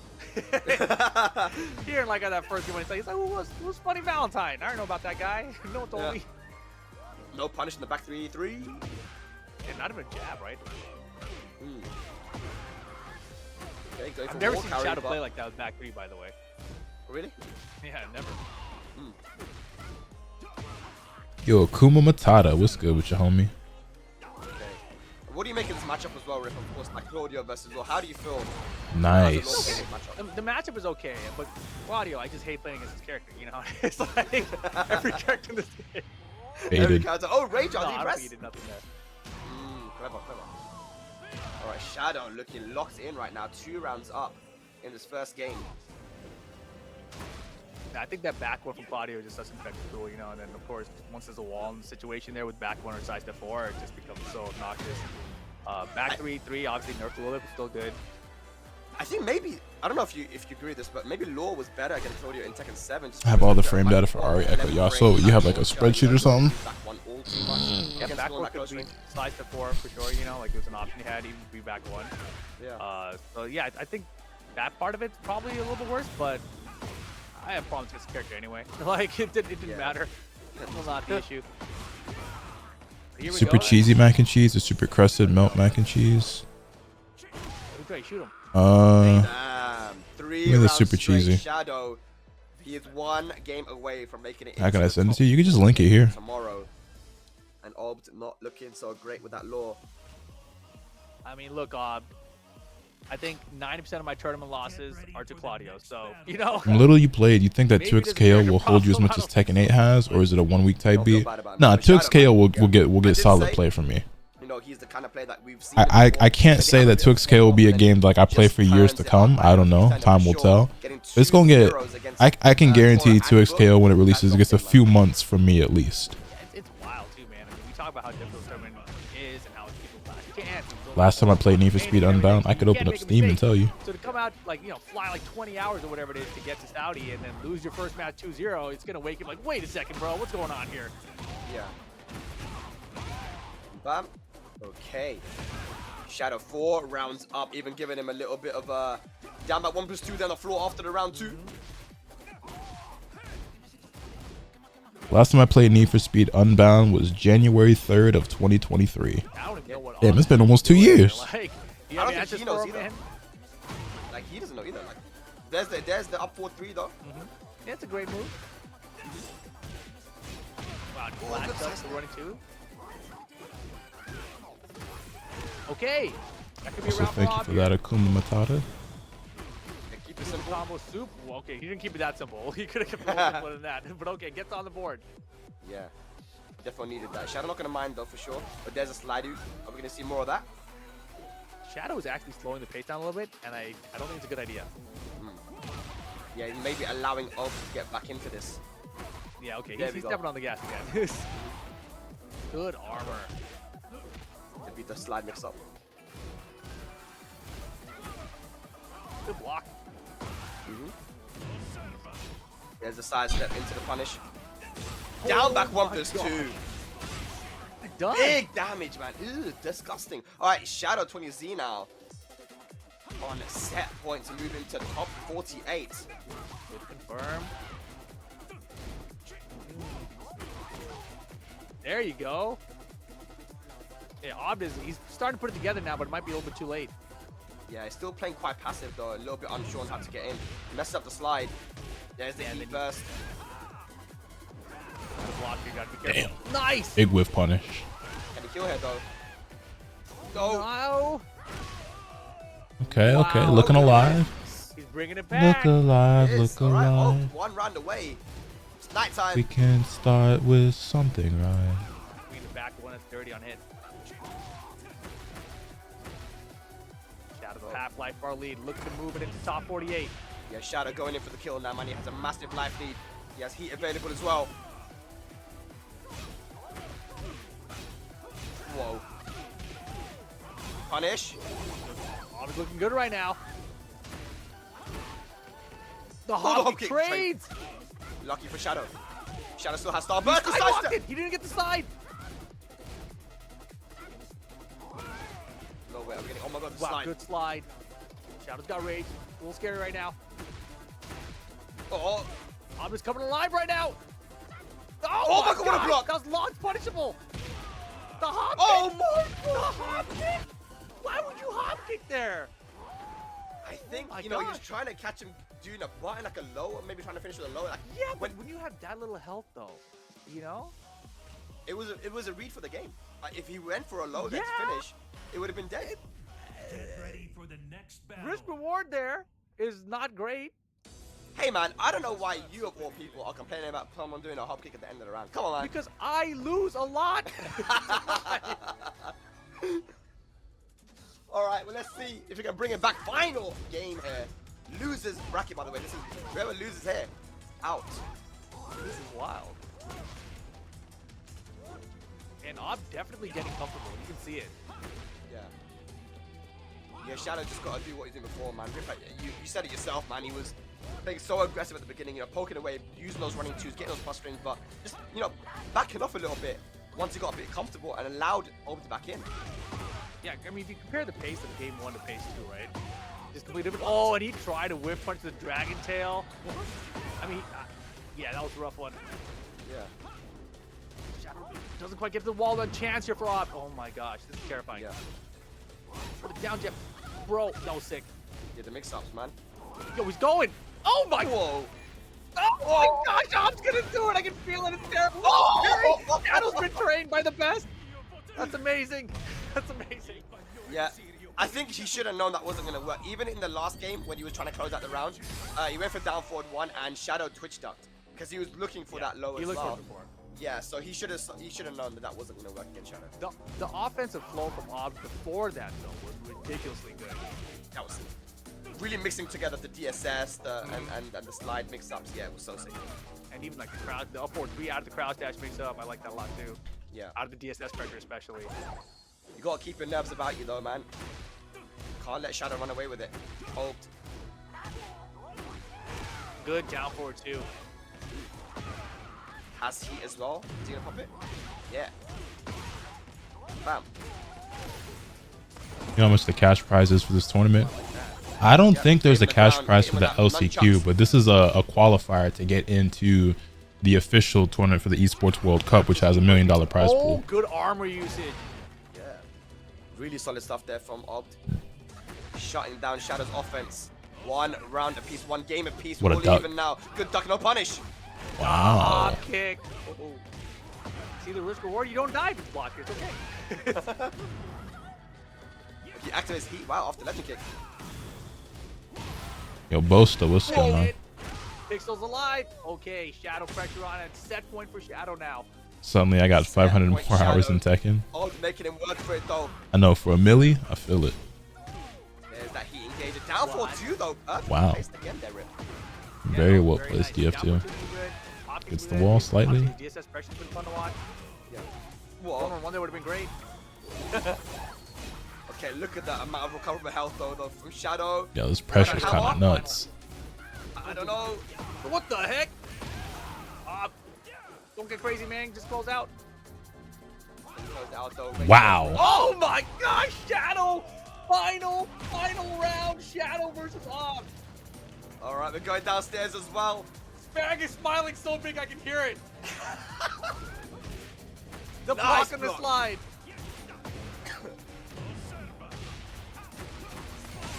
It's a great start here. So did my final year of med school today. Sheesh.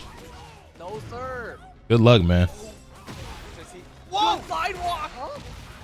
Junkyard though. Yeah, the heat. No, Come on, Shadow. Let rock. Come on, Shadow. There you go. Game. Uh Shadow oh. finds the backward run shoot. No go. Ob's still in this. Oh my god. It's very close. A launcher could do it for Ob, honestly. Good keep out. Good keep out. Definitely Shadow. Not letting him in. Oh! Shadow gets hit with one launcher. He's dead. Big whiff! It's not dead. Oh, he's got him. He's down one to Oof, it was close, but well played. taking it Well over played. Ob and moving into tomorrow's top. All right, low-key, that might have been the last match for today. Yeah, great set. Well, let me check the Nice try pools. there. I feel like Ob was nervous in game 1. Didn't really get started until game 2, but Shadow staying alive in this tournament makes it into top 48. Yeah, Let's that pool is take a look back at the complete. action. Game 1 was crazy. I haven't seen Shadow play this before. They He have just one more knocked match out left, I back threes all think. day.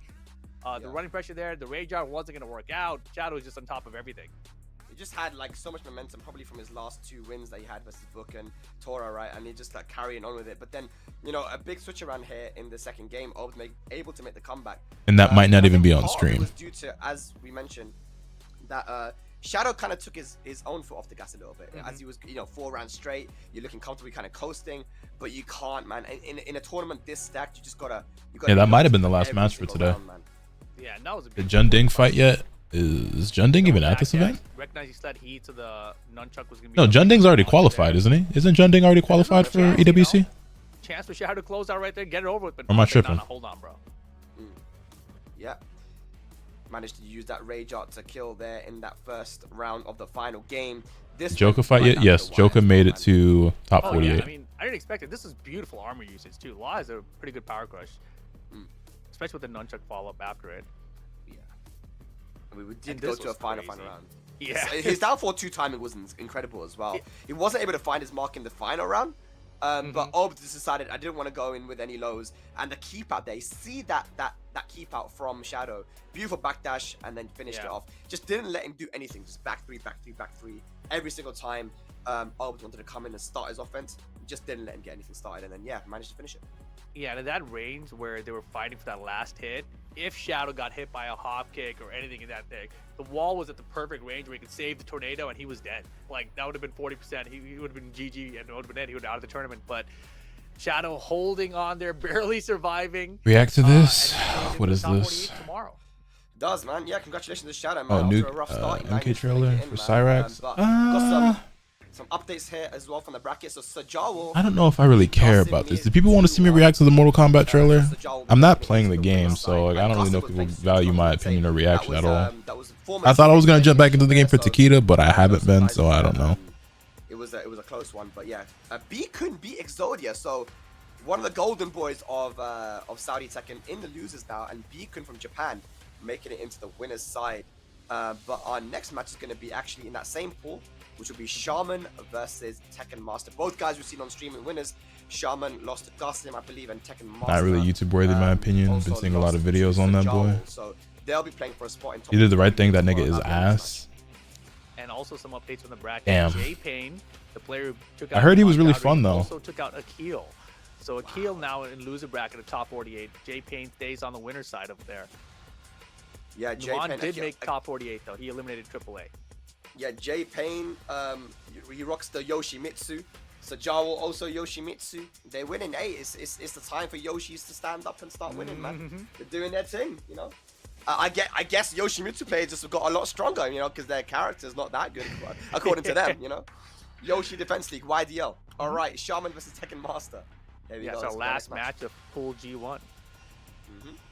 Yeah, every other match has been played out apparently, right? That's crazy. Yeah, man. Yeah, very efficiently run tournament out here.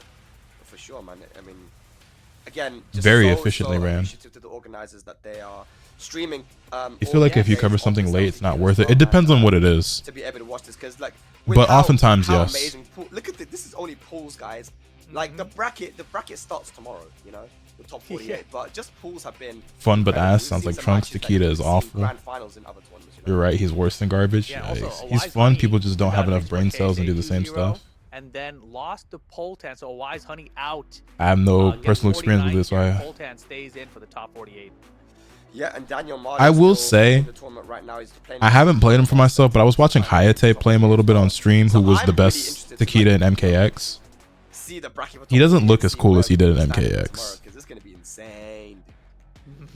Dude, tomorrow. Like at this point, covering Takeda wouldn't be beneficial to you. Right, but here we go. The Tekken Master. Nah, that's something that I would still do Shaman, if I just wanted to play, but I just don't really think I want to play that bad. You know what I mean? Because that's not like I mean, like I definitely missed the hype, the initial hype of the character being out.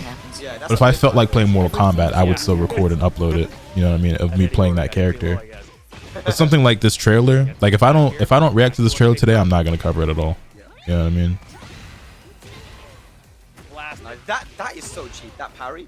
You know, We got London on the track. Thank you for the 37 months. Welcome back. I greatly appreciate that. Like, I don't think you guys just let him do it. You know, because it's a parry that beats like pretty much everything, and then on counter hit. Hayate hates that nigga. You know how crazy that is? Nah, say it ain't so. Has your 2x KO coverage been doing well? It's been doing okay. Having said that, It's just been doing average. A couple of videos did not so great, but for the most part, it's just been doing okay. Ready? Look at that. Back 2-1, ducking it, full launch afterwards. But I'm gonna keep pushing it because I like the game. Same thing goes with like Tekken. When leading up to the release of Tekken 8, my Tekken coverage did really bad. Now when the game finally dropped, there was a big boom. Like the content took a huge spike and everything was doing really well. Shit was kind of popping off at the start. You know, and obviously, you know, it leveled back out. But 2x KO coverage has not been doing. Actually, everything before the alpha did pretty bad. Like YouTube wise, everything before the alpha came out was doing pretty bad. The videos I've been putting out since the alpha have been out have been doing okay. And I'm hoping that when the game actually releases, there'll be like a decent little boom for it. Handstand 1+ frames into the mid. Tekken Master stringing together some. Right now, the thing I'm banking on the most is damn, bro, he's getting steamrolled. Sparking Zero. Hoping that when Sparking Zero drops in October, that game does really well for content. I mean, I guess with June you can always just. Oh my gosh. Blasted with the smash. Get that health. Do you feel like back. some people don't want to watch it because they don't have access? Yes. Yes, I do actually. Oh, what a whiff punish. Forward 4-2-3 into Rage Art. Nice setup there, and that should kill as well. So Shaman gets around on the board. I think Zero's gonna handle tourneys. No. Sparking Zero's not like a tournament kind of game. But right now it feels like that's all he's doing. Yeah, that might be because he's also panicking as well. You know, it's loses. You're playing a Tekken Master. He's doing Eddie stuff. Yeah. Nice chip. And I was off the side. That's a little conversion here. Should enter the wall. Yes, sir. Yep. They brought that cop kick combo back as well. It was in the CNT. They got rid of it. Then they brought it back. So there it is. Big damage. Oh, man. Oh, 3+4. Bam, bam. Damage, man. The way off axis on the wall combo, though. Duck the hide. No, sir. Yeah. Great punish. 3-3. 3. Yo. 3-3-3. Any plans to play Metaphor? Yes. I will be playing that game. And I'm hoping Atlas reaches out to me again and wants to sponsor me to play it because I'm going to play it regardless. But if they want to give it to me for free and pay me to stream it, then I will. I honestly feel like Shaman is playing kind of shook right now. Do we have a roster of 2x KO? Not yet. And it's not good, especially when you're playing June, because you've got to be so on point at all times to play this character because her punishment is quite special. Like, you got to go for up forward 1 in certain scenarios to punish. And, you know, you beat P3R? Yeah, I only did the one stream. So that was a game I wasn't going to stream at all. But that was another game where Atlas reached out to me. And they wanted to sponsor me to do a stream for the release of the game. So I streamed it that one time, and then I no life that game for 2 weeks until I beat it. Looking good right now, though. Here's the heat first. I don't even think it was a full 2 weeks. It might have been like a week and a half it took me to beat that game. There you go. Eat that combo. No, sir. Yeah, that game was incredible. I loved it. Because of this one mistake. Persona has not missed for me ever. The slippery kicks. How far into the bracket are they streaming today? Just until top 48. I think this is the last match of the day. Yeah, that was a good option there from Shaman, showing that you can actually jab, interrupt. Yeah, we're actually getting to the point now where I should. When Metaphor comes out in October, right? If I don't hear from Atlas by the end of the month, I'll probably reach out to them, or at least reach out to one of the people who's contacted me before. I'm like, hey, y'all, I'll look for any streamers for Metaphor. Oh boy. Did I try SMT? Yes, they sponsored me for SMT5 as well. But again, I made one video on that because that's what I was sponsored to do. The rest is for me. You ever tried Xenoblade? I have not tried Xenoblade, but I think I would like it if I played it. Real soon here. think maybe a little inexperienced in the Eddie matchup as well. Yeah, you can see that he definitely knows some things, but you know, Tekken Master's showing him so much. Yeah, and again, not quite sure how to punish it. Look at that, while standing 2, Tekken Master gonna get a full combo. Does he break the floor though? Yes. He do. Yeah, the back 2-1s are getting him killed, right? Like Shaman, like that should have been something he stored away immediately when it got ducked in round 1. And like, all right, you know, let's just go with the back 2-2s here. But he just keeps going back to the back 2-1s, and it's costing him. You can see how fast Tekken Master punishes it too. Like he's so prepared for it. Yeah. Being a little bit patient now, trying to play that keep out game. Sasei through this 4, good breaking the throw. Oh no, that could have been launched by Shaman, so dropping the ball there. There's about only 10 seconds left on the clock.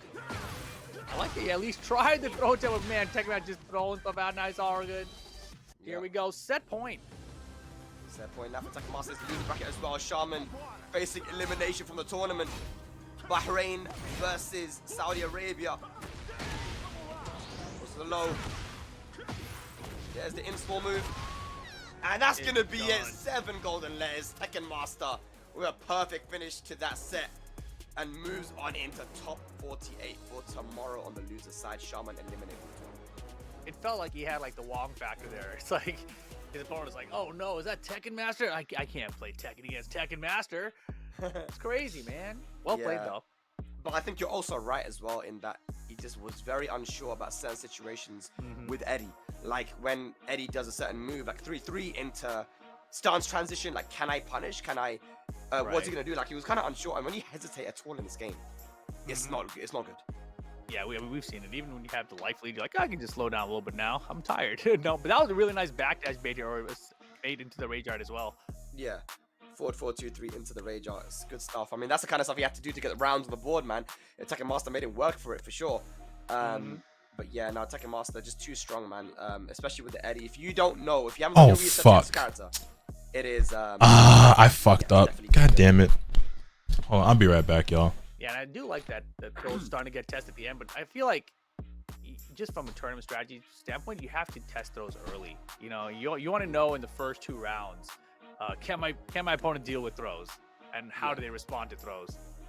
And I know for sure that Tekken Master has a lot more to give as well, because Shaman wasn't playing the anti-Eddie matchup too well. He wasn't playing the Eddie matchup too well, so yeah, I'm excited to see how far he gets tomorrow as well, man, because he definitely has a lot more to show with that Eddie. But yeah, just I believe that was our final set of the day, man. So yeah, we'll have a look at the bracket and see how everything's been going down, because it has been some matches off stream as well. But man, Rip today has been crazy, dude. Just pulls. Exactly. You know, I mean, first of all, you know, shout out to the organizers for organizing this last chance qualifier stream so we can at least watch these matches. But then not just that, breaking across multiple days so we can watch the pools and then the top 48 and then the top 8 all together, dude. It's gonna be awesome. But you can see here some of the updates from the brackets. You can see Khan went down. All right, we Gucci. To Abid, you see he took out Kumbo on the way there. But then Abid also taking out you, and you had taken out Tibetano before that, right? So yeah, crazy top half of this bracket. Yeah, we didn't even get to see Abid today as well. So, I mean, a lot of players I haven't seen today. Abid, Mishima played Pakistan. We'll see him tomorrow. Tibetano made it through the eliminating Khan from the tournament. So, Tibetano from Spain stays alive here. And damn, Khan not even getting top 48. Kind of crazy. Into top 48 as well for tomorrow. Here's a look at B1 now on the winner's side. It was Ao taking out Sam Brother. We saw that on stream with a very good performance with that Elisa. Moss and Shooter losing to Sam Brother as well, so he was put into the loser side. And Kwis over Isharib in a very close set. Yeah, that was a lot of fun matches there. Al, of course, coming on top with that Elisa. You can see down in loser bracket, Saint getting it done, taking out Mosin Shooter and Yaz there 2-0. So Saint stays alive into the top 48 there. I believe that's Fahad down there qualifying out of the loser side from the bottom half of that bracket. Yes, Saint had to put in a shift. He got put into loser bracket very early as well, so good stuff to him. He stays alive as well in this LCQ. Moving on into the next pool though, let's have a look at C1 as well on the upper side. Here it is. Dawood putting in a nice shift there, man. Going 2-0. Wish me luck for my training, by the way. This is my first one. Hey, good luck. Go ahead, knock him dead. Make sure you get in some warm-up games. I was gonna say, you know, shake off some of them nerves. Get your hands ready to roll. You know what I'm saying? And hey, just remember that at the end of the day, no matter what happens, there's always next time. But you gonna knock him dead. You gonna win the whole thing anyway. So you ain't gotta worry about that. He was playing out of his mind. We only got to see one of his sets, but he only lost one game his whole run so far. So He was playing pretty well in the one set that we got to see. Yeah, it would have been cool, but you know, Federer was able to take it. It was a lot of Kings now. We're gonna probably see a lot of Kings tomorrow as well. And here we go, Joker versus Awais Liaquat was our matchup in the winners semi-final. Joker took it 2-1 in the Feng versus Dragunov matchup. Joker had to beat Jin Jeddah to get there, and Rakban, which you saw on stream. And then on the other side, we had Osama, who took out MD Luffy and then took out Kudans. Kudans, of course, who also took out Yu on his way to that winner semifinals. Yeah, that was a wild bracket. You know, like just players dropping off and other people beating them. But Jin Jeddah did make it out there into the top 48 as well as Smile. And you can see Smile, crazy run there. Took out BK, Yu, and Luffy to qualify for the top 48. Yeah, what a performance by him, man. Crazy stuff. So yeah, Yu, BK, and Luffy eliminated from the LCQ here, and Smile and Jeddah make it through in the top 48 there. Going on into the second half of our pools here is E1, and Jay Payne has got to be the guy to talk about when it comes to these pools, man. No one expected Naman to lose this early, but for him to beat not only Naman, but to beat Akil as well. I believe Jay Payne rocking the Yoshimitsu, crazy stuff there, but Naman did manage to make it through into the loser side of top 48. As well as Sigma Fahad. So we had Fahad make it through in one of them, and Sigma Fahad in the other one, man. Good stuff, man. Damn, the Fahad, that means Super Kuma's out. Oh, sorry, I read it up. The bracket swapped right when I looked away and looked back. This is the winner's side of the bracket. I take it back. So Speaker did send Super Kuma to lose out of top 48. He's not out. Speaker makes it to the winner's side. And Reda 16, you know, took out Book and everything. This is a wild one.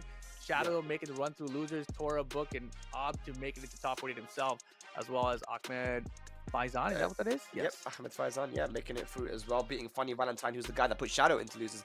So yeah, good stuff there. And then moving on into G1, we had Sajawal, the Yoshimitsu specialist from Pakistan, taking out Tekken Master, as well as Qasim Mir 2-1, his former teammate from the Team Ashes. And Beacon beating Irtaza, the #1 Link player from Pakistan, as well as Exodia. So Beacon looking super solid as well. Yeah, where's this LCQ based out of?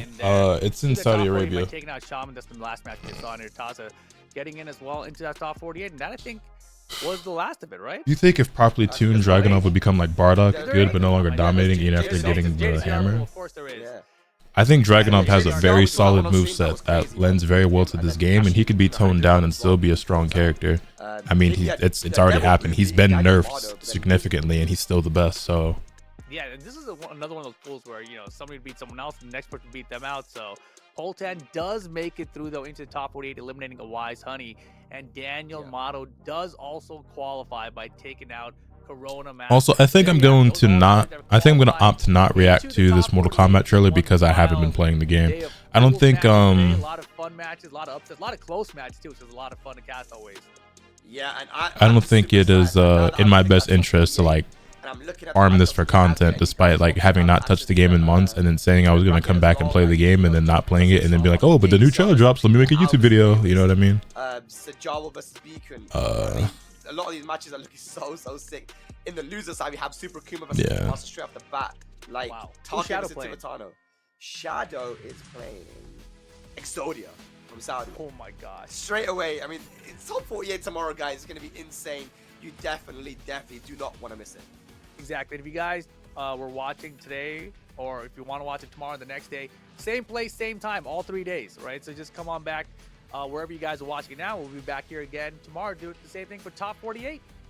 That's it. Yeah, but I believe that is going to be it from us here today. Tomorrow, top 48 guys on the same channel. Do not miss it.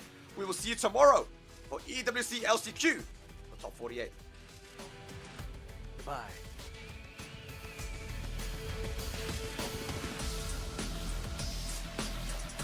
All right, that does it for today's matches. So tomorrow it's the same time again. So tomorrow at 11 a.m. Eastern time, stream starts back up for top 48. But also tomorrow should be the start of versus fighting out in Birmingham. So just so you guys are aware, let's go. And that tournament's even bigger in terms of Tekken entrance. So it's still part of the World Tour. It's a big event. We have Mogul, Tai, Rongchu, Sefi, Double, King Ray Jr., Ayo Richie, Jod, Gosane, CBM, Kanan Trench, Chicken Maru, Ra F, Fear, Tetsu, Mangja, Keisuke, Kokoma, Shirtle. So lots of big names over in that bracket as well. But I don't have this. I can't find the schedule anywhere, so I don't know when those matches actually start or where it's even being streamed.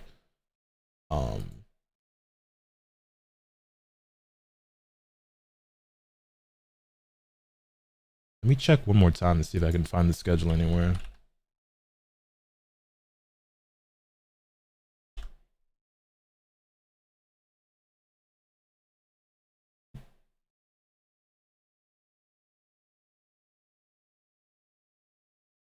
I do not see the schedule anywhere for this event.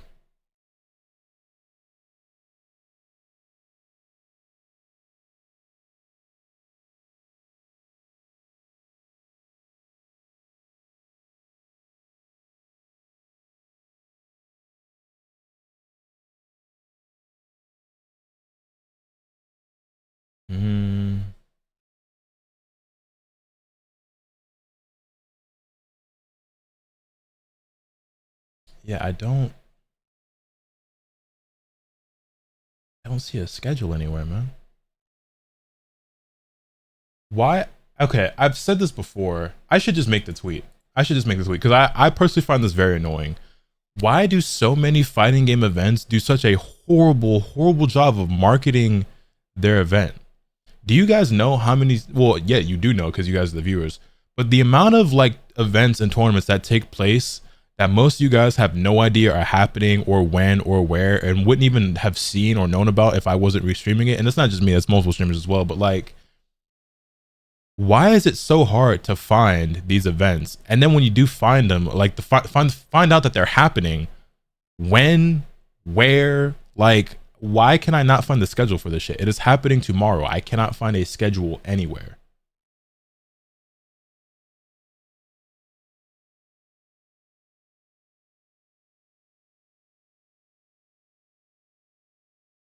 FGC event marketing is hard. Like, I get that, but I'm asking for, like, okay, marketing the event in terms of like getting it in front of eyes and like getting people to know about it. Yeah, that part is hard. Like, yeah, it's hard to get it in front of people's faces. But what I'm talking about is like, why is the critical information about the event so hard to dig for and find? Every single time an event is advertised, it should have the date for the event, the address for the venue, or where, like the country, all that type of information, like where it's taking place, and every tweet should have a link to the flyer and a schedule. Like, you know what I'm saying? Like, I don't understand why I have to dig so hard for this, for very, very basic information like this.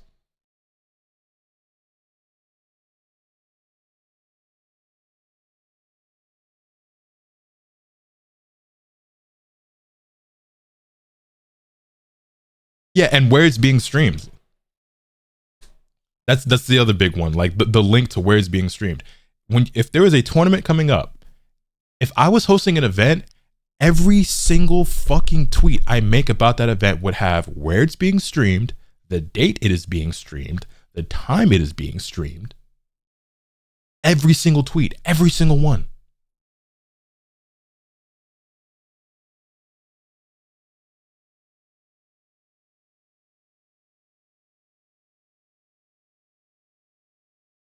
I actually cannot find this anywhere.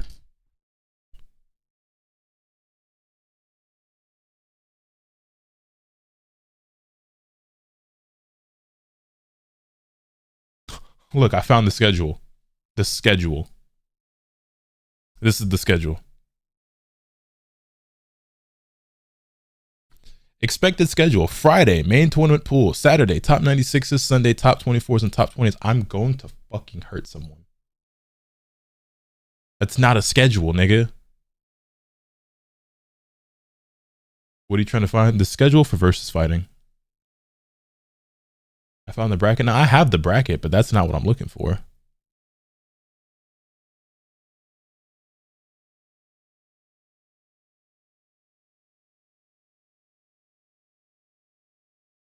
Here it is. I found it.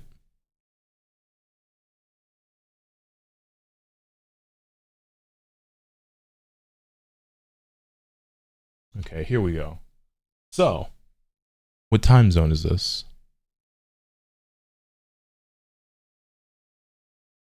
I'm going to assume, see, it doesn't say the time zone. Like, I'm going to assume it's British time.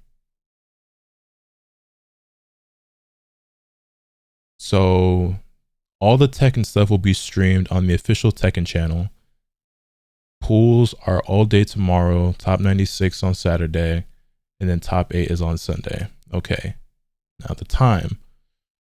The UK is what, 5-6 hours ahead? It's 6 hours ahead right now, right? Or is it 5? Hold on, I have to double check. I can't remember because of the daylight saving time shit. So they are. Yeah, no, my fault. For a second, I thought that shit said it was 8:40 over there. I was like, what? That doesn't. I mean, no, it is 8:40. At 9:40, I was like, that doesn't make sense. So they're 5 hours ahead. So at 7, this is actually kind of perfectly timed because that means tomorrow, when top 48 for the LCQ for EWC ends, pools should be starting. Wait, no. I'm thinking we're 5 hours ahead. It's actually the opposite. So for us, that's at 7 a.m. So they start at noon. That's 7 a.m. for us. Am I getting up at 7 a.m.? Probably not, but it's just pools. It's more important that we catch top 96, but then that's also the day for the final day of LCQ. How are we going to swing this?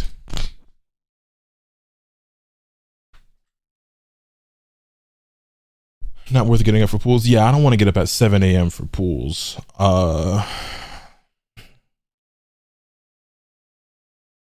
So I think this will be going on simultaneously as the EWC LCQ. So we'll just be jumping back and forth, watching whatever match is the most interesting at the time. Which is probably going to mostly be EWC because that'll be in top 48 while pools are going on. We'll watch both though. This starts at 7 a.m. And goes until 2 p.m. So we'll probably miss the first half of pools, I would say, because I'm not going to get up at 7 a.m. because I'm probably going to go to sleep at like 4 or 5 because that's just how my life goes right now. But I'll be back for LCQ EWC. And then the next day, so this starts every day, then this starts at 6 a.m. Their top 24 starts at 10 a.m. for us. So yeah, I think for the next 3 days, I'll just be starting stream every day at about 11 a.m. Whatever we miss of versus fighting, we miss, but we'll catch the most important parts, I think. I think the priority is EWC since it's a little bit ahead in terms of like their event schedule and their bracket. So they'll be deeper into the bracket, so the matches will be more interesting. It's no big deal if we miss some pools matches. Like there could be some upsets, but at the end of the day, obviously the deeper in the bracket, the more important and typically the more hyped the matches are. So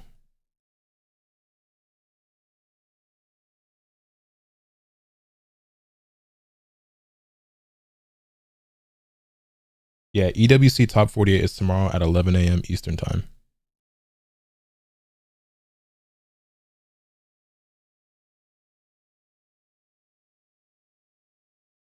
I missed stream yesterday. Did Omega actually go to bed at 2 a.m.? He ended his stream at about 12:30 and left Discord immediately and went to bed. So yeah.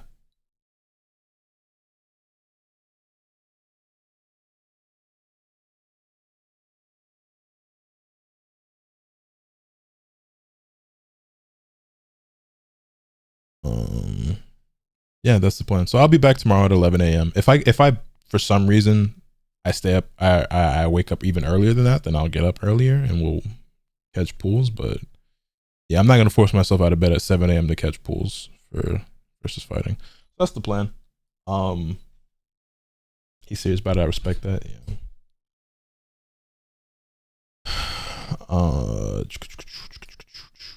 Let's see.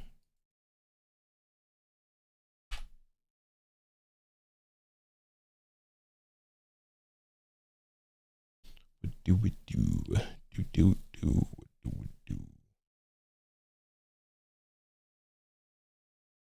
I think I'm gonna end stream because I want to take a nap. To be honest, I'm very tired because I only slept for about 4.5 hours. I'm gonna take a nap and then I might come back later with 2xKO or 2K or something. We'll see. Where can I drop y'all boys off at? Also, there's an exhibition tonight for 2xKO that we might tap into. We'll see. Yeah, I'm gonna go take a nap though. gonna drop you guys off at Diaphone. Appreciate y'all for hanging. Thank you for the subs, gift subs, bits, follows, everything like that. Hope y'all enjoyed hanging with your boy today. Appreciate y'all as always for keeping me company while we watched some Tekken action and I chilled and played Pokemon as well. And I will see y'all, if not later tonight, then for sure tomorrow, 11 a.m. Eastern, for more Tekken action, where we'll be watching Versus Fighting and EWC LCQ. Catch y'all later.